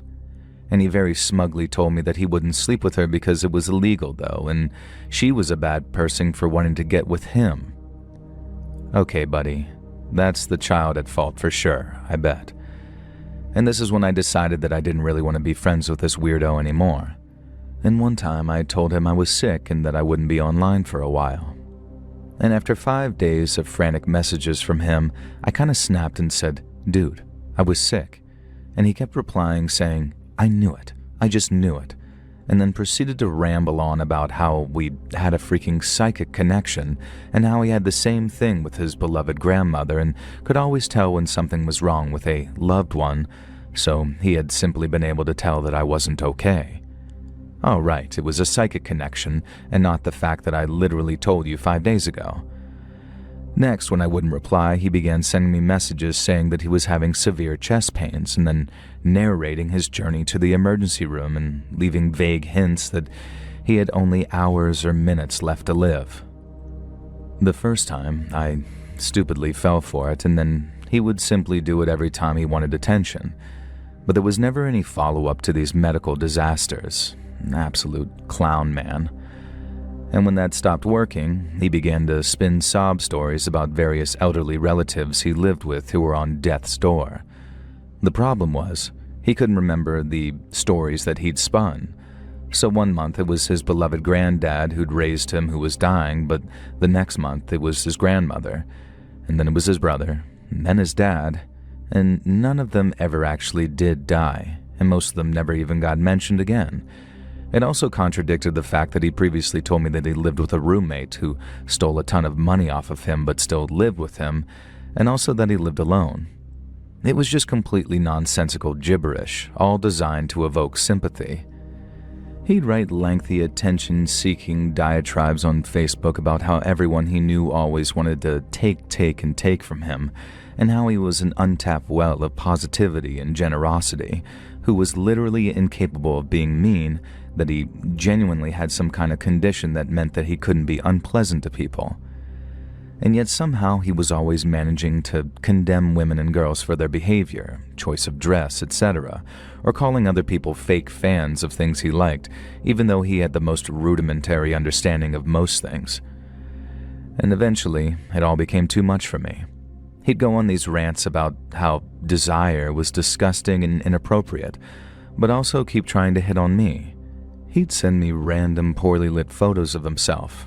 Nothing risque even, just weird photos of him in a hat, and then ask for lengthy opinions on how good he looked, and if he felt like I hadn't said enough, he'd just keep pressing and pressing. Now again, let me stress that I met this guy online for about 6 weeks, and in the end, I told him that things were way too intense for me, and that while I'd be happy to try a friendship with him, we just didn't have the same kind of relationship where we were actually close BFFs or more like he seemed to keep insisting. This was of course my fault, and he lost it with me, getting ragey and angry at the fact that I'd said that I was willing to be his friend. Now why would I say that if I wasn't? I tried to explain to him that being someone's friend doesn't involve constant trauma-dumping, attention-seeking, and claims of psychic bonds. But he was having none of it. He started swearing and cursing at me, so I blocked him. Later, he messaged me on Steam apologizing for what he was about to do. It wasn't clear whether he was going to do something to himself or to me. I wasn't too concerned about the latter, though. We lived in totally different countries, and he was far too broke to fly here and do anything to me. Of course, nothing came of it because guys like him are all terror and bluster, and instead, he posted a huge rant on Facebook about how if you have a beautiful songbird in a cage, it's your duty to let her fly free. It was a quote from BioShock Infinite, and he decided I was Elizabeth from BioShock and he was, I don't know, her dad? Yeah, way to make it even more creepier, pal. It was a pretty terrifying experience, even if I can look back on it and laugh at him. Having someone that toxic in your life is horrible, and I've severely learned my lesson about believing people like this are interesting. And I hope the same can be said for my third friend who decided to befriend Jeff even after all of what I'd told her. And last I heard, she'd cut him off because he was trying to convince her to cheat on her husband with him.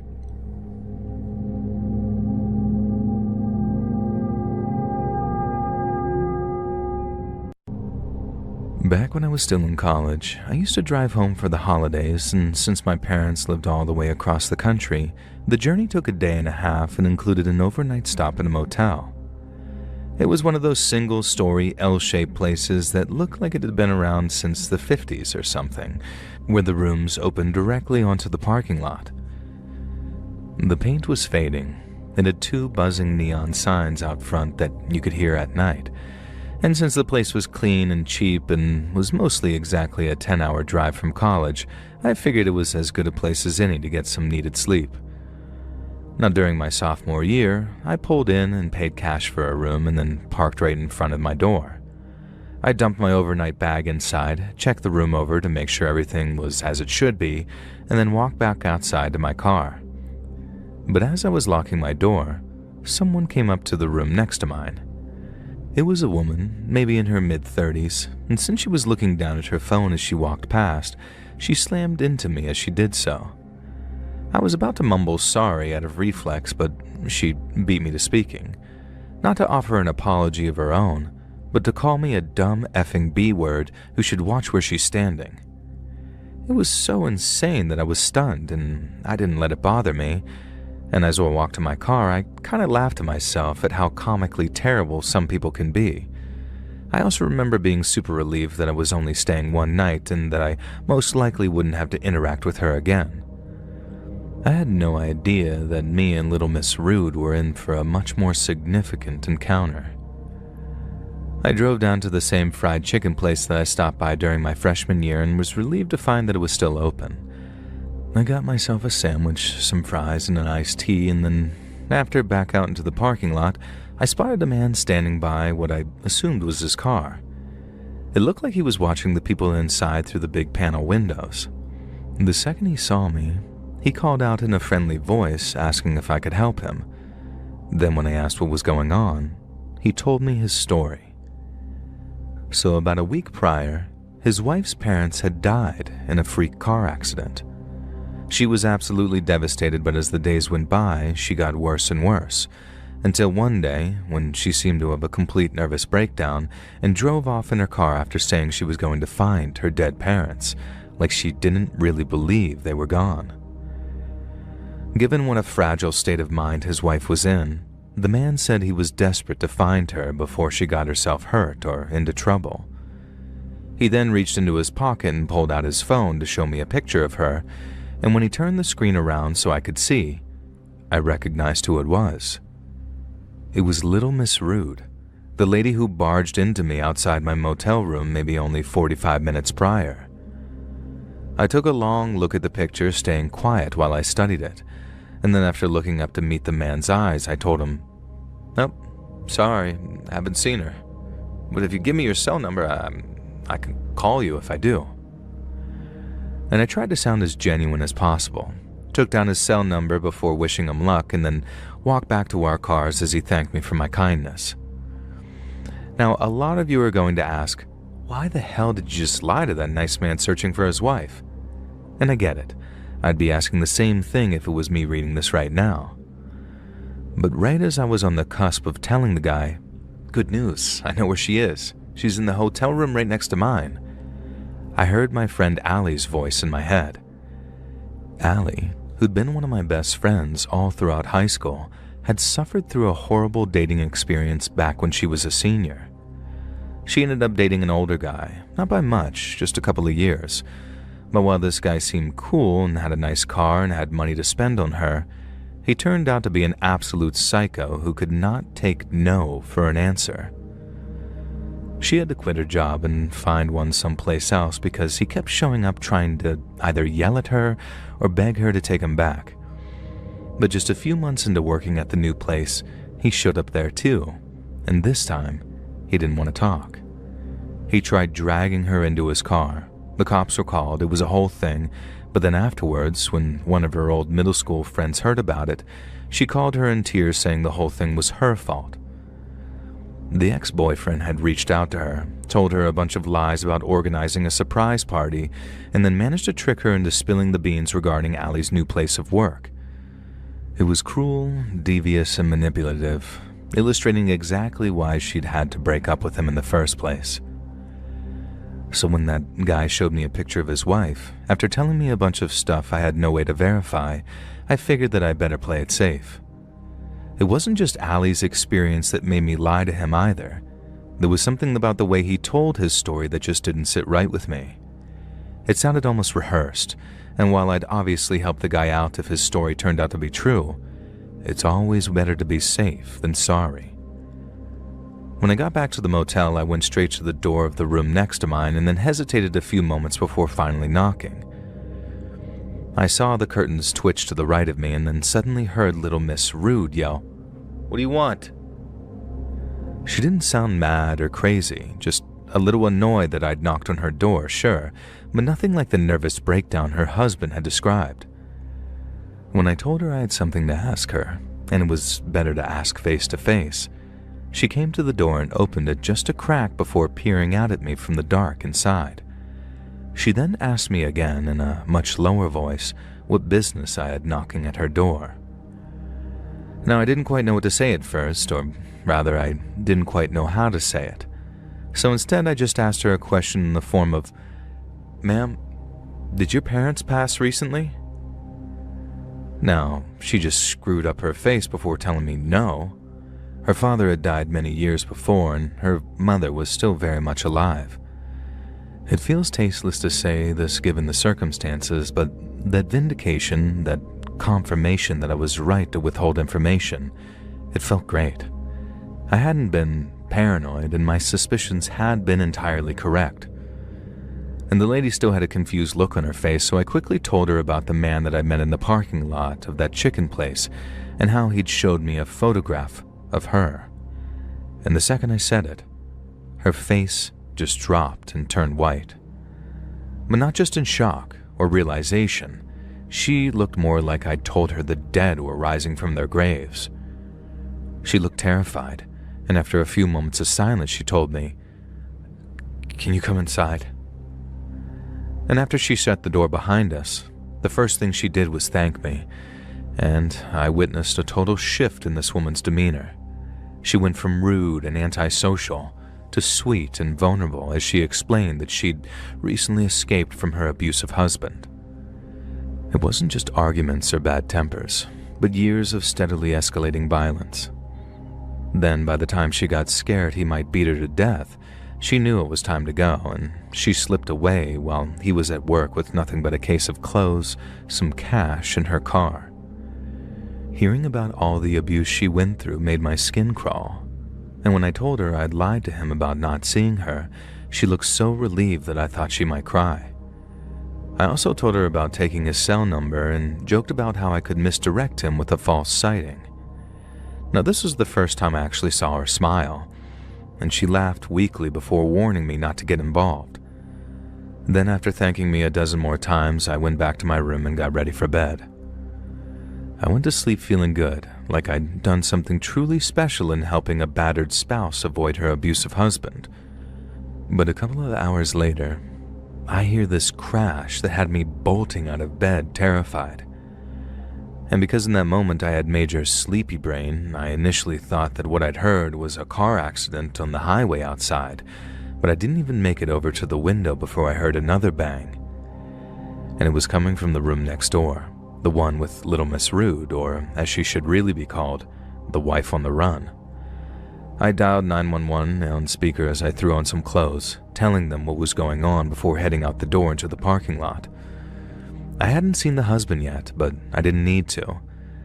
I knew only one man in the world could be responsible for the things she'd screamed, and the only one who would have replied in the way he did.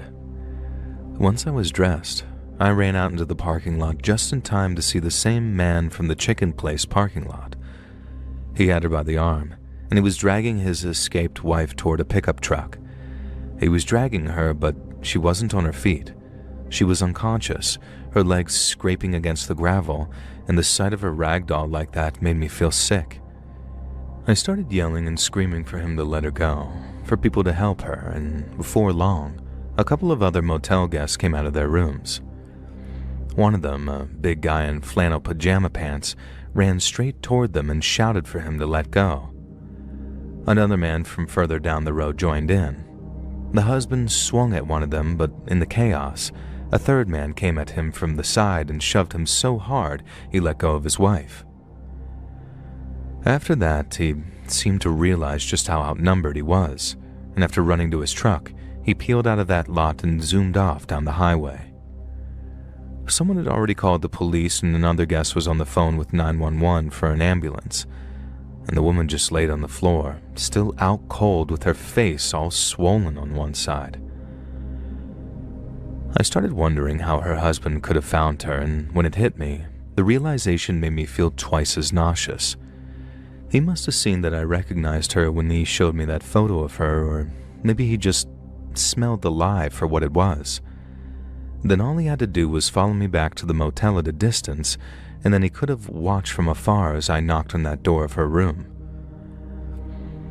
I made it easy for him. I thought that I'd been helping her, and instead, I condemned her to face a nightmare come to life. The cops arrived to secure the area, and then not long after, the EMT showed up and wheeled her away on a stretcher. She was awake by then, but she obviously wasn't doing too well, and I couldn't bring myself to try and talk to her because of how guilty I felt. I was convinced that I'd led her abusive husband straight to her, and I'm still convinced that that's the case, even after years upon years of trying to convince myself otherwise. After the cops and EMTs drove off, the whole lot went completely quiet again, and I went back to bed and tried to sleep, but it didn't come easy.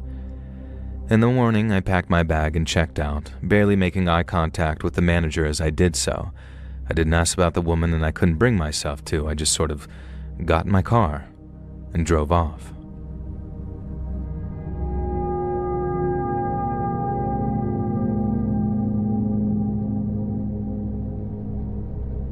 I've been cleaning rooms at the Cedar Pines Motel for almost 15 years now. It's not a fancy place, just one of those long, single-story motels you see off the highway, the kind with faded green doors and an ice machine that only seems to work when it wants to. We get a mix of guests. Some are just passing through, some stay for a couple of weeks, and you learn very quickly not to ask too many questions. Now, it was a quiet afternoon in late September, I remember, and I was coming back from cleaning room 8 when I saw a kid, maybe 5 or 6 years old, walking back and forth outside room 14. Now, at first, I thought he was just playing, maybe waiting for his parents to come back from the vending machine. But after a while, I noticed that he wasn't playing so much as just sort of pacing up and down. And when I asked him where his mom and dad were, he just sort of shrugged and said he didn't know. I didn't look scared exactly, more like empty. Like whatever had happened had knocked all the pep out of him or something. And after taking the kid's hand, I went to the office to find Carl, the clerk on duty. And Carl's the kind of guy who's been doing this job forever and who doesn't get rattled very easily. I told him about that kid and he checked the logbook. Now, sure enough, room 14 had been rented out the night before to a couple with a child who actually paid cash. Now, the three of us had then tried knocking on the door of room 14. Carl knocked but got no answer. He knocked again, louder this time, but still nothing. He gave me a nervous look, then went to get his master key. And the smell hit me before the door was even halfway open. Not the strong, rotting smell you get when something's been dead a while, more like that metallic tang of fresh blood. The room was a wreck. The bed sheets were tangled and stained, drawers had been pulled out and clothes thrown all over, and one of the lamps were knocked over and cracked. I saw flecks of blood on one of the walls, little spots like someone had flicked a paintbrush dipped in red. There was more on the bed sheets, so much that we couldn't write it off as a nosebleed or something equally harmless. Carl swore under his breath, and I stepped back quickly so the kid couldn't see. I put my hands on his shoulders and turned him toward the parking lot, telling him that we were going to wait outside. I tried to keep him talking, asking about school and if he liked cartoons. He barely answered me. It was like he knew what had happened and he couldn't process it yet. The police showed up maybe 20 minutes later. The first 2 deputies went in to search the room, and then not long after, they were joined by another officer in plain clothes who I'm guessing was a detective. And that's when I knew that it must have been something serious, very serious. They kept asking us the same questions over and over, stuff like how we found the kid, what time it was, if we'd seen anyone come or go. And I told them everything we knew, which wasn't much. Carl told them about the cash payment and that there was no car listed on the registry. Now, once I was done with the cops, I kept trying to keep the kid distracted. I found some old crayons in the office desk and a few sheets of paper, and he sat at one of the lobby tables and drew pictures while the cops went in and out of the room. At one point, I remember looking over to see what he was drawing and saw it look like a bed with red scribbles all over it. I don't know if it was my imagination, kind of like filling in the gaps, but I felt horrible knowing that he might have seen something happen to his parents. A few guests came by to see what the commotion was, but the cops kept moving along until one lady, the lady in room 6, said that she thought that she'd heard a loud bang in the middle of the night.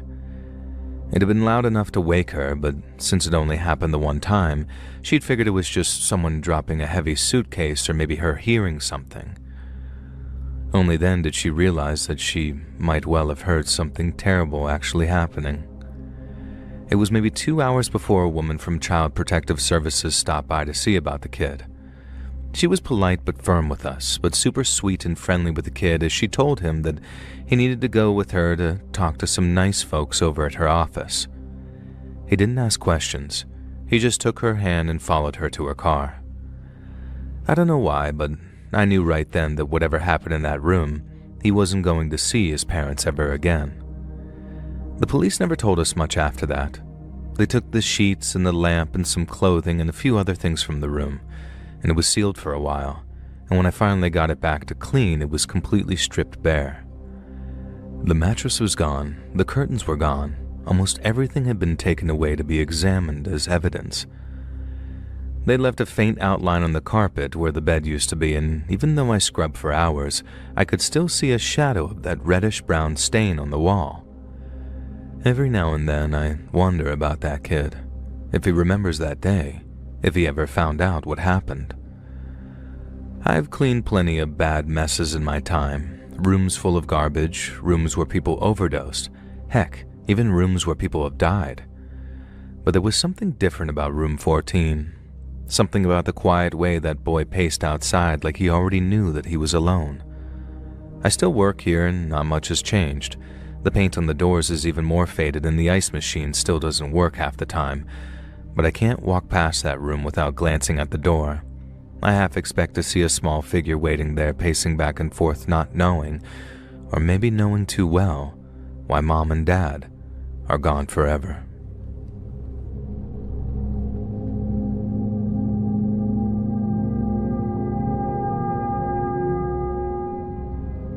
For under 5 years, I used to work the front desk at a little motel in the middle of nowhere. It was a quiet little place, a little run down, but Rhonda, our cleaner, kept the place sparkling. We used to get hunters in the fall, fishermen in the summer, and the occasional trucker rolling in during the midnight hours. And as much as it was mostly a boring job, I came to appreciate the safety and stability. But every so often, we got some real bad men rolling into that old parking lot of ours, and one of them came in the spring of 1996. It was late on a Sunday evening when his car turned into the lot. It had been a quiet day, maybe 4 or 5 check-ins, and I was halfway through a bad cup of coffee when he walked up to the front desk. He looked normal, a regular middle-aged white guy with a big coat and a red woolly hat. He was friendly too and greeted me warmly before saying he wanted a room for the night. I checked which rooms were free, told him the rate, and then after he slid a credit card across the counter, I ran it through, but the machine declined it. And he says, "Huh? That's weird. It's been working fine all day," and then asked me to try the card again. I did, not once, but twice, and both times the card was declined.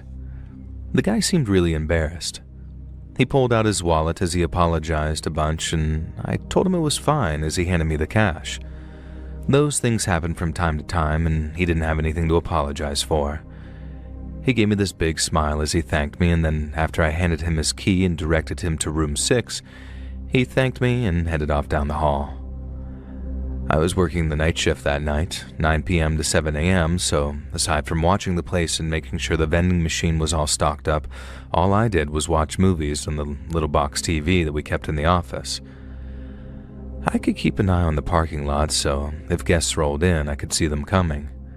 But that night, when I saw headlights coming into the lot, I looked up to see not just one, but 2 cruisers from the Mason County Sheriff's Department. 2 deputies stayed outside, watching all the rooms, but one deputy came inside to ask me about a declined credit card a few hours earlier. He knew it had been declined 3 times, and he needed to speak to the person using it. When I mentioned the guy in the red hat, the deputy asked which room he was in, and I led him to the room. The door was locked, but I gave them the spare key. They opened it slowly, and their guns were drawn, but the room was empty. The man in the red hat was gone.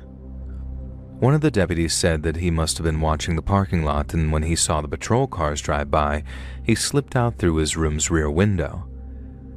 He left behind nothing but a half-empty bottle of water on the nightstand, a pair of muddy boots by the bed, and the faint smell of something that I couldn't place right away, almost like hair dye or some type of chemical. The deputies asked me to stay out of the room until another group of cops had searched the place and taken away evidence. But then a few hours later, I was taking out some trash when I overheard 2 of the deputies talking to each other, and what I heard made my skin crawl. They said the forensics guy had found a bag in that room and that inside were a whole bunch of different wigs. The forensics team said that they'd need to test it to confirm it, but that at first glance, it looked and felt a hell of a lot like real human hair. But it wasn't that which got me. It was hearing one of the deputies say how one of the wigs matched the hair of a missing woman who disappeared only a week or so earlier. And I decided that I didn't want to hear any more. The deputies and forensics folks stayed for a couple of hours. They took the wigs and the boots and even the water bottle. I heard one of them say that they were going to check it for DNA, and when they left, the motel went quiet again, but it felt like anything but peaceful. Just hours before, someone who may or may not have been a psychopath, trophy-seeking murderer had been standing 3 feet from me. I'd handed him a key, smiled at him, and I even told him to have a good night. And all the while, maybe in that bag that he was carrying, there was some missing woman's hair. That thought will stay with me as long as I live, and you should have seen how calm he was too. You'd never have suspected in a million years that he was capable of something like that. No visible nerves, no rush, just sort of still, like he had all the time in the world. And I didn't hear much beyond that. The sheriff came back a few days later to ask me some more questions, but they hadn't caught the guy, and he couldn't say if the hair really did belong to that missing woman, but I could tell by the way he talked that it was probably bad. After that, every time someone walked through that door to check in, I watched them a little differently. I still think about that man, a whole lot actually, because I know people like him don't just exist in movies or the news now. They walk through the front door with a big old smile on their face, pretending there's someone they're not.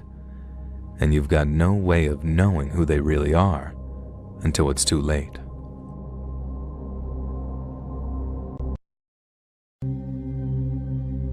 Back in 2007, shortly after my 15th birthday, my mom was out of town for a few days on a business trip. We lived alone in a small house in a neighborhood that was on the sketchier end of decent, and that fact, combined with my mother's paranoia about me being home alone longer than 4 or 5 hours, meant that I had to stay over at a friend's house while she was gone. My friend lived across the street and over one house from my own.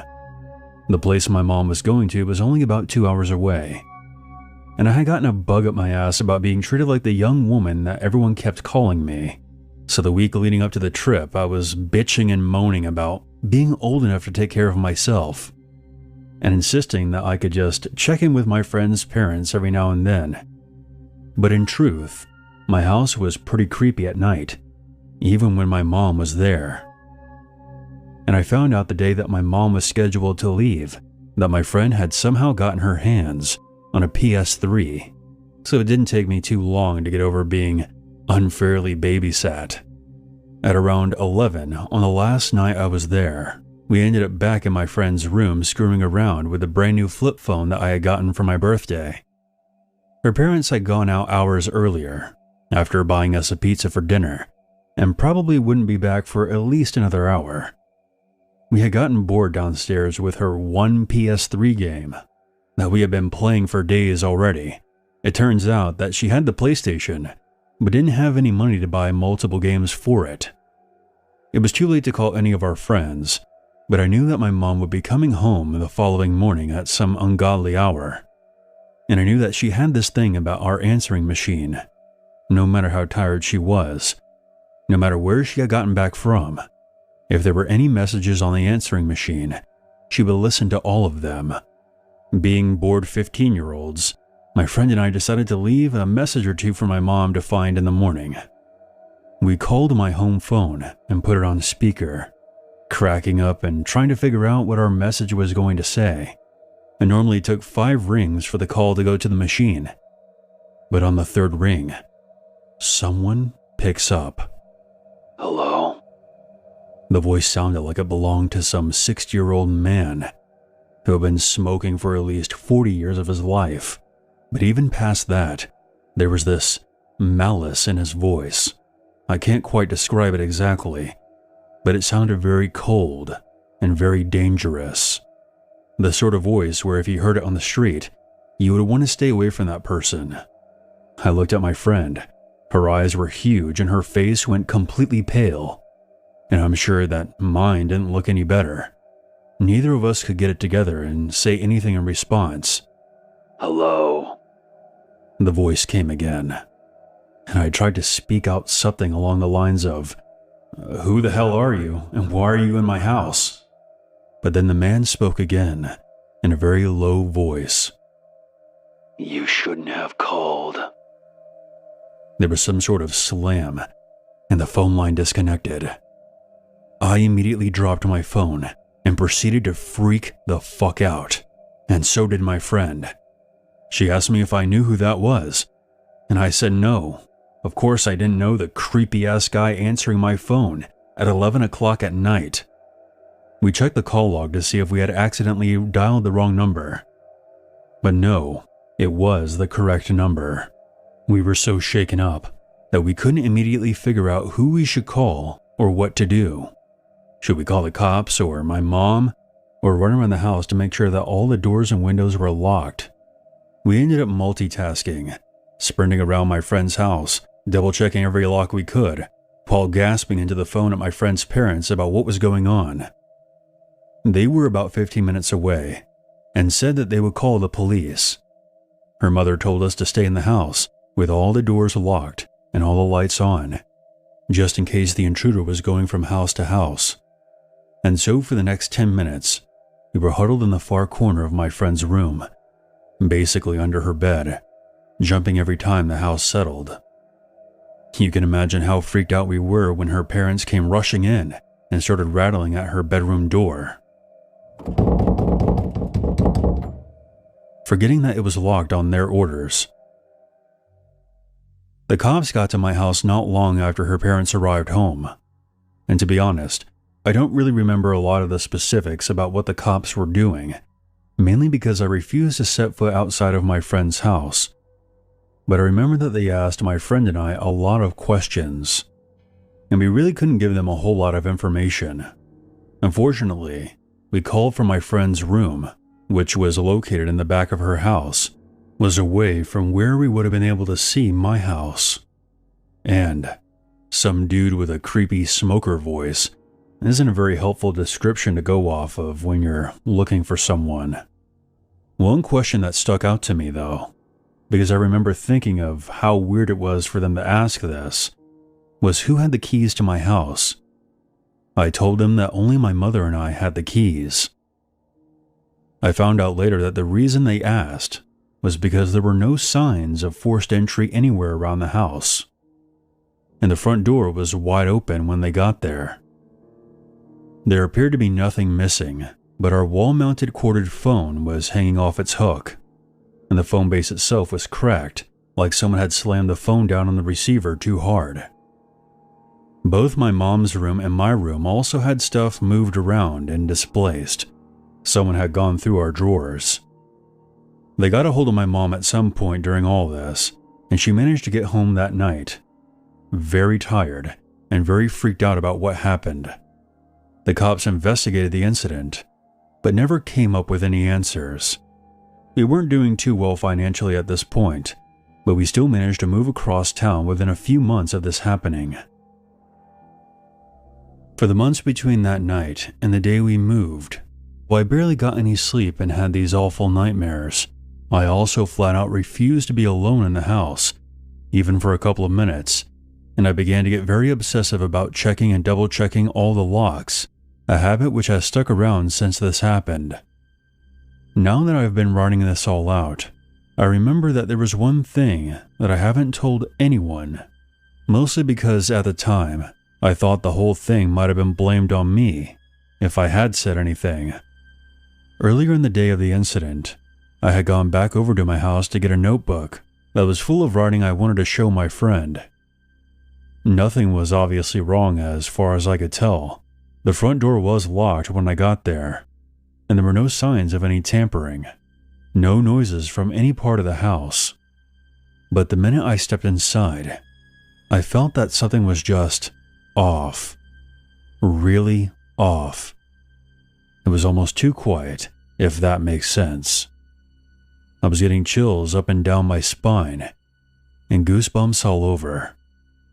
I tried to will myself just to get over it, and go to my room and grab my notebook, but I couldn't make myself take more than a few steps into the house. I was too creeped out. I locked the door and ran back across the street. I've thought back on that moment a lot, wondering if maybe I accidentally left the door open when I left, but there was no way. I distinctly remember turning the deadbolt back in place. When I returned to my friend's house, I felt like an idiot for being such a wimp that I couldn't walk through my own house even when it was empty. But looking back now, well, who knows? Perhaps my gut feeling is what saved me that day. It freaks me out thinking what would have happened to me if I had gone any further into the house.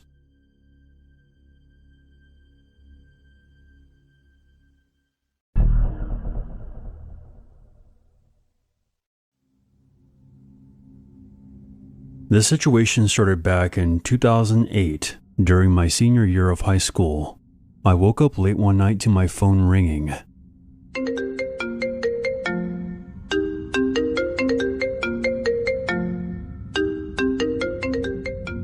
I looked at my clock and wondered who could be calling me at 4 o'clock in the morning. The caller ID said it was a private number.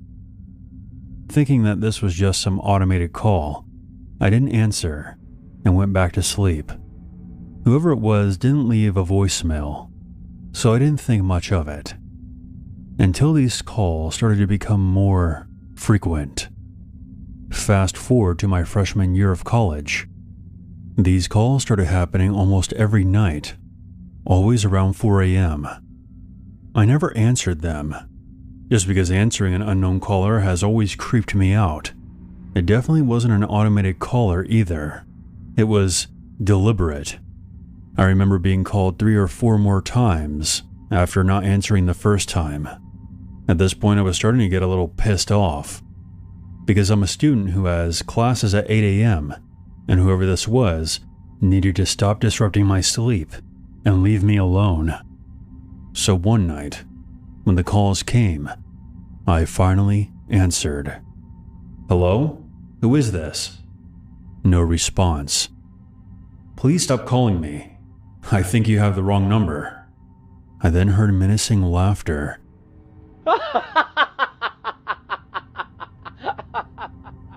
Followed by incoherent rambling. Even though I couldn't understand what was being said, it sounded threatening.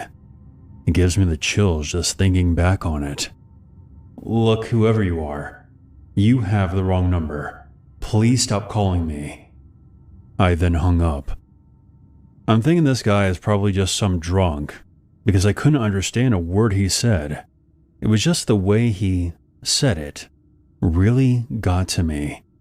I got a gut feeling that this guy was someone I never wanted to meet in person. Ever. And that's when I began to wonder if I had a stalker on my hands. I really became paranoid about it. The calls continued for months. They were so frequent that I ended up turning off my phone at night so I could sleep. I never thought about calling the police because I didn't have a number to go by. I was always very aware of my surroundings from that point on, though. Being in a third-floor apartment helped, but still, this entire situation was getting to me. During Christmas break of that year, I went home to Memphis, Tennessee. It was nice to take a break from school and just relax for a change.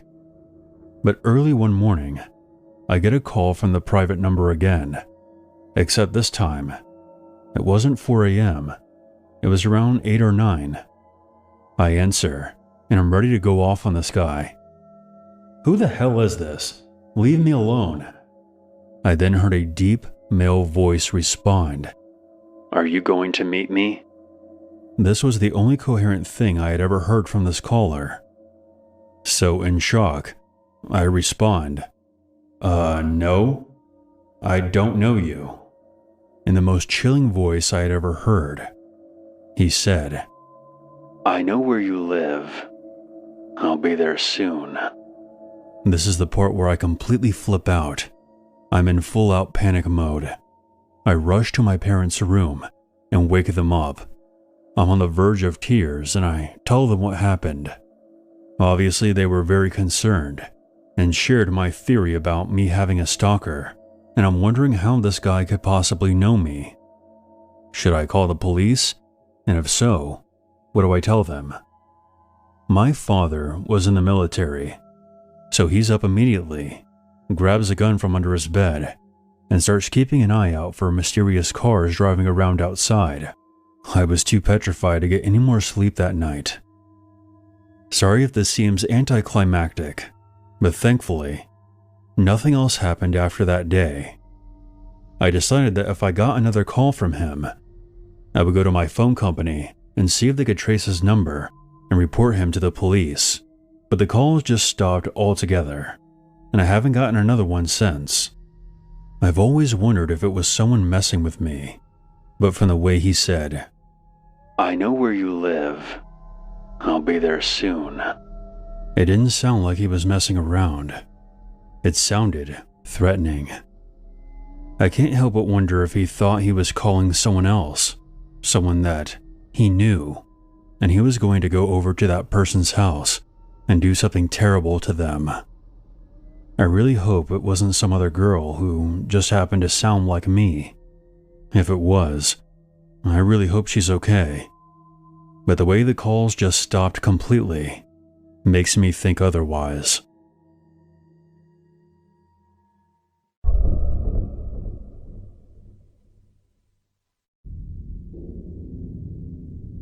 For some background information, I'm a female, and about 2 years ago, I had to go to a psychiatric facility so I could deal with some depression issues. At the time, I was 14. I had been in the hospital for 3 days when this all started. One morning, I woke up with an awful stomach ache and convinced the nurses to let me stay in from the activities and sleep off the pain. So while I'm alone in the hospital, my room phone begins ringing.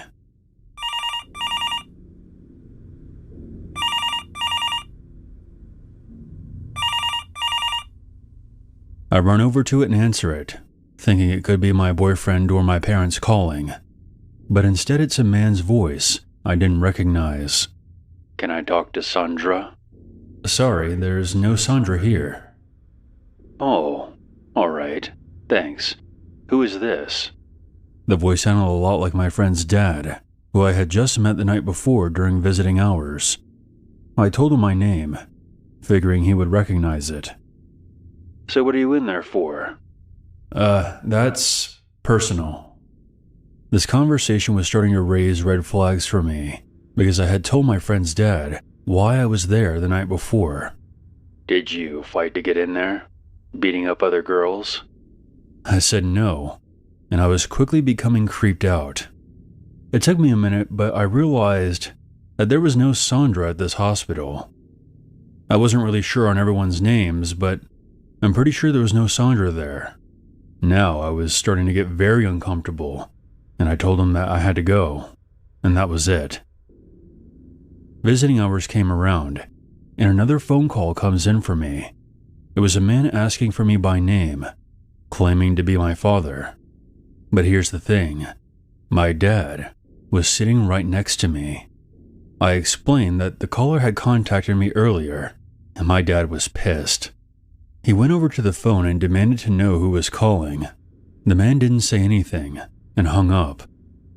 After a couple more calls came in asking for me by name, I informed the hospital staff, and they became very concerned and discontinued phone calls altogether.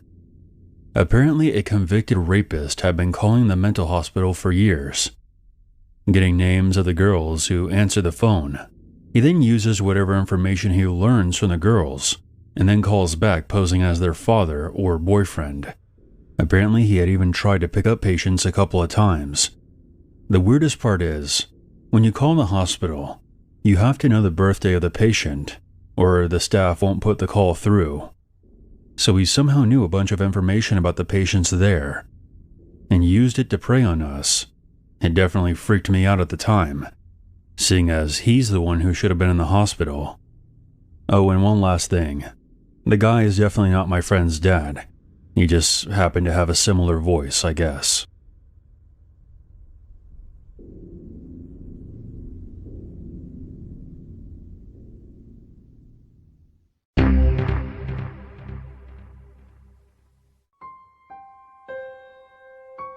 It was late when I stumbled into my apartment last night, trying to be as quiet as I could, but managing to bang into damn near everything, cringing at each thing I knocked over.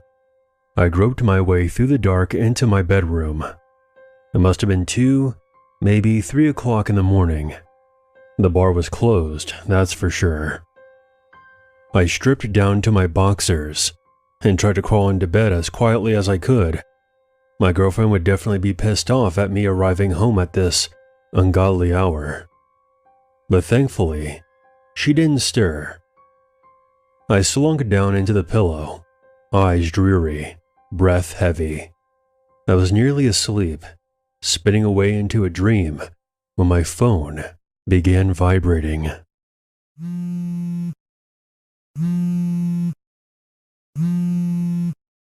I let out a groan before rolling over to the side of the bed and reaching for my phone.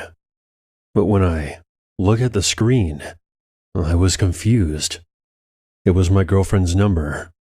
She must have left it at a friend's house and they were calling my phone to let me know. So I answered it. Hello? Hey babe, I just got home. Could you help me bring in the laundry? What the? It was my girlfriend's voice, but I turned my head to the huddled body lying next to me. My mind ran through infinite scenarios of what unimaginable horror awaited me underneath those sheets. It is a very cold and unnerving feeling when you find out that the person lying next to you in bed was not who you thought they were.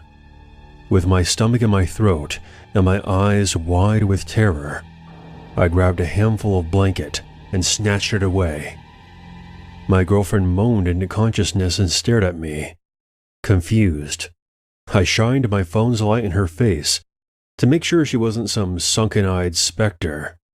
But no, she just looked really pissed off when she saw my eyes wide and my mouth open. I bet I looked pretty stupid. You stupid drunken asshole, go to sleep. She seethed and smacked me with a pillow. She then kicked my side a few times, grumbled some obscenities, and flipped over toward the wall. Yep, that's definitely her. I must have hung up the phone during the commotion, because it began vibrating again.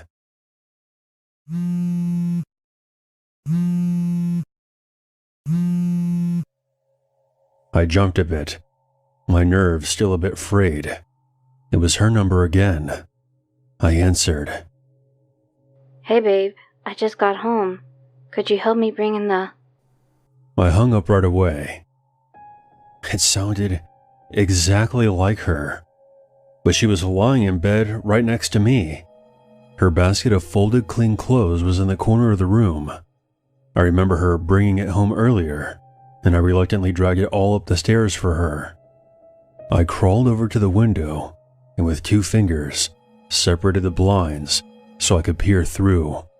I scanned the lot for her car, and I saw it directly below our bedroom. There was someone sitting in the driver's seat. They looked nearly identical to her. The longer I stared, the more it sank in that there was something very, very off here. I then began to notice slight differences. Her neck seemed too long, her shoulders much too narrow, and her head was too thin. It was like once it realized its disguise failed, that it began to show its true form. Her face began to twist to the side, all the while a toothy grin stretched wider and wider until it was touching both ears. Her large eyes had turned black and were staring straight forward into the steering wheel. Suddenly, her face snapped upwards. Her black eyes were now staring into my window. She raised a misshaped hand to her head, and my phone began to vibrate once more.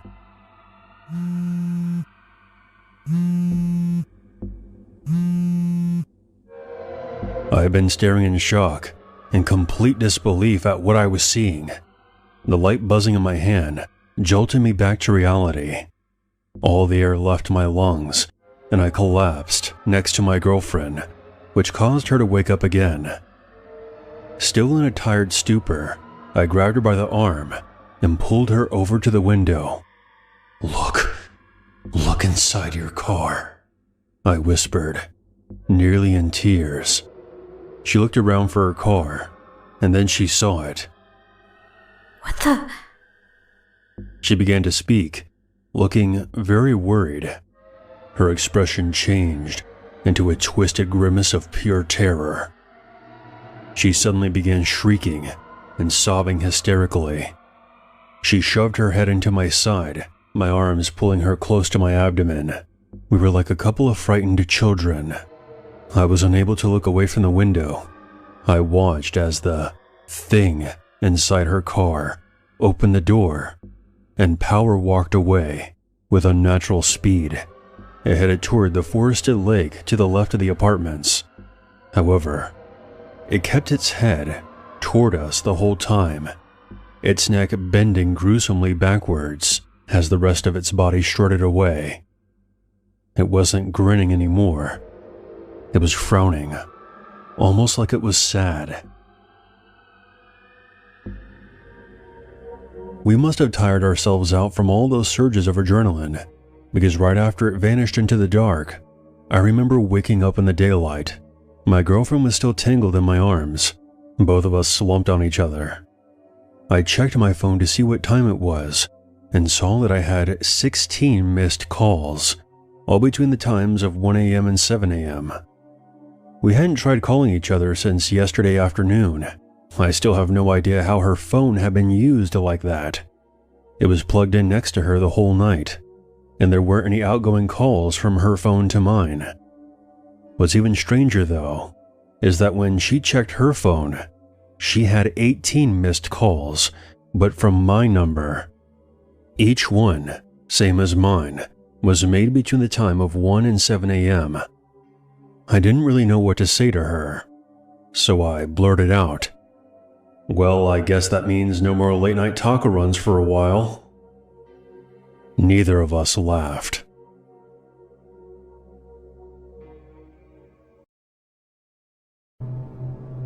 It was a rainy night, and I had just finished my shift at a local family diner. It was the so-called hotspot of my town where everyone from around would often stop by for a coffee or a bite to eat. This happened in the late fall of New Jersey. I was in high school at the time and worked this job to save up for a car. We'll call the diner the Shack. The Shack was about a 40-minute drive from my apartment where I lived with my mom. I obviously didn't own a car, so that meant I would be constantly taking the bus to and from work. Well, on this night, I was getting ready to close so I could make it to the bus when a coworker of mine had accidentally dropped some dishes on the floor. Being the kind-hearted soul I was, I offered to help her clean up, which maybe took about a few minutes max. After that, we clocked out and I walked over to the bus stop. But after checking the bus tracker on my phone, I came to the realization that I was 10 minutes too late. That was the last bus transit in the area, so that meant I had no way of getting home. This was before Uber and Lyft were a thing, and I didn't have the number for my coworkers, so I couldn't ask for help. And my mother was the type of person who made me take accountability for my mistakes. So if I were to ask her to come get me, she'd decline and scold me about how I should have planned accordingly. At that point, I decided that I'd walk home, which would take a little over 2 hours. Now, the diner I worked at was located in the suburbs of town. There's a single road with woods on both sides of it, and the diner was sort of alongside the road. The nearest buildings were quite a ways away, so the location was sort of rural, if that makes sense. So there I am, walking along the sidewalk with my earbuds in, listening to my music for about 20 minutes when my iPod died. Because I'm the idiot who constantly forgets to charge it and leaves her cable at home. With nothing to do, I get out my phone and played some iOS games while watching ahead of me. Then, about 3 minutes later, I see lights slowly illuminate from behind me and the sound of an engine. I turn around and there's a car approaching and stops right next to me.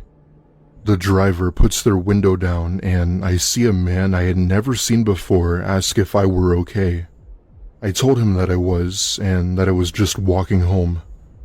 He acknowledges me and asks, "I can give you a ride if you want. I'm going in that direction anyway, so it won't be a problem." Now let me give you a description on this dude. He appeared to be around my age, decent looking, and wore a Target uniform. I know this because my sister used to work at Target and would always come home wearing the same uniform. I was hesitant at first, but it was damn near freezing out and getting a ride seemed like the only option. At that point, I accepted the ride and got into the front seat of his car. I know, I'm an idiot. He introduced himself as David and told me he was actually heading home himself. I sort of grew on him and told him my situation about missing the bus and how nobody would come to get me. He then starts to make this joke about how he was lucky he found me, which I'll admit made me a little uncomfortable. Although I didn't tell him that as I didn't want to sound rude. I give him the basic directions of the area my apartment was in, and he starts heading towards there. Not much was said for most of the car ride though. Every time I'd start up a conversation with him, he'd give me a dry response or short replies. I figured he wasn't the social type, so I just sort of sat back and ended up falling asleep. As I said, it was a 40-minute drive, and I was exhausted from work. I wake up about maybe 20 minutes later and look out the window to see that we were in a completely different area. We were on this paved dirt road in the woods that I could only assume was maybe in the area of my work. David? We're going the wrong way. Yeah, I know. I just have to do something really quick. Right then, I took notice that his demeanor completely shifted, which made my heart race. He went from this casual, normal guy to just sketchy. Just then, another car approaches us nose to nose and I see two people get out. He tells me to wait inside the car while he, quote, deals with this and to not get out. I see two men along with David go up to each other and begin talking while occasionally glancing over at me. For whatever reason, I started to get this strange feeling that something was off. Something in my gut told me I wasn't safe and that I needed to get out of there ASAP. I undo my seatbelt and open the door slightly when I hear this blood-curdling scream that echoed across the area. The scream surely came from inside that other car, and that's when I booked it out of there. I hear one of the men yell, "Hey," followed by 2 gunshots that thankfully missed me. As horrified as I was, I didn't care anymore. I only focused on what was in front of me, praying to God I didn't trip. All the while, I could hear footsteps approaching fast from behind while I'm navigating through the woods. Eventually, I come across a highway with some truck haulers passing through and flag them down. Thankfully, one of them stops, and after explaining myself, he takes me to the nearest police station. From there, I called my mom, frantically telling her to please pick me up. She of course did, and apologized profusely for not picking me up to begin with. I cried for hours on and quit my job the next day. The police had looked into what had happened and had managed to find the dirt road, but no signs of the cars. They also contacted all the targets in the area, asking if anyone named David worked there. Sure enough, there was no record of any David working there. This meant that whoever's car I got into that night was posing as a fake Target employee as a way to, I guess, make themselves trustworthy. As for the scream I heard, that was never revealed. I'm convinced that whatever I came across that night was some sort of trafficking ring, and that I was their next victim. Lots of crime and shady stuff happen around the area I live in, but I just haven't seen it until now. A year later, I moved out of state for college, and I'm having the time of my life in a much safer environment. This happened in 2008 when I was around 13, and at the time we lived in Florida. Life was kind of like what you'd expect for Florida. It rained a lot and was almost tropical during the summers. It was just me and my sister, and we were living with my dad and my now stepmom. Long story short, both my parents are split, with my mom living in another state, so my dad had obtained full custody of me and my sister. Sometimes my dad would have to go into work really late at his job and wouldn't come back until the next morning. One night, my dad had gotten ready for work and a thunderstorm was rolling through. We're pretty used to them coming, as after all, it was the start of hurricane season in the middle of summer. My now stepmom, younger sister, and I were in the couch in the living room watching the hit series of The Big Bang Theory. Us kids never really understood the show, but we found ourselves enjoying it for whatever reason. We're about halfway through an episode when the power immediately goes out. Nothing too weird. This was common in storms, and the power was a piece of shit, so this was no surprise. My stepmom got the flashlights and lanterns to have at least some form of light with us until the power came back. My dad says that he was going to go outside to check the power box and see if he could fix it before he left. My stepmom sort of watched over us as we waited for my dad. Then, after 10 minutes or so, my dad comes back in soaking wet. He comes back in with the sheer look of pure panic and puts his finger over his lips and tells us that he wasn't going to go into work tonight. My stepmom gives him a "what the hell is wrong" type of gesture, and he brings her aside. I wasn't sure what he told her at first, but whatever it was enough to make her visibly shaken up. She grabs us kids and takes us upstairs to her room while I see my dad getting out his 9mm. I remember asking my stepmom what my dad was doing, but she tried avoiding my question at all costs. My dad was gone for a few minutes while my stepmom was on the phone with someone. All the while, I stayed with my sister and read her a story from her book. Then, a few minutes later, my dad comes back and tells us kids something shocking. He said as he was outside checking the power box, he noticed something that made his skin crawl. The minute he opened up the box, he saw that it had been cut. At first, I really didn't understand, but then it hit me. The box had been cut, broken, tampered with. At that point, I put 2 and 2 together and understood that someone had done this. Someone with obviously very bad intentions. Turns out, the person my mom was talking to was the police, who were now sending out units. Now, this next part is what drives my family insane. Maybe about 2 minutes later, the home phone in my parents' room rings and my dad picks up.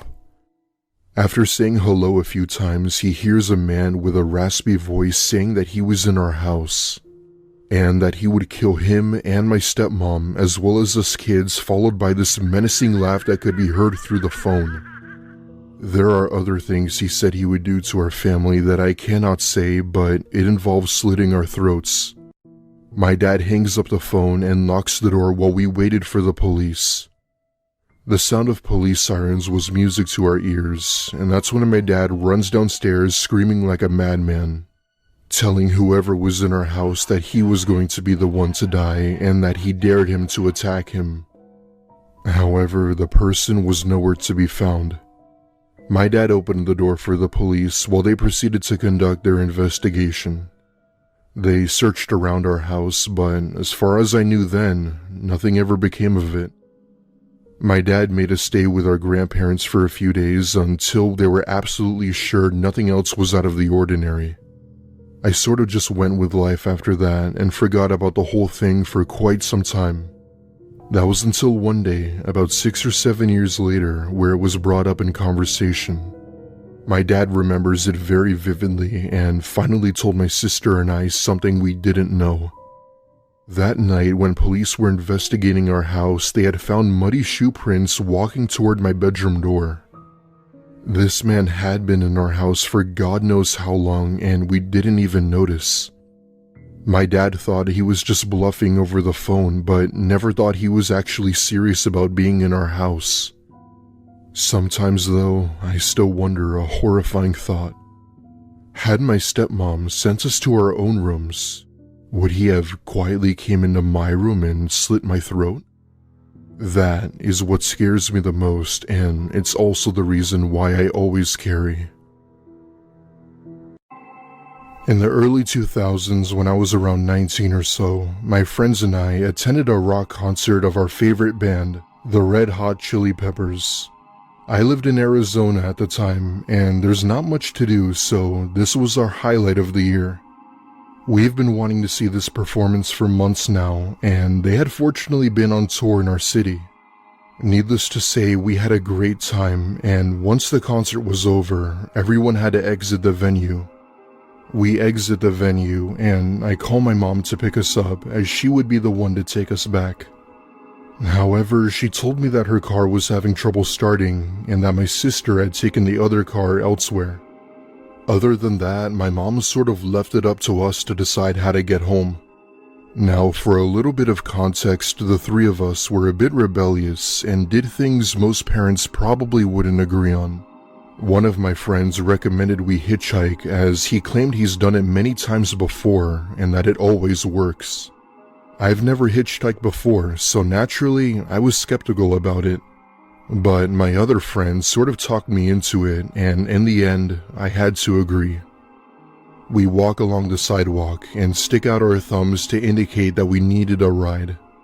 After maybe about 20 or so cars that passed, we see one car slowly pull up to us. The driver were these two Hispanic men who were maybe in their 30s hitting vapes. We thought nothing of it, and they agreed to give us a ride back so long as we paid them a few bucks. I'd say right away, however, I began to get this strange vibe from them that seemed relatively off. For some reason, though, I just couldn't put my finger on it. They start making their way over to my house, with us helping direct them on where to go. Then, after 10 minutes or so, the driver tells us that he has to pick something up from a friend which happened to be on the way to my house. I mean, I guess there wasn't an issue, so I told him it was fine. He gives me a nod as a thank you, and we go on our way. So there we are, all in the car, not saying a word to each other, when they pull into this empty plaza where another car can be seen. And standing outside of this car were a few people. At first, we didn't think much of it, but as we got closer, I began to notice how intimidating these people were. There were 3 men, 2 of them being absolute units and 1 with a black mask. Alarms instantly go off in my head, and we all kind of look at each other, knowing damn well this wasn't right. The driver and his buddy get out of the car, leaving one of the windows open, so we were able to understand a lot what was said. Apparently, this guy had owed money to these people for the import of various goods. At first, we didn't understand what he meant by that, but after putting two and two together, we realized it had to be drugs, because our driver is in trouble with the fucking cartel. My friends and I are debating on what to do now, as we know damn well from movies and TV shows that these people do not mess around, especially when they're owed money. Suddenly, I hear one of the men speaking Spanish and watch as he pulls out a gun and puts it to our driver's head. All the while, the driver is begging for his life and promises to pay them soon. My stepmother is Mexican, so while I understand a fair bit of Spanish, I don't speak it. What they're saying to this man, though, is horrendous. For one, they knew where our driver lived, knew his family, and that if he didn't pay up by a certain time, they'd kill both him, his wife, and their 6-month-old child. More specifically, to keep his child for themselves. Whatever that meant. There was other stuff that was said that I'm not going to share, but you get the idea. My friends and I were appalled by what we were hearing, and just then, two of the cartel members spot my friends in the car. These car windows weren't tinted by any means, and the parking lot lights made it easy for us to be seen. They approached the car while one of the men stayed with our driver. I quietly cussed to myself, and once they approached the car, they motioned for us to roll down the window. We were hesitant at first, but eventually complied and rolled it down. One of the men spoke with this heavy accent and told us that our friend over here was in, quote, deep trouble. Then they told us something that absolutely shook us to the bone. Do you see your friend there? ¿Tú crees que nos olvidamos? We never forget about it. You either nos debes or we come for your family first. That's how we teach you loyalty. I shit you not, I almost threw up right then and there, but somehow managed to keep my composure. A few minutes later, the driver gets back in the car, sweating like a dog, and tells us that everything is fine and to not worry. Me, nor my friends ever found the words to say. We just stayed quiet for the rest of the ride. Needless to say, they did drop us off while telling us to not say a word about what had happened. When we got home, my parents could tell we were a bit shaken up, but we had just said that we were tired after a long night out. I'm still not sure what they would have done had we told them the real reason. For the next 2 or so weeks, we all laid out our theories about why or how this guy may have been involved with the cartel. We weren't sure if it was by choice, forced into it, or was perhaps even part of it. How they knew his family and where they were is anyone's guess. They could have been bluffing, but if it's anything like the movies or shows, everyone knows that these people will find you some way, somehow. The one thing we do know is that I myself am highly convinced that we got into a car with a cartel member that night. My friends and I are thankful to be alive today, because they could have easily killed us right there as a way of demonstrating to our driver their raw power. We certainly don't plan on seeing those people again, never mind hitchhiking again. This happened to my dad when he was in his 20s, and it's something even he still can't get over. Not because of what he saw, but because of what happened, as it still bothers him till this day. This happened in the 80s. My dad had just finished dropping off his group of friends at their university dorms in his new Mustang. As a young adult, he loved that car and essentially treated it as his own kid. Sounds weird, I know, but that's what happens when you have a dad who is obsessed with automobiles. My dad had lived off campus at his parents' house, aka my grandparents', and was driving home after a night out. He described this night as being tiring and, quote, very dark. He's driving along, navigating on this dark stretch of road when he sees something up ahead. Upon closer inspection, he saw that it was a young woman, maybe late 20s to early 30s, flagging him down, giving the all-too-familiar upward thumb. Now, my dad was and is a nice guy, especially to someone who needed help. Without question, he opens the passenger door and she gets in without saying a word and points in the direction she wants to go. My dad had assumed she was deaf or had a speech issue that would prevent her from speaking. But needless to say, he was too tired to care and just drove off. She doesn't say a word, and my dad is just focused on the road ahead of him, not paying attention to the woman. At some point, he begins to get tired and glances over to the passenger seat to see that the woman is now gone. This obviously catches him off guard, and he slams the brakes while absolutely losing his shit.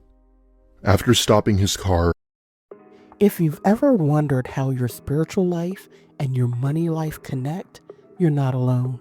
I'm Tina Brinkley Potts, and in the Money is Spiritual series, I explore a grounded, peaceful approach to abundance. Tap now to listen to the Money is Spiritual playlist. It might open a perspective you've been waiting for. And looking back down the road, he tries to process what just happened.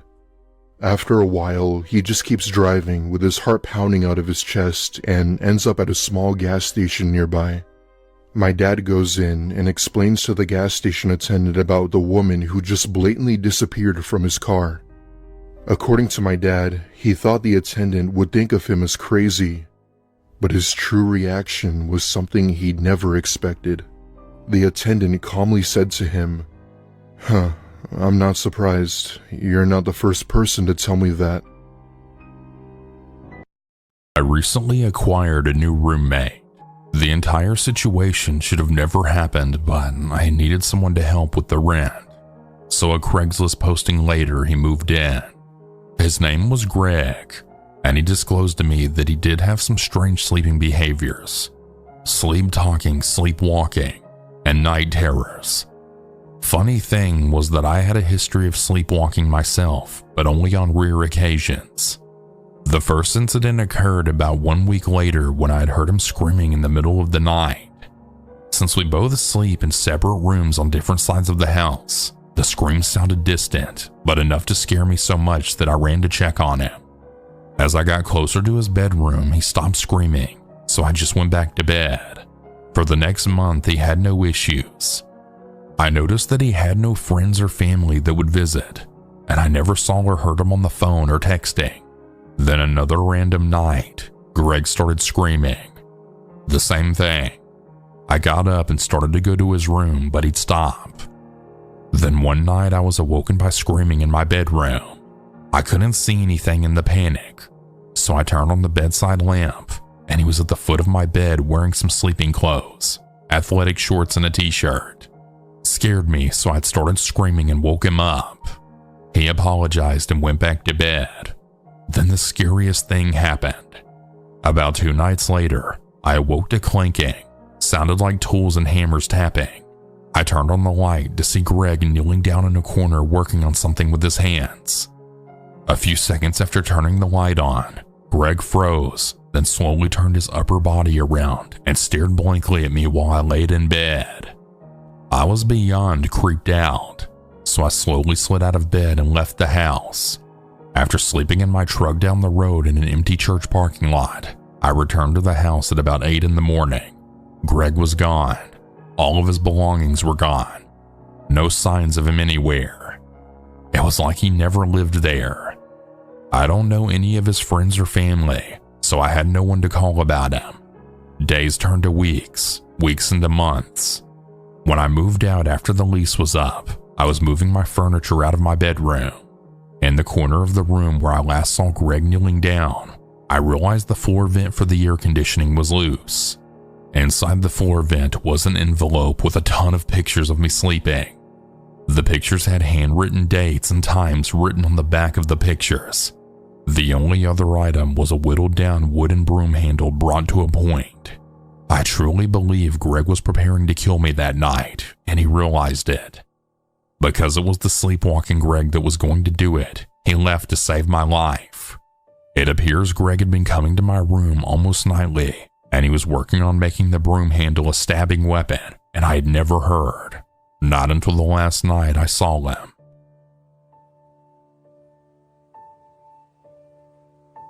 Before any judgment is placed, I would like to say that I wasn't in the best state of mind prior nor during the situation.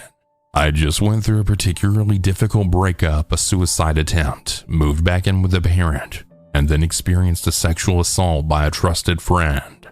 I didn't have a good judge of character, and I was by far hitting my rock bottom. After several months in my mother's home and after the sexual assault, I realized I desperately needed to get out of that atmosphere and try to get back up on my feet. I found a cheap home for rent and began my life all over again.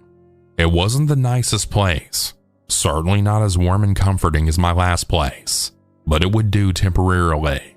Shortly after moving in, still not in the right mindset, and with a huge lack of self-care, I began using almost anything I could get my hands on. Many psychedelics, acid, mushrooms, and MDMA. Anyone who has experienced MDMA can tell you it gives you this incredible sense of happiness and content, which at the time I had neither. These short-term bouts of false happiness sucked any remaining serotonin from my brain, and it left me feeling just, if not more, empty inside. On top of that, after my suicide attempt, I was abruptly taken off all of my medications, as I used them to hurt myself prior. This meant my sleeping medication, and with it trickled down that familiar insomnia. Then my SSRI, which when stopping abruptly can exceedingly send you into a state of manic depression and confusion. And last but not least, my anxiety medication. I relied on this for years. It took me out of my agoraphobia, and it helped me with my PTSD triggers, which having my attacker live just several blocks away on the same very street as another individual who abused me from ages 11 to 14, I simply lost all abilities to cope.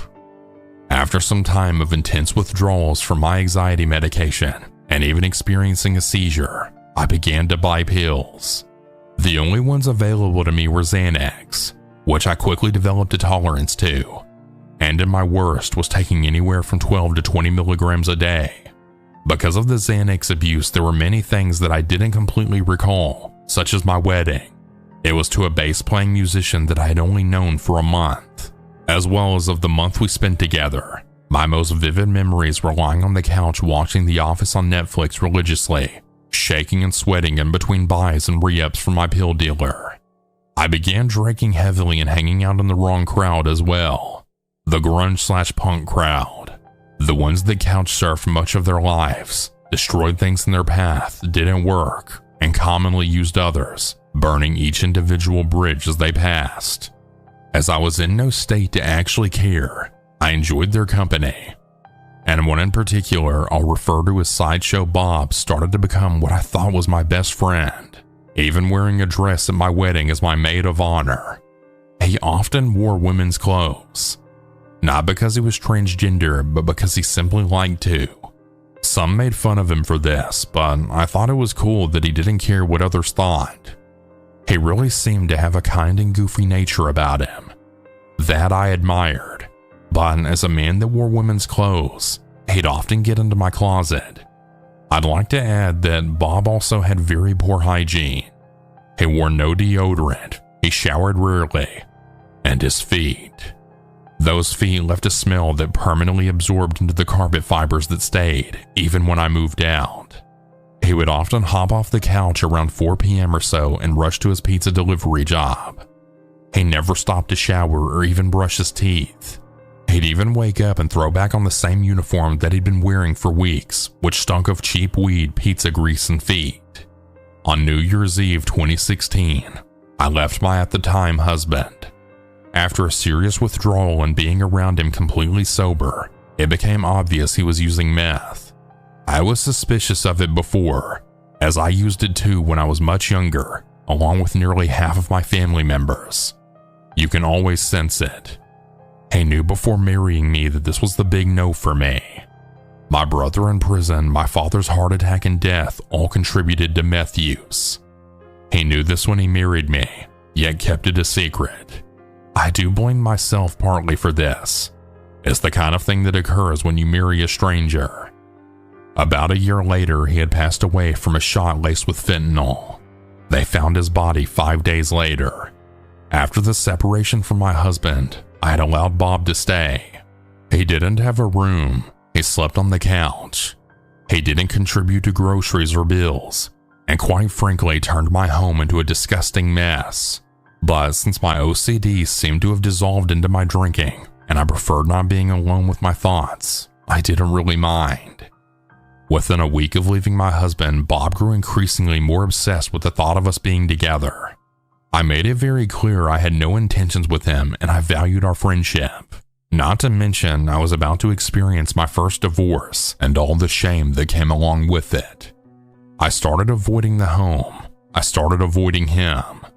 Every time I'd return home, he'd be there, in tears. Some days I'd find him not only in my clothes, but in my bed. Eventually, he quit his job to have a better chance of seeing me. He'd follow me room to room, demanding to know why it is that I can't see us together. Eventually, I told him if it didn't stop, he needed to leave. But he was quick to throw back into my face that legally he was a tenant in my home and that he needed 30 days notice. "I'm not going anywhere. You're stuck with me," he told me. Things grew much more aggressive, and I grew more uncomfortable and afraid by the days. His tears turned to anger. His questions turned to screaming. One very vivid memory I have is him staring me directly in the eyes, red-faced, spit flying, screaming, "You know, I am just so sick of being rejected by women." He was no longer my goofy drinking buddy. He was someone that I absolutely could not be around. A police officer suggested that I get a restraining order to get him off the premises, which I did. Then I kept the doors locked. His only few possessions in my home were a guitar and an amp, which I had placed on the back porch that notified him. He immediately tried to break into the home, kicking the old front door with such force I could see it begin to crack at the deadbolt, leaving dark shoe prints on the cracked white paint. The police had trouble serving him. He quit his job. He had no actual address, although I had provided them with his car description, license plate, and his friends' addresses. Morning, noon, and night, I'd find myself crying pressed up against that door, hoping that it wouldn't break open. Every time I called the police, he had already left. I'd find myself up at night staring out the windows, watching that loud green car of his drive by, feeling my pulse rise, phone in hand. For weeks, I received surprise visits from him. Most were terrifying. Occasionally, some were thought out. One evening, he had a mutual friend knock on the door, which I happily opened, only for him to quickly jump out from behind the door and attempt entering. I moved as swiftly and strongly as I could to slam the door and lock it, kicking again, calling 911 again. He'd leave again. After a few months, he moved on. He found a girlfriend who'd kicked him out quite quickly. He responded by beating her unconscious and attempting to cut her throat. Luckily, a neighbor heard the commotion and Bob quickly ran. He got off easy on those charges. But of course, if you Google his name, you see the repeated charges of serious assault. I spoke with his exes. I saw the photos of what he had done to their faces, their bodies. All I can think about is how that could have been me. The last time I saw him was back in my hometown at the local grocery store, as I had waited for a cup of coffee after a tiring 10-hour shift at my job.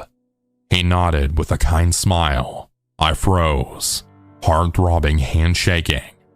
It was that day that I'd moved an hour and a half away.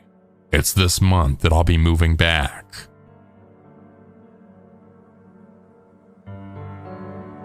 Names have been changed to protect the deceased, and for anonymity as well. After high school many years ago, I was in a bad place. My guardian had kicked me out after graduation. She didn't help me find a place to stay, so I lived in my car for a couple of months. I met some heavy metal dudes at work one day. I'd seen them around town and all of my other friends knew who they were. Everyone loved them. We became friends over a couple of months, and they offered for me to move in with them. I agreed. Looking back on it now, I wish I had just stayed in my car. My two main roommates were brothers named Jack and Cody. They were in a band. They also believed in the occult and anything of that sort. I never really believed in that stuff, but I'm not one to tell someone what they should believe. They had me live with them rent-free for several months, so who was I to complain? Being the only female in a house full of young men, I was always looking over my shoulder. You never know who you can trust. Turns out I was right to worry. Over time, their friends had started to stay with us for longer periods of time, sometimes weeks. Their friends were another group of brothers that they had gone to school with. There were 5 brothers in total, but only 2 stayed with us consistently. The younger brother Sam was very polite. He cleaned up after himself and he always helped with the household chores. The other brother Kevin had a laundry list of mental problems. He had apparently done some bad drugs back in the day, and it had developed into what seemed like psychosis of the religious sort. He had done time in prison for assaulting a woman with the Bible. He would often look you in the eyes and tell you he could see how you would die. Once he told me that I was possessed by a demon and that I needed my soul to be cleansed. Everyone in the house knew that he had these problems, but he was their friend. They had helped him through the hard times and gave him a place to stay. Otherwise, he would be on the streets. I was always on guard around him after the things he told me. No one else seemed to be as concerned as I was. They really should have been. One day I was sleeping and my phone rang. It was my boss. He asked if I could come into work an hour early. It was only 12 p.m. I was broke and, well, I had nothing better to do, so I said yes. I got up and began getting ready to leave. I walked out into the living room to see Sam and Jack sitting on the couch, while Kevin sat on the floor by the TV. He was watching scripture videos on YouTube, some real end-of-the-day stuff. That was fairly common, so I went about my business. I just said goodbye and left for work. My shift at work was almost complete when the phone rang. My boss answered, handed the phone to me, and said, "For you." I was just a cashier, so I assumed it was a friend that couldn't reach me on my phone. I answered the phone and I had heard a man's voice that I didn't recognize. Hi, this is Detective Nelson. Something happened in your apartment today, and we need you to come to the station to talk about it. I left for work immediately. I had assumed one of the brothers had been arrested for drug dealing or something. I was very wrong. I got to the station and was buzzed in. An officer escorted me to a small cold room with a camera. He gave me a bottle of water and left me by myself for about 30 minutes. My mind was racing, thinking about what could have happened. He came back in, and he informed me that Kevin had stabbed and killed Jack at around 1 p.m. I was shocked. I had just left the house an hour before it happened, and everything seemed fine. I asked if there had been a fight. The detective informed me that there hadn't been a fight, but it seemed to have happened out of nowhere, whatever it was.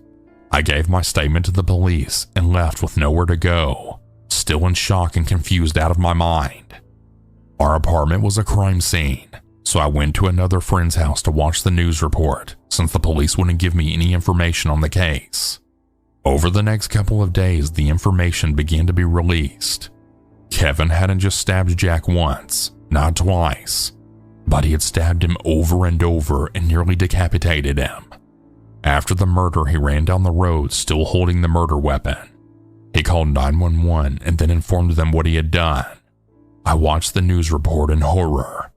We had known he was unstable, but this, he had fully confessed to the brutal murder and he provided the police with his notebooks. He had apparently been planning to murder all of his brothers, my roommates, and me. He thought we were possessed by demons, and this was the only way to free us. Luckily, none of his other intended victims were there that day. Sam unfortunately witnessed the murder, but luckily he escaped. If I hadn't gotten that call from my boss, I can honestly say that I wouldn't be alive today.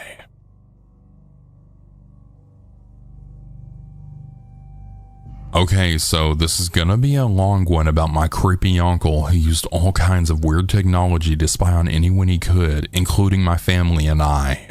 So my family of 5 happily welcomed my uncle, who's my mom's brother, into our home as a roommate a little over 10 years ago, maybe even longer. We'll call him David for the purpose of this post. David, over 40 years old at the time, was very kind at first. He was also hardworking, and to himself for most of the years that he had spent in our home. He's always been really interested in technology and spyware. If it had a camera or could listen and record, he was highly interested in it. He was pretty private about his room and computers, and we never invaded his personal space because he never gave us a reason to. As time passed, I'd say 6 years, we noticed his behavior got a little more introverted and private. He was extremely depressed and paranoid, but he refused to address these issues, so we left him alone for the most part. As far as I know, he was involved with chat rooms and listening devices. He started drinking pretty heavily, and would sometimes steal my mother's prescription pills to catch a high. Again, these things were pretty much touch and go, and no one in the household really knew how to address his worsening behavior. My dad would occasionally question him and his actions. We don't allow alcohol in the home because my dad used to struggle with substance abuse himself, and he's been living sober for quite some time now. Anyways, we gave him an ultimatum: stop drinking or leave. This worked for some time, but he would just hide from us when he drank, lock himself in his basement room for hours, sometimes even days. We knew he was drinking though because at random hours of the day you could hear anger-fueled screams coming from his room in the basement level. That or loud techno music that would thump until 12 a.m. The last 2 years specifically have been really hostile and strange between him and our family. Anytime he would return home, he'd be highly intoxicated and ready for bed. None of us would interfere because it wasn't uncommon to get into an argument with him about his odd behavior and heavy drinking. I was a 19-year-old female at the time, and my father was over 45. He became really hostile towards both of us. He would purchase a lot of strange devices designed for listening or watching, which made us all intensely uneasy and on edge. My father told me that once he came home with these new sunglasses and excitedly told my dad that they're really great for watching people, and that he had spent the whole day at the park lurking on strangers. I don't believe that he had any malicious intent towards anyone, but his fascination with spying was honestly unnerving and a big red flag. We demanded that he leave and seek residence elsewhere, gave him a deadline, and even offered him helping finding a new place to live. He ignored us for weeks and pretty much refused to leave our home. My mother didn't know how to handle the situation, especially because it was her own brother. She feels like we've betrayed our family or forsaken him. Anyways, it wasn't uncommon to find small, strange devices all around the house that were absolutely unexplainable if you've never seen them before. Things like movement tracking devices, infrared cameras, or mics that would record any audio that occurred in the room it was placed in.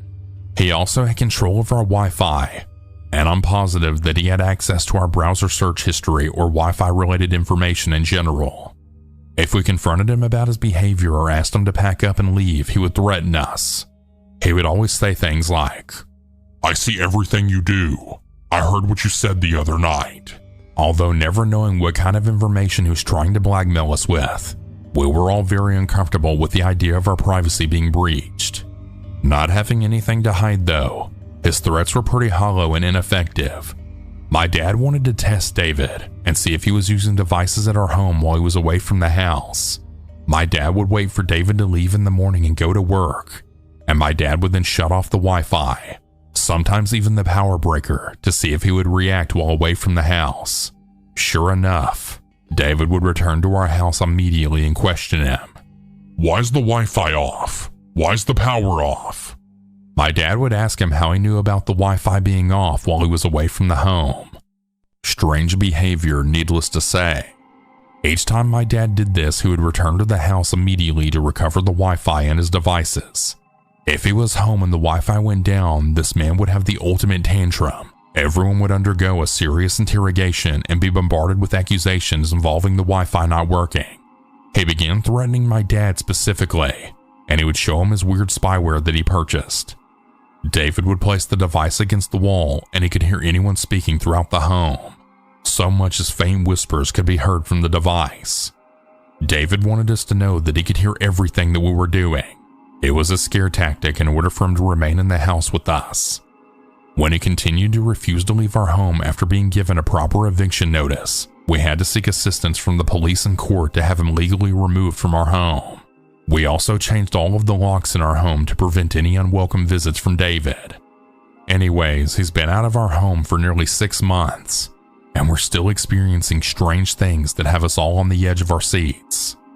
Strange faint beeps from different areas of the house, unknown Bluetooth devices that are supposedly 10 meters or less away, and wires that run all around the house.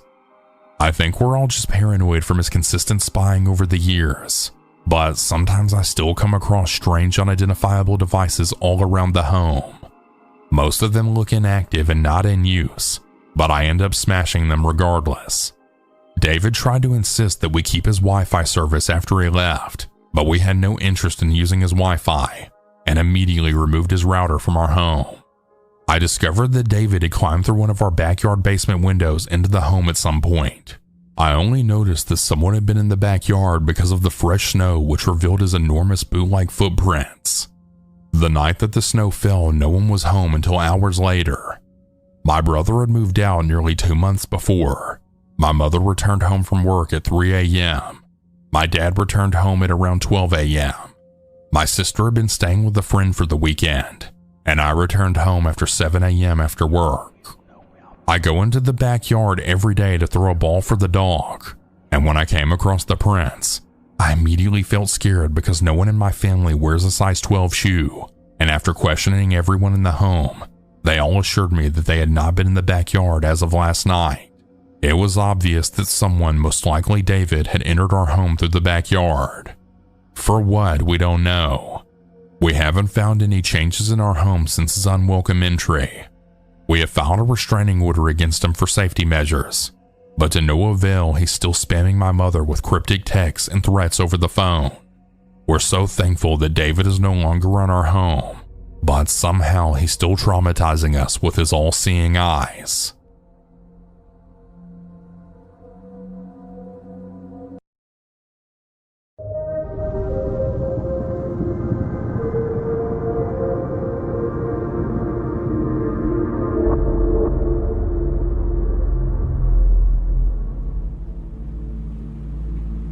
Back in September 2019, I ended up meeting up with a girl in the comments section of a Facebook post.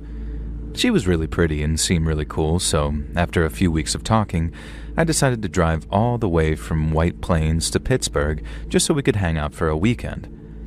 I remember a friend asking something to the effect of, "Have you talked to her much on the phone?"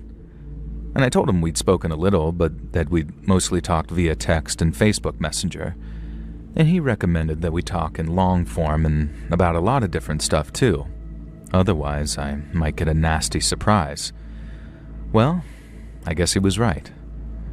And now I won't bore you with all of the details, but let's just say me and this girl weren't nearly as compatible as I'd hoped. And then while I'd originally planned on staying the whole weekend so me and her could get some food, maybe catch a movie, I decided to just cut my losses and drive back to New York on Saturday evening. I figured if I hit the road at around 7 p.m. I could be back home by around 1 the next morning. And no doubt I'd be exhausted by the time I got home, but not too beat that I'd risk getting into an accident or anything. So with my mind made up, that's what I did.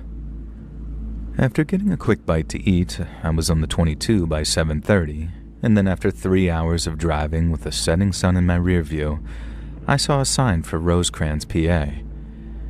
It had been dark for maybe 30 to 40 minutes, and I remember seeing a Sunoco gas station all lit up just off the highway to my left. Then just a mile or two up the road, and in timeless fashion, my gas gauge lit up with a low gas warning. Maybe that's just my luck, that it never lights up as I'm approaching a gas station, only ever when it's just a speck in my rear view. But I was also driving on one of those divided highways, the kind with a whole-ass miniature park between the two stretches of highway, and this obviously meant that there was no turning around for miles. And then I asked my phone, "Hey Siri, where's the next gas station?" And then my phone started talking about another gas station that I'd find if I turned onto US 15. I'd have to drive another 20 to 30 minutes or so, but it was there, and I wasn't about to run out of gas and get stranded like an idiot. And I remember checking the highway ahead of me and not seeing any other cars behind me or ahead of me, so I thought it was safe to actually look at my phone screen to make sure that I'd take the right turn. And I swear to God, I looked for no longer than 2 seconds at the most, And then when I brought my eyes back to the road, there she was, dead ahead of me. I slammed on my brakes, almost giving myself whiplash in the process, but I kept control of my car. The girl went from being a faintly lit shape on the furthest and dimmest reaches of my headlights to being only 5 feet in front of me. And while my first instincts were to yell, "Are you effing crazy?" at her, I quickly realized why she'd been walking in the middle of the highway. She looked to be in a bad way. Her clothes were all torn up, and there was blood in her hair from what looked like a head wound, and I didn't see it until she climbed into my passenger seat, but she wasn't wearing any shoes either. The moment my car stopped, she limped around to my passenger side and then tried to open up the door. I keep it locked out of habit, so her first attempt did nothing but make a dull wrenching sound, but that was soon followed by this blood-curdling screech of, "Open the door, I'm begging you, please!" I still had zero clue what was going on, so my first reaction was to spin around in my seat just in case who or whatever had hurt her was close by. I didn't open my car door right away, because obviously if I was going to carjack someone, using a pretty girl in distress as bait seems like a very effective tactic. But when I didn't see anyone, and when the girl gave me another very convincing cry of "please help me," I guess that seeing the blood up close and hearing the genuine terror in her scream, they kind of overrode my paranoia. Then after taking one final look at her, I unlocked my car, and she practically dove into the back seat before slamming the door closed behind her. And as I took off again, she says, "Mister, we need to move. We're not going fast enough. They're going to catch us." And so I put my foot down as I asked who they were. She said she didn't know. They just took her. And it was then that I noticed the handcuffs around her left wrist. One cuff was still locked around it, but the other just hung there awkwardly. I didn't need any more information other than that. I just put my foot down and burned rubber for a few miles till I thought that we were at a safe distance. I checked my rear view a few times, and then when I didn't see any lights, I slowed from around 70 to a pretty safe 35. But as we started to slow, the girl started yelling. And she says, "Why are you slowing down?" And before I could even answer, she says, "Go faster, what are you doing? They're going to be following me." I'm kind of freaking out internally, but I told her there was no one in sight, and we also wouldn't be going anywhere if a cop came the other way and caught us doing a buck and change. But then she says, "You don't get it. We want the cops. If those guys catch me, they'll kill you too." And I guess when you think about it, I didn't doubt that. If whoever she was talking about had been willing to handcuff her before trying to crack her head open, I have no doubt that they'd put a bullet in me to get her back. It was also kind of a relief to hear that thing about the cops too, because when I saw the handcuffs, there was a part of me that thought, Jesus, please don't accidentally be harboring a fugitive right now. But it wasn't the cops she was running from. I sped up a little, pushing things back up to 60 plus so we were moving without breaking any speed limits. And then I was checking my rear view every other second, expecting a pair of headlights to appear. And that's when I remembered my goddamn gas tank and how it was almost empty. As you can imagine, the girl was not excited when I told her that we needed to stop for gas at the next town. She didn't want to believe it at first, that the driver she thought was going to save her had a fuel gauge in the red, and she started freaking out in the passenger seat, screaming the F word over and over until I managed to talk her down. I put my foot down again, picked up some speed, and then told her to call the cops and tell them to meet us at that gas station that we were about to pull to. The girl grabbed my phone from the dash and called 911, and then over the next minute or so, I listened to what she said and got a little more info on what had happened.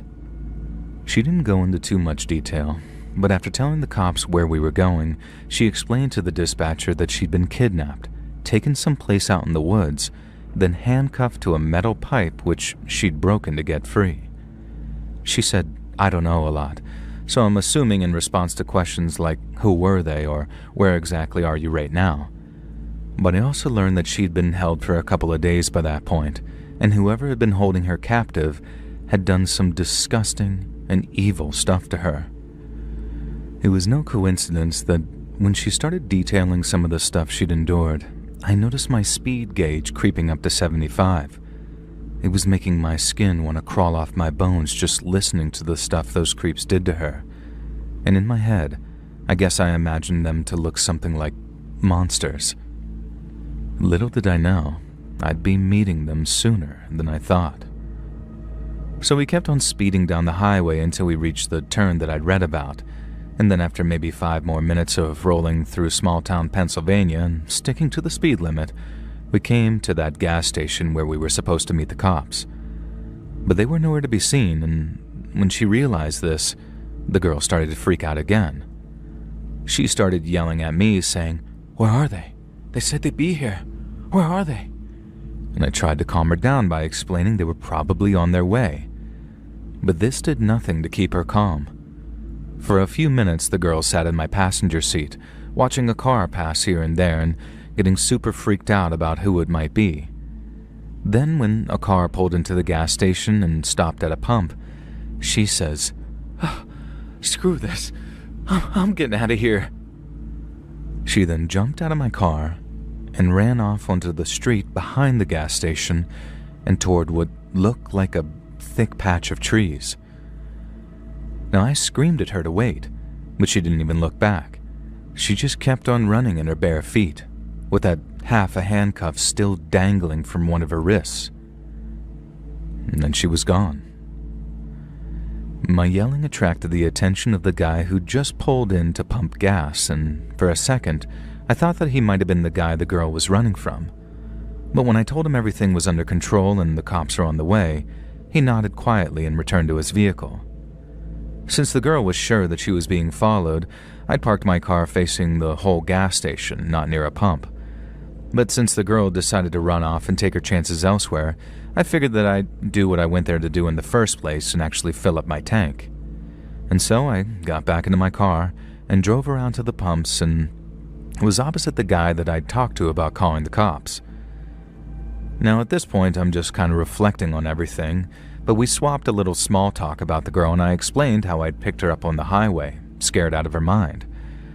And he agreed it seemed like something really bad was going on. And then he wished me luck with the cops before he paid for his gas and drove off. But no sooner had he pulled out when another car came rolling into the station. It was a 4-door sedan, a pretty nice one too, and it pulled up to the pump just behind me. 3 men then got out, all real regular-looking guys, probably in their 40s or 50s, and then instead of pumping gas or walking over to the store to buy snacks, they started looking around the area like they were searching for something, or maybe someone. I'm keeping one eye on my gas pump and one eye on the guys that just pulled up, and then suddenly, the oldest of the 3 says, "Hey, you haven't seen a little lady walking around here, would you?" Now, I've always been a really bad liar, and I knew a straight no probably wouldn't pass with this guy, so when the older guy asked me if I'd seen her, I said yes. But then, instead of telling them the whole truth, I told them a version of it. I said that I'd seen a crazy-looking broad in the middle of the highway who'd tried to get me to stop. But since I was pretty sure she was about to try and carjack me, I kept my door locked and drove around her and sped off. I knew not to look him dead in the eyes, so I looked around him and his buddies and then asked, "Why? What's this about? She escaped from like a insane asylum or something?" And the 3 of them just sort of laughed, and I figured that I might have, sold them on my performance. But then as the older guy stayed in front of me, his 2 buddies started flanking me on either side, with one looking at my car and the other looking off in the direction that the girl actually ran. The older guy then suddenly asked me, "Did you call 911? And again, in what was a version of the truth, I told him I had. I didn't mention anything about arranging to meet the cops at that gas station. I just said that I called them because I was worried some crazy B-word was going to end up splattered on the highway, and some poor schmuck like me was going to end up going to jail over it. I'm not saying it was an Oscar-winning performance, but I tapped into some genuine emotion there. Yet no matter how convincing I thought I was, the guy's two friends weren't moved in the slightest, and one of them was now looking through my car windows, clearly looking for any sign of that girl. I think those were some of the scariest, most nerve-wracking moments of my entire life, praying that girl hadn't left anything behind on the passenger's seat when she'd bolted, something like a scrunchie or maybe some of her clothing. I also got terrified that I left my phone on the dash and that the guy might see a blood smear or something on that from that girl, and so you can imagine my relief when I felt the weight of it in my pocket. I was at that point I decided to be a little aggressive, and I don't mean that in a sort of I tried to fight them way. It was almost like a normal person would want to know why their car was being inspected, and that's what I asked. I turned to the guy looking into my car and was kind of rude and standoffish when I said something like, "Hey, what are you looking for, buddy?" And he looked at me and started backing off away from the car with nothing but a smile. The older guy then said something to the effect of, "Don't mind my friend there, he's just a curious soul." Something really creepy like that, and then they made their excuses and moved on. As I went to pay for my gas, the three men were still walking around the gas station. They were doing it less urgently than when they'd first arrived, more subtly too, but they were still looking for that girl. I walked up and down in that store after paying for my gas, making out like I was just an indecisive snacker, and then a few minutes after, the three guys got back into that sedan and left. I then made myself some coffee, ate a few protein bars while I told the clerk that whole story, and then walked outside to meet the cops when they showed up maybe 20 minutes after I'd hoped they would. I repeated the story, included the part about the three guys showing up, and with added emphasis on how damned unnerving this all had been, like they had the girl fitted with a tracking device or something. And that sounded like a little too sci-fi for me at first, but the more I thought about that afterwards, the more it shifted into the realm of possibility. I know I was on a lonely stretch of highway, and at this point it was almost 11 p.m., but the fact those guys seemed to know exactly where to stop, which car she'd been in, and which direction she'd run off in, it makes me think that that might have just been the case. Even the cop that I spoke to agreed that if it was some kind of kidnapping situation, the girl could have been fitted with some kind of tracking device, most probably in the handcuffs that she was still wearing when she got into my car. And before he left, one of the cops thanked me for calling it in and added that even though it had been a stressful and potentially traumatic situation, getting the police involved was the right thing to do, and meant that we were one step closer to bringing everyone involved to justice.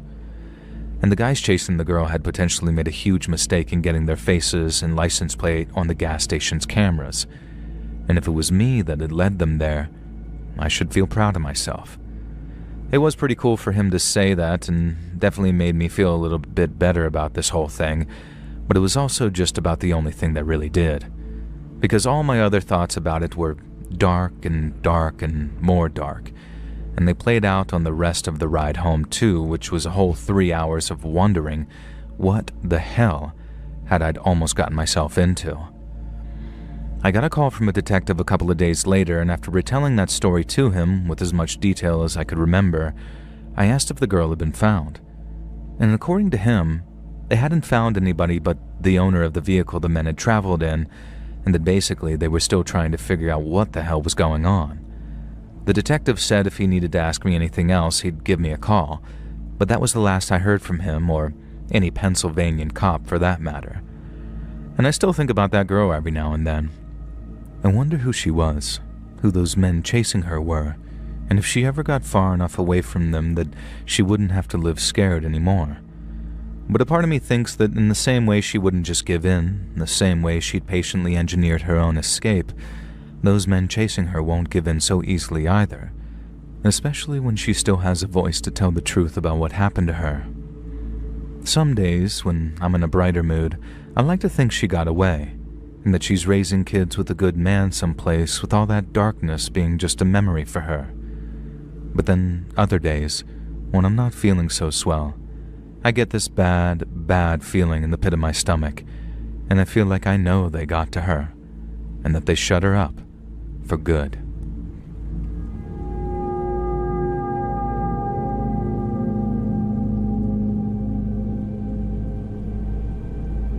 My name's Nick, and I'm from England.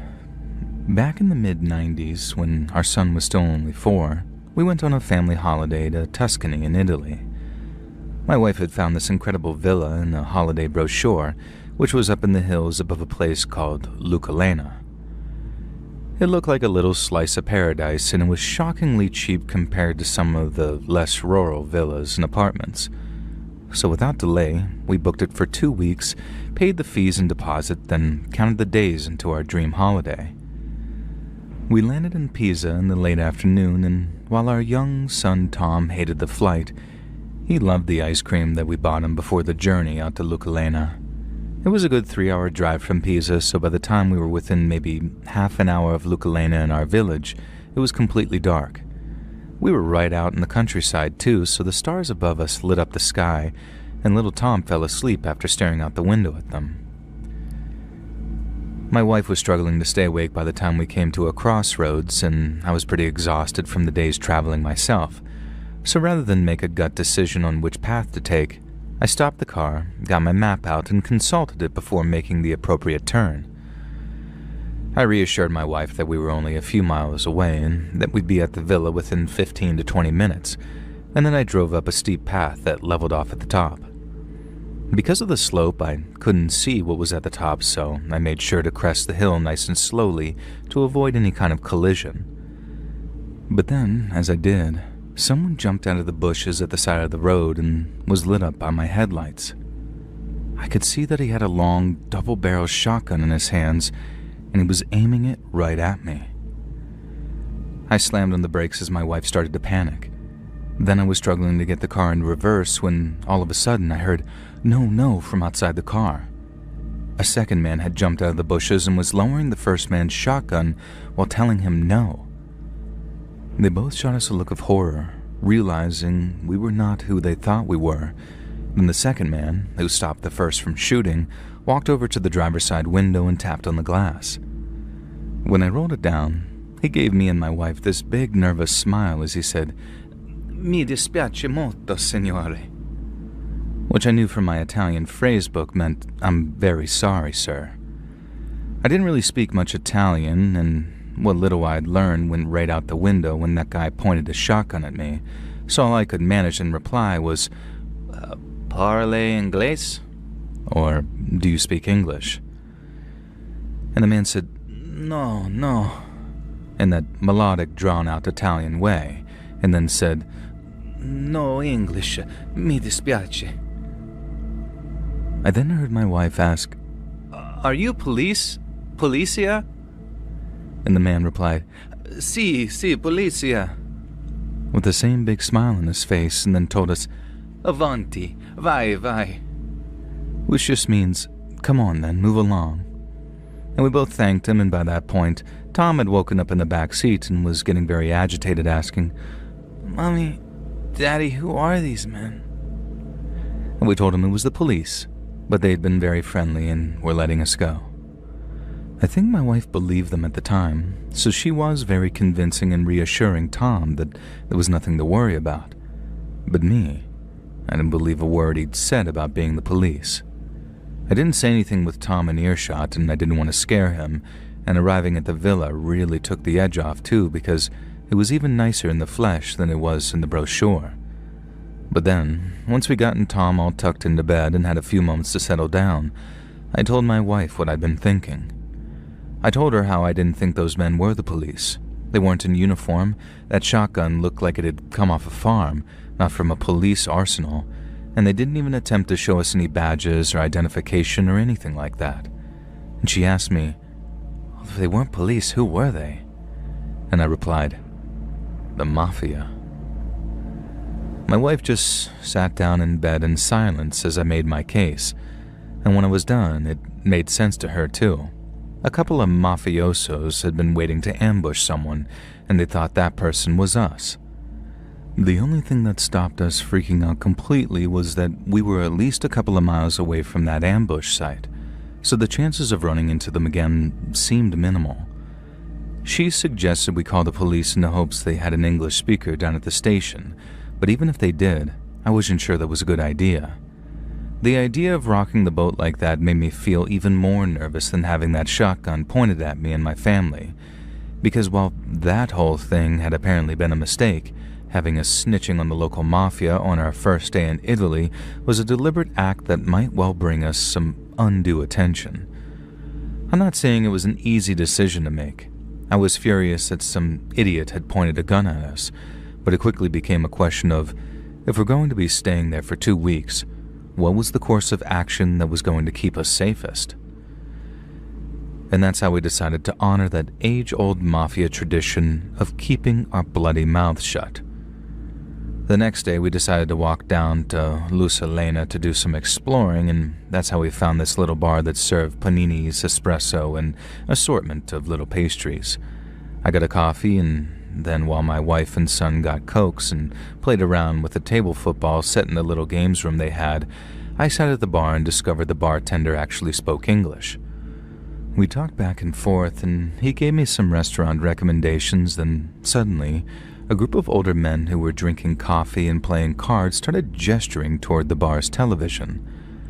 The bartender turned up the TV, which was showing us a news report of some kind. I asked the bartender what it was about, and after listening to the news lady speak for a minute or so, he turned back to me and said, "There's been a murder, not far from here. His was a businessman who got killed. Oh, terrible thing." I asked him exactly how far away the murder had been, and after consulting with some of the older men, the bartender confirmed my suspicions. It had taken place in almost the exact spot where those armed men had jumped out of the bushes ready to fire at us. I didn't rush to tell the wife. I didn't want to frighten her any more than she already was. But later that day, once we were back at the villa and getting ready to head out for dinner, I told her about the murder.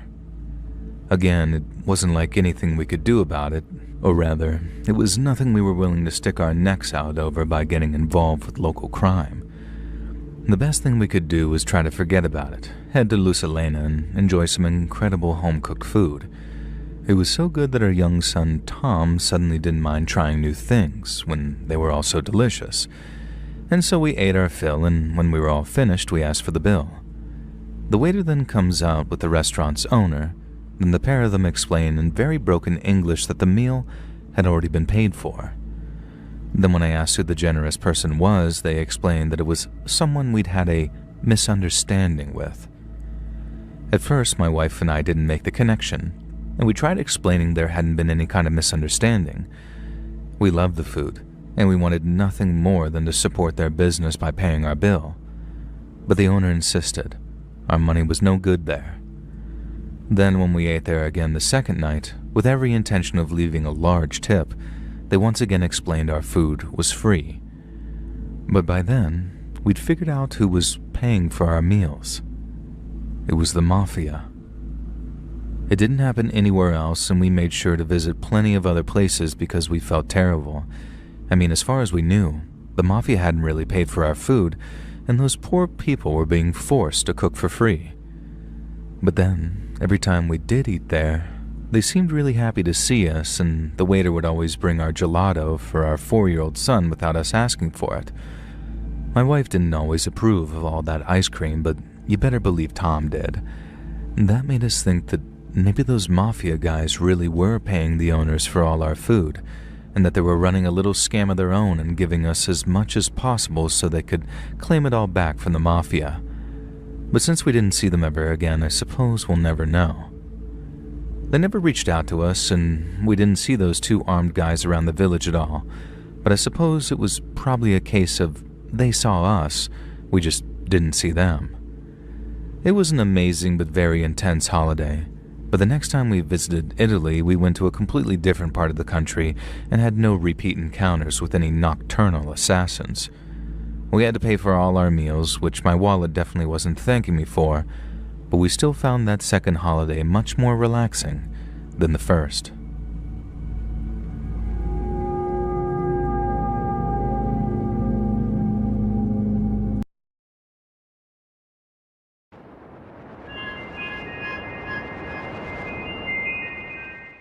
Stepchildren are the worst. I'm sure you've heard plenty of horror stories before, but trust me, no one has a worse experience with a stepson than me. His name was Logan. When I started dating his mother, Patricia, Logan had just turned 18. Patricia warned me beforehand that he was a little spoiled, but it was so much more than that. He made poor Patricia wait on him hand and foot. She cooked for him. She cleaned his disgusting room every day. She picked out his clothes in the morning. She literally ran his bath for him every night. Thank God she didn't have to wash him herself. The kid was 300 pounds of soft, helpless flab, constantly whining, constantly asking for snacks. Not once did I hear him say thank you. Just give me now and more. Patricia's excuse was that Logan's father had died when he was 8, and she coddled him too much because of it. Well, I had to do something. Patricia moved in with me 2 years ago, and since Logan refused to get a job or go to college, he moved in too. Now that he was living under my house, he had to follow my rules. On day 1, I told him to pick up after himself and treat both Patricia and me with more respect. He couldn't do that. He just got right back to whining all the time and leaving trash everywhere. 2 days into his stay, I gathered up all the wrappers and fast food junk from the house and set it all on his bed. And you know what he did? He just left it there. He slept on his own trash until Patricia found out and cleaned it up for him. Months went by and he didn't change at all.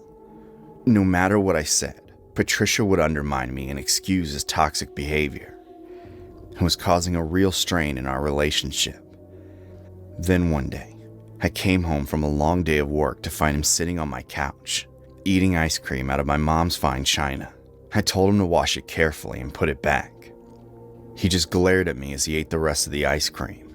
Then he purposely dropped the bowl onto the floor.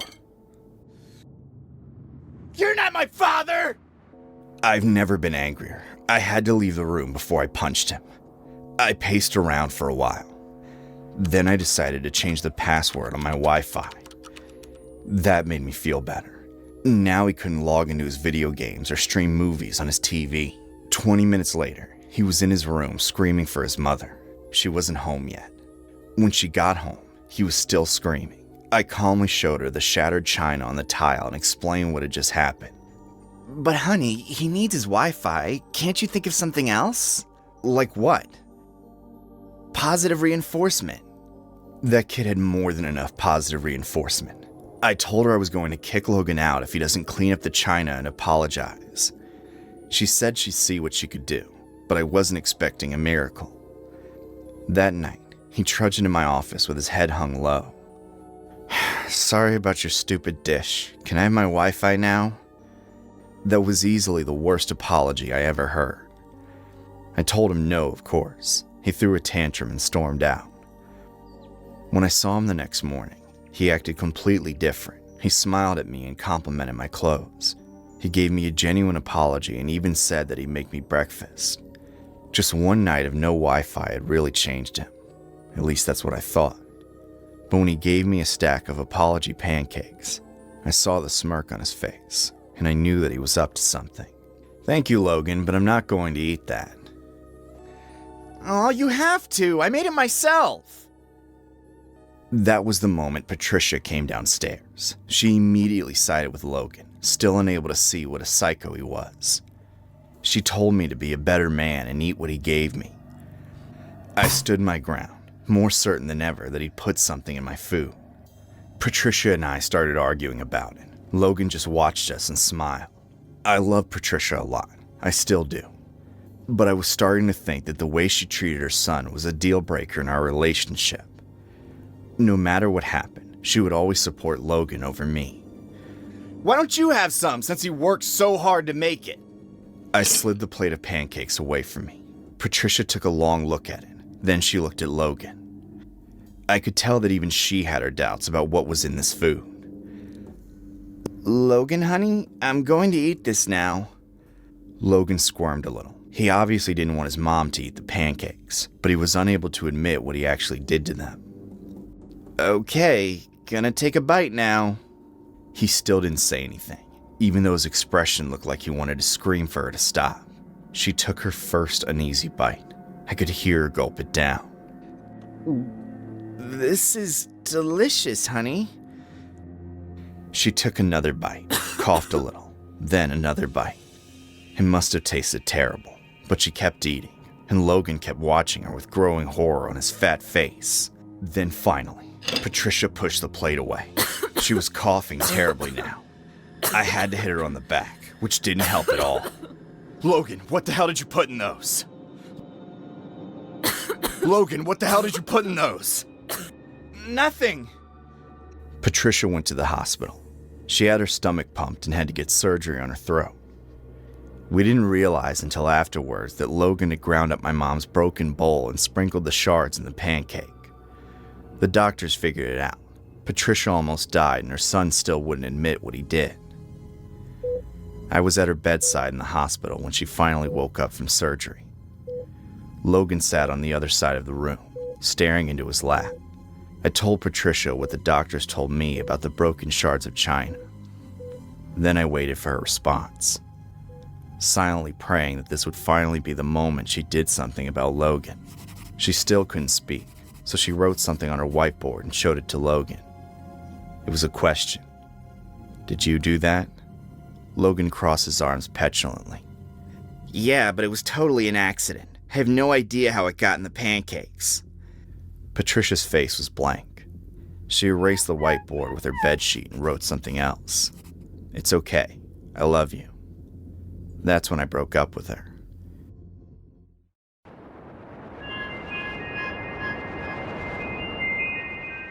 This happened 5 years ago. It was late summer in the Pacific Northwest. I'd just moved to Seattle for a job in graphic design, feeling that mix of excitement and loneliness that comes with starting over in your late 20s. I decided to hit the trails at Cougar Mountain. Ironic name, right? To clear my head. That's where I met him, Mark. He was fiddling with his backpack at the trailhead, looking a bit lost himself. Hey, you know if this loop is easy? I asked, breaking the ice. I wasn't usually the type to chat up strangers, but something about his easy smile made me bold. He glanced up, eyes crinkling. First time here, too? Name's Mark. Yeah, it's supposed to be straightforward. One company? Safety in numbers and all. We started walking, the conversation flowing like we'd known each other for years. He was a software engineer, divorced a year ago, looking for a fresh start. We talked about everything. Favorite books, bad exes, the way city life grinds you down.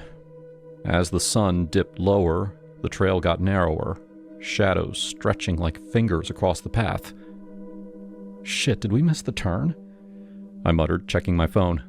No signal, of course. Mark pulled out a crumpled map. Let's backtrack. Can't be far.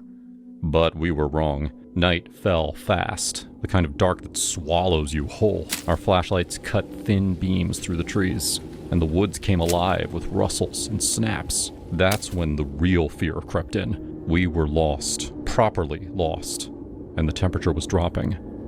Stay close, he said, his voice low. We'll figure this out. I nodded, my heart pounding, not just from the hike. There was something electric about being out there with him, vulnerable and raw. We kept talking to keep the panic at bay, about our dreams, our fears. I've always wanted to travel more, I confessed, but life's gotten in the way. Me too. After my divorce, I promised myself I'd live bigger. No more playing it safe. Halfway through what felt like an eternity, we heard it. A growl that morphed into a scream, piercing and human-like. My blood ran cold. What was that? I whispered, grabbing his arm. Mark froze. I don't know. Keep moving.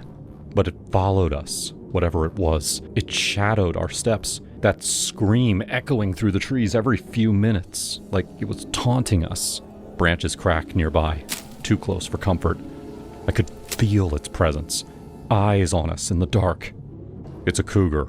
I've read about them. They stalk prey like this. Terror gripped me. My mind flashed to every horror story I'd heard. Women alone in the woods, never seen again. But Mark pulled me closer, his body heat seeping through my jacket. We're in this together. I won't let anything happen to you. Adrenaline surged, and I turned to him. our faces inches apart under the moonlight's glow.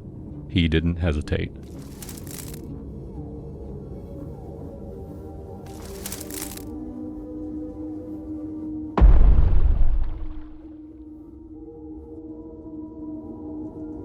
Panting, we pulled apart, the reality slamming back. The screams hadn't stopped. If anything, they were angrier. "We have to go," Mark urged. We ran then, flashlights bouncing, hearts racing from more than fear. Somehow, we stumbled onto a service road, the cougar's cries fading behind us. Civilization loomed, a parking lot, our cars. We collapsed against his truck, laughing hysterically, tears mixing in. "That was insane," I said, still buzzing. "Yeah," he agreed, pulling me in, "but worth it." We exchanged numbers, and that night sparked everything. Dates turned to love, love to marriage 2 years later. But the PTSD lingered. Mild, they called it. Nights in the woods. Any rustle or distant howl, and I'm back there, heart hammering. Therapy helped, but so did Mark. He'd hold me, whisper, "We're safe now.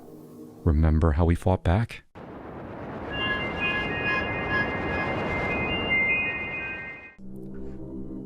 I stood in front of the mirror, my reflection sneering back at me like an old enemy. My nose was too big, my jaw too weak, my eyes too close together. I'd spent hours there, cataloging every flaw, every reason why people stared or laughed. It wasn't just in my head. I remembered that day in high school, senior year, when I asked Natasha to the prom. She'd laughed. Not a kind chuckle, but a sharp, cruel bark that echoed through the cafeteria. "You? With me?" she'd said, loud enough for everyone to hear. The table of jocks behind her erupted, one of them mimicking my slouched posture, exaggerating my features like a cartoon. I'd fled, face burning, their laughter chasing me down the hall. That moment clung to me like damp rot, festering through the years. My life wasn't all bad, I suppose. I'd built a tech startup from nothing, sold it for $5 million, and now lived comfortably in a sleek San Francisco loft. I had Chloe, my girlfriend, who was, let's be honest, stunning. She said she loved my mind, my brilliance. But I wasn't naive. I saw how her eyes lit up when I bought her that Gucci bag, or when we jetted off to Napa for the weekend. She liked the lifestyle, and I liked that she made me feel like I was worth something, even if it was a transaction. But no amount of money or Chloe's flattery could drown out the noise in my head. I hated how I looked, hated the way people's eyes slid past me, or worse, lingered with pity or amusement. And then there were the dogs. God, I hated dogs. Not for what they were, but for what they got. Everywhere I went, women cooed over them. Golden retrievers, scruffy mutts, even those yappy little purse dogs. Didn't matter. They'd squeal, "Oh my God, he's so cute," and drop to their knees, petting and giggling like the world had handed them a gift. I'd watch, seething as some mangy pup got more affection in 5 minutes than I'd had in my entire life. It wasn't fair. I wasn't a bad guy. I was smart, successful, decent. But I was invisible, repulsive even, while dogs were adored. One evening, scrolling through my phone on the couch, I saw it. An ad on YouTube for a startup called Aesthetic Alchemy. Men, tired of feeling unseen? Want to be admired, desired, confident? Join our revolutionary aesthetic experiment. Guaranteed results. It sounded too good to be true, but the website was slick, professional, with testimonials from guys who swore it changed their lives. I clicked through, my heart pounding with a mix of skepticism and desperation. They promised a customized transformation experience, whatever that meant, for a hefty price. I had the money. What did I have to lose? I booked a consultation. The office was in a trendy part of the city. A woman named Dr. Lena Voss greeted me, her smile warm but clinical. "So, Daniel," she said, leaning forward, "what do you want from this?" I hesitated, my throat tight. I want to be noticed. Like, really noticed. The way people fawn over dogs, women especially. They love dogs, pet them, laugh with them. I want that. She didn't laugh or raise an eyebrow. She just nodded, jotting something down. "We can work with that. Our process is experimental, but it's about crafting an identity that resonates. It's not just physical, it's psychological, social. We'll design something unique for you." The something turned out to be a lifelike dog costume. Not some cheap Halloween getup, but a hyper-realistic suit tailored to my body with animatronic elements and a ventilation system. It cost $20,000 and took 40 days to craft. I chose a golden retriever design. Those dogs got the most love, I'd noticed. Dr. Voss and her team were meticulous, measuring every inch, asking about my mannerisms, even my personality. "You'll need to embody this. It's not just a costume, it's a new you." When I first put it on, I barely recognized myself. The mirror showed a golden retriever, fur gleaming, eyes bright and soulful. I moved, and it moved fluid, natural. I barked, and the sound was perfect, modulated through a discrete speaker. It was uncanny. I felt ridiculous, but also powerful. Like I could be someone else, someone loved. The first time I wore it outside, I was terrified. I picked a park near my loft, early morning, when joggers and dog walkers were out. I trotted along, feeling the suit, the way it shifted with my movements. And then it happened. A woman stopped dead, her face lighting up. "Oh my God, aren't you just the sweetest boy?" she cooed, crouching to pet me. Her hands were gentle, stroking my fur, and I leaned into it, my heart racing. Another woman joined her, then a guy, all smiling, all saying how gorgeous I was. I wagged my tail. There was a button for that, and they laughed, delighted. For the first time in my life, I felt seen. Not mocked, not pitied, but wanted. I started wearing the suit everywhere, to parks, to coffee shops, even to the grocery store. People stopped me constantly, women especially, their faces softening as they scratched behind my ears or slipped me a treat. I'd bark or nuzzle their hands, and they'd melt. It was addictive, this adoration, this effortless love. I'd never had it before, not as Daniel. As the dog, I was irresistible. Chloe wasn't thrilled. "This is weird, Daniel," she said one night, her arms crossed as I sat on the floor in the suit, panting for effect. "You're taking this too far. Come on, babe, it's just fun. Play along. Feed me a treat or something." She rolled her eyes, but grabbed a dog biscuit from the bag I'd bought. "This is ridiculous," she'd muttered, tossing it to me. I caught it in my mouth, and she laughed, despite herself. "You're insane. Walk me," I said, holding up the leash I'd gotten. "Please? It'll be cute." She sighed, but clipped the leash to the collar. We went out, her heels clicking on the sidewalk, me trotting beside her. People stopped to gush, and I saw the way Chloe's jaw tightened. She didn't like sharing the spotlight, even with a dog. But she did it, and I knew why. The money, the loft, the vacations, the designer clothes. I paid for it all.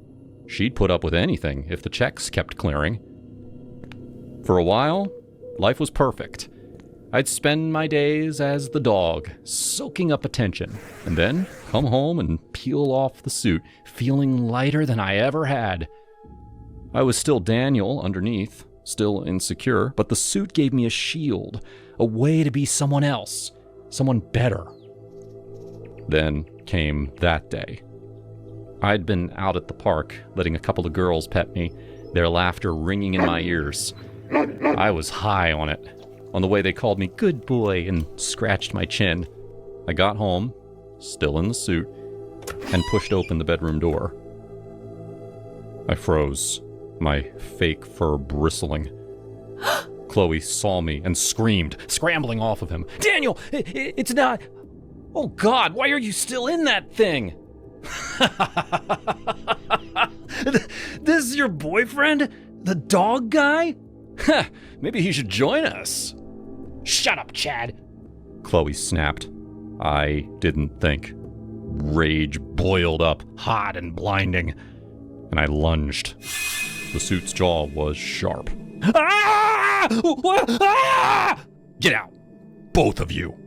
Chloe was crying. Daniel, please, I didn't mean... Out! I barked again, advancing. They stumbled out of the loft. I slammed the door behind them, my chest heaving. I didn't see Chloe after that. She texted, begging to talk, but I blocked her. The loft felt empty without her, but I had the suit. I had the park, the women, the love I'd craved. I doubled down, spending every day as the dog, perfecting my act. I'd roll over, play fetch, let strangers shower me with affection. That wasn't the same as having Chloe, but it was enough. It had to be. One afternoon, a few weeks later, I was at Golden Gate Park, sprawled on the grass while two women, both in their 20s, both beautiful, fed me treats and scratched my belly. You're such a good boy. What's his name? She asked her friend. No idea. The other laughed, tossing me a bacon-flavored treat. He's just perfect, though. I wagged my tail, my heart full. This was it. The life I'd wanted. Not as Daniel, but as this. The dog. The one everyone loved. I didn't care about the money I'd spent, the girlfriend I'd lost, the life I'd left behind. In that moment, with their hands on me, their laughter in my ears, I was happy. Truly happy. This story is loosely based on a real-world incident. A Japanese man, known online as Toko, gained global attention for fulfilling his lifelong dream of becoming a dog. Spending around 2 million yen, he commissioned a hyper-realistic border collie costume from the special effects company Zeppet, which took about 40 days to create. Toko documents his transformation on YouTube and social media, where he crawls, plays, and walks in public as a dog. His channel is I Want to Be an Animal. He says the desire to quote-unquote be an animal dates back to childhood, and that living this dream brings him happiness, although it is physically difficult because of the differences between human and canine anatomy. Despite facing ridicule and misunderstanding, Toko insists that it's a harmless form of self-expression. Recently, Toko expanded the concept by opening Toko Toko Zoo in Tokyo, offering others the chance to rent or experience realistic animal suits.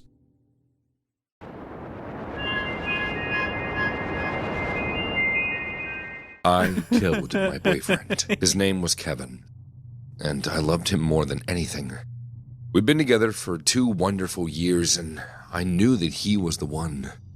Sure, we had our share of arguments. He was a struggling actor, while I made all the money.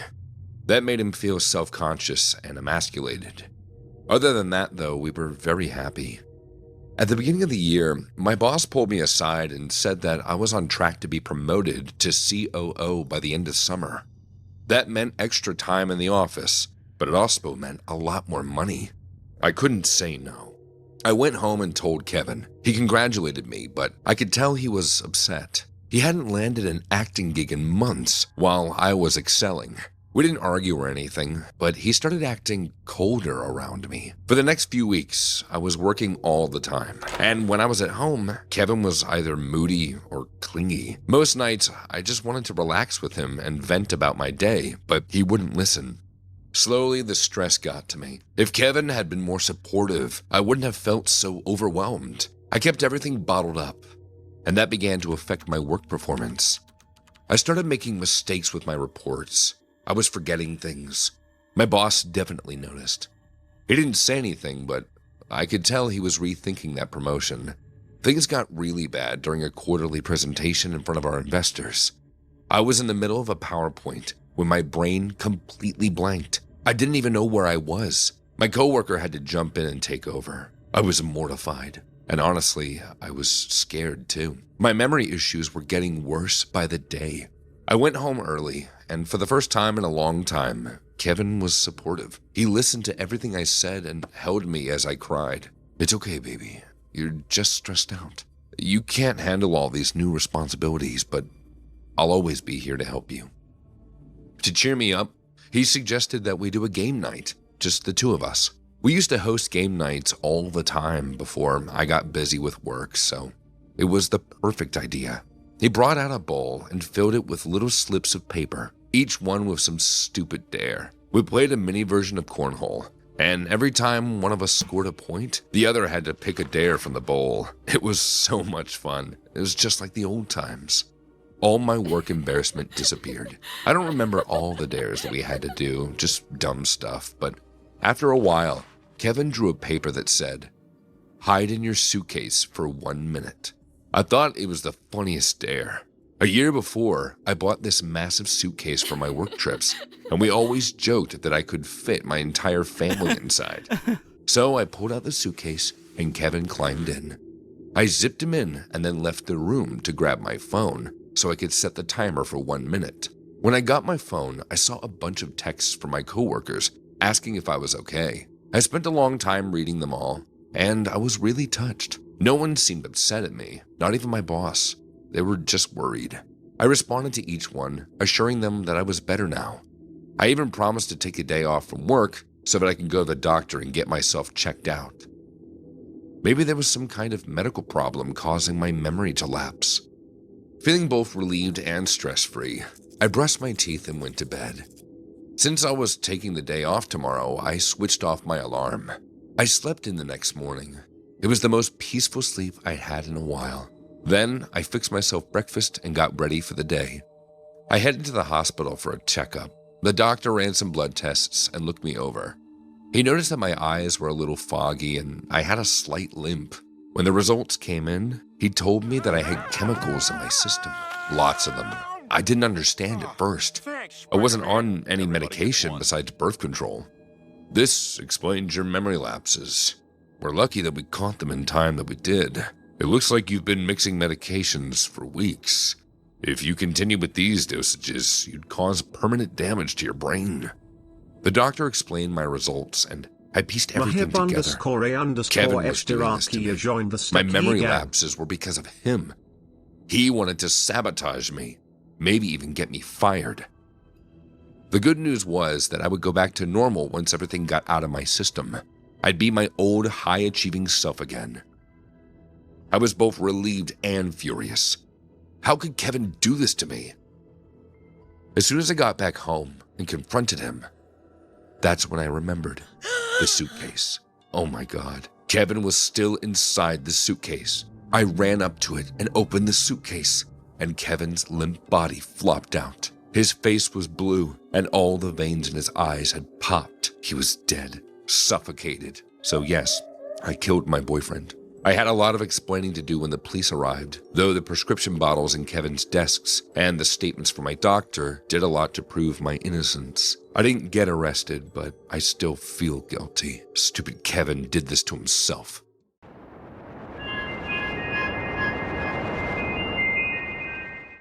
I remember the exact moment I stepped off the plane at Tegel Airport.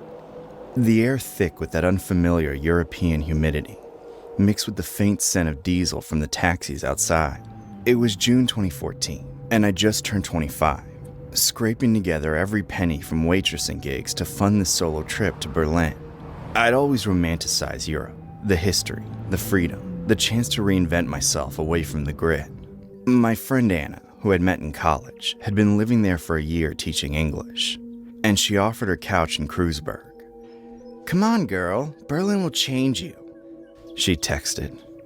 Little did I know how right she was. My first day was all about wandering. I dumped my backpack at Anna's place, grabbed a map from her kitchen table, and headed straight for Tiergarten. The park was massive, like Central Park, with paths winding through lush greenery and people jogging or picnicking under the summer sun. I felt invincible, you know? That solo traveler high where everything's an adventure. I was wearing my favorite sundress, the blue one that made me feel pretty and carefree, and my sneakers because I planned to walk everywhere. I was meandering near the Ziegelseil, that big victory column, when this guy approached me. He looked ordinary, mid-30s, jeans and a tee. Entschuldigung, he said. Do you know the way to Alexanderplatz? Smiling politely. Actually, I'm heading there myself later. It's that way, I think. I pointed vaguely east. He nodded, then tilted his head. You're American? First time in Berlin? Yeah, just got here this morning. His smile widened. Ah, welcome. Alexanderplatz is nice, but the park has shortcuts. I can show you one. Only 5 minutes. I laughed a little. 5 minutes? It's gotta be farther than that. No, trust me. He insisted, stepping closer. Before I could process it, his hand shot out and grabbed my wrist. Not a light touch, a firm grip, like he owned me. Come, I'll show you. My heart slammed into my ribs. Hey, let go, I said, trying to pull back. But he held tighter, starting to walk, dragging me along the path toward the edge of the park. Panic mode kicked in hard. All those warnings from my mom back home, don't talk to strangers, be careful alone, flooded my brain. But I froze. Why couldn't I scream? There were people around, cyclists whizzing by, but my voice stuck in my throat. He was babbling about the shortcut through some quieter area, his fingers digging into my skin. I imagined the worst, him pulling me into bushes, no one hearing. Headlines back home about another missing tourist. Where are you staying? He asked, his tone casual, like this was normal. With a friend. Please let me go. Relax, American girl. I'm just helping. We were heading toward the Holocaust Memorial now, those stark concrete slabs rising like a maze. My phone buzzed in my pocket. Thank God. It was Anna. Where are you? Meeting at Brandenburger Tor soon? I yanked the phone out with my free hand. My friend's waiting for me back at Brandenburger Tor station. I have to go that way. I pointed opposite, my voice shaking. He stopped but didn't release me. Okay, but first goodbye kiss, and give me your number. What? No. I stammered. He tightened his grip. Long French kiss, or I don't let go. Adrenaline surged. I was terrified he'd drag me further if I fought, so I leaned in. He tasted gross, then recited his number, making me dial it right there so his phone rang. Now you have it, he said, finally releasing my wrist, which was red and throbbing. I bolted toward the memorial, weaving through the slabs, hiding in the shadows until I was sure he wasn't following. My legs shook as I collapsed against one of the cold stones, tears streaming. What the hell just happened? I felt stupid for not screaming, angry at myself and him. Berlin suddenly felt hostile, not magical. But that night was the opening of the 2014 World Cup, Brazil versus Croatia, I think. Anna was out with work friends, and I didn't want to sit alone in her apartment replaying the whole thing. I was still rattled, my wrist bruised, but I craved normalcy, people, noise. And honestly, I was done with German for the day. My high school Deutsch wasn't cutting it under stress. Screw it, I told myself in the mirror, wiping mascara streaks. Find an English-speaking spot.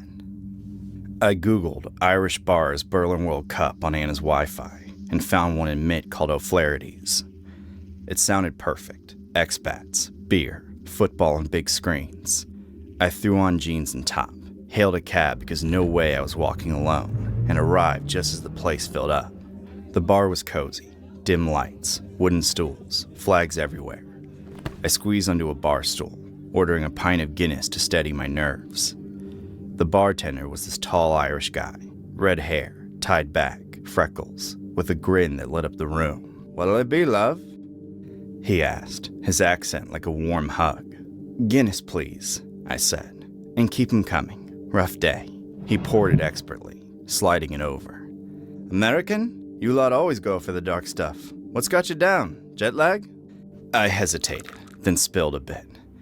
Nah, some creep in Tiergarten grabbed me earlier, tried to drag me off. I'm okay, but yeah. His face darkened. Jesus, that's shite. You report it?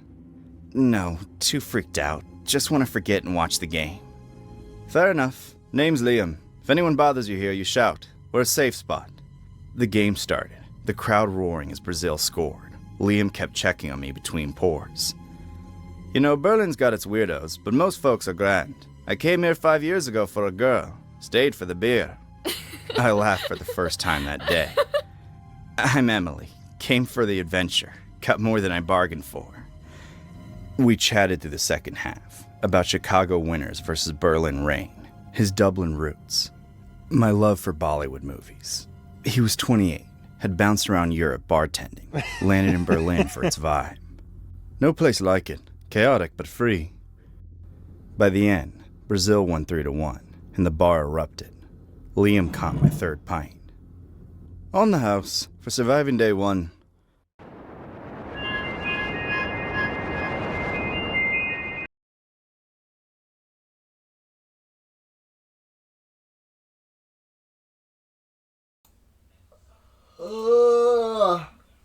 Good morning, chat.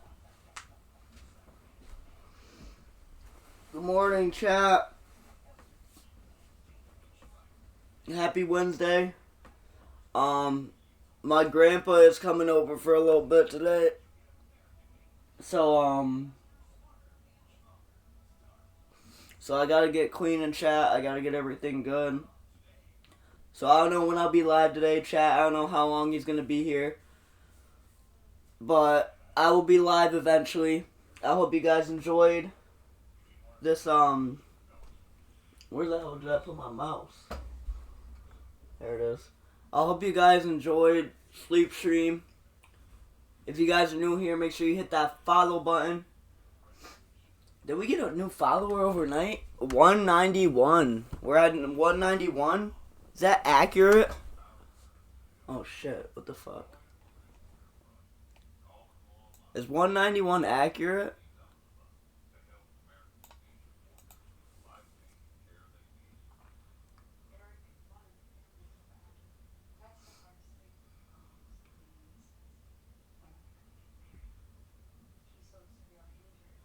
That's not even... Why is that not even accurate?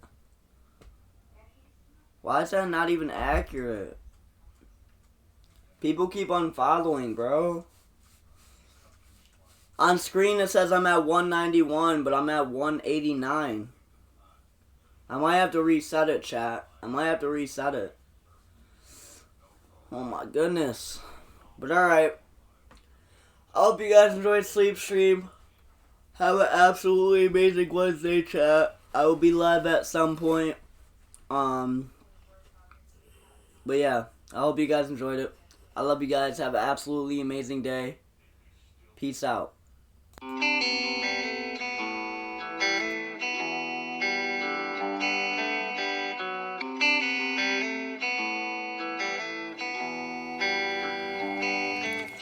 I know that you think I'm a junkie, it's why you can't trust me, it's why you don't love me, yeah. I've been all alone on my own, that's actually a joke, but none of this fuck should be funny. And I'm double sipping Patron, sting in my throat, I feel that shit all in my tummy. And I'm always walking alone, there's nowhere to go, I'm feeling straight dead like a mummy. And I'm never tripping for hoes, I'm driving the boat, don't come to me unless about money. I guess that's the way life goes, so dense, so cold, can't count on nobody for nothing. Too lost in my head, I'm unknown, roll a bit small, because I swear it's never sunny. I get high to bounce a low, just sick getting old, these people around me fucking judge me. Constantly I'm faded to forget about the hatred, not apparent to the public, cause my mind's too fucking dangerous. Just display myself in music, this is a picture I've been painted. I can never talk shit out because I get too fucking anxious. Fake love, internet text and a breakup, break trust. Tell me why the fuck I fucking hate us. Hate love, damage in my brain, I just need patience.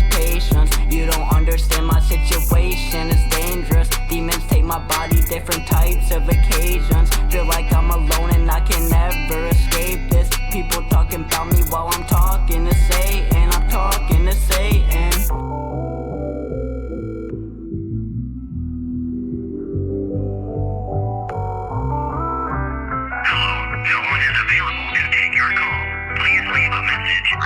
I know that you think I'm a junkie, it's why you can't trust me, it's why you don't love me, yeah. I've been all alone on my own, that's actually a joke, but none of this fuck should be funny. And I'm double sipping Patron, stinging my throat, I feel that shit all in my tummy. And I'm always walking alone, there's nowhere to go, I'm feeling straight dead like a mummy. And I'm never tripping for hoes, I'm driving the boat, don't come to me unless about money. I guess that's the way life goes, so dense, so cold, can't count on nobody for nothing. Too lost in my head, I'm unknown, roll up in smoke, because I swear it's never sunny. I get high to bounce a low, just sick getting old, these people around me fucking judge me. Every day I gotta say that I'm fine, every day I gotta live through a lie. Acting like I haven't been through a lot, acting like I'm superhuman and stupid. I don't wanna do it, I'm not gonna fake. Don't even ask if I'm feeling okay. I don't really wanna deal with today. I don't want nothing to do with nobody. You don't know me just cause you've been around me. I just be letting you think it's that way. Yeah, I might show you a smile today. Bet you tonight I'ma drown in my pain. Nobody's there for me when I need help. I deal with all of this shit by myself. Can't think of anyone who's really there. Where the fuck are you if you really care? Cause you ain't around when I'm down on my luck. You don't give a fuck, it ain't nothing new to me. I know that I ain't the person I used to be. Constantly deal with depression, abusing me. Sad part about it is that I got used to it. Now I'm expecting this shit.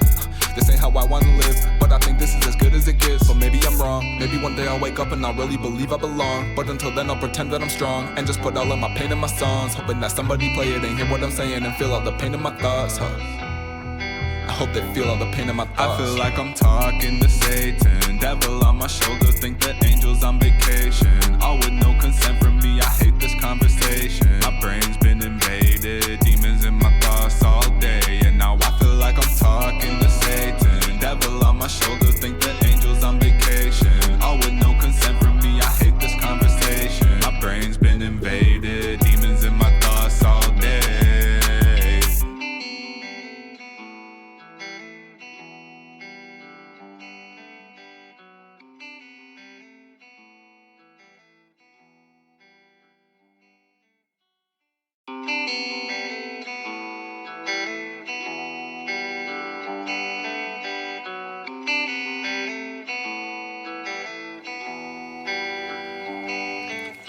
I know that you think I'm a junkie, it's why you can't trust me, it's why you don't love me, yeah. I've been all alone on my own, that's actually a joke, but none of this fuck should be funny. And I'm double sipping Patron, stinging my throat, I feel that shit all in my tummy. And I'm always walking alone, there's nowhere to go, I'm feeling straight dead like a mummy. And I'm never tripping for hoes, I'm driving the boat, don't come to me unless about money. I guess that's the way life goes, so dense, so cold, can't count on nobody for nothing. Too lost in my head, I'm unknown, roll up in smoke, because I swear it's never sunny. I get high to bounce a low, just sick getting old, these people around me fucking judge me. Constantly I'm faded to forget about the hatred, not apparent to the public cause my mind's too fucking dangerous. Just display myself in music, this is the picture I've been painting. I can never talk shit out because I get too fucking anxious. Fake love, internet text and a breakup, break trust. Tell me why the fuck I fucking hate us. Hate love, damage in my brain, I just need patience.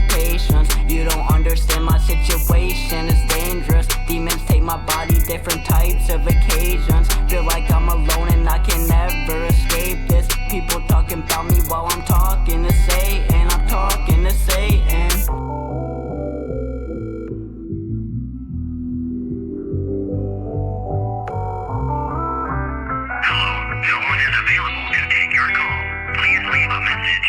I know that you think I'm a junkie, it's why you can't trust me, it's why you don't love me, yeah. I've been all alone on my own, that's actually a joke, but none of this fuck should be funny. And I'm double sipping Patron.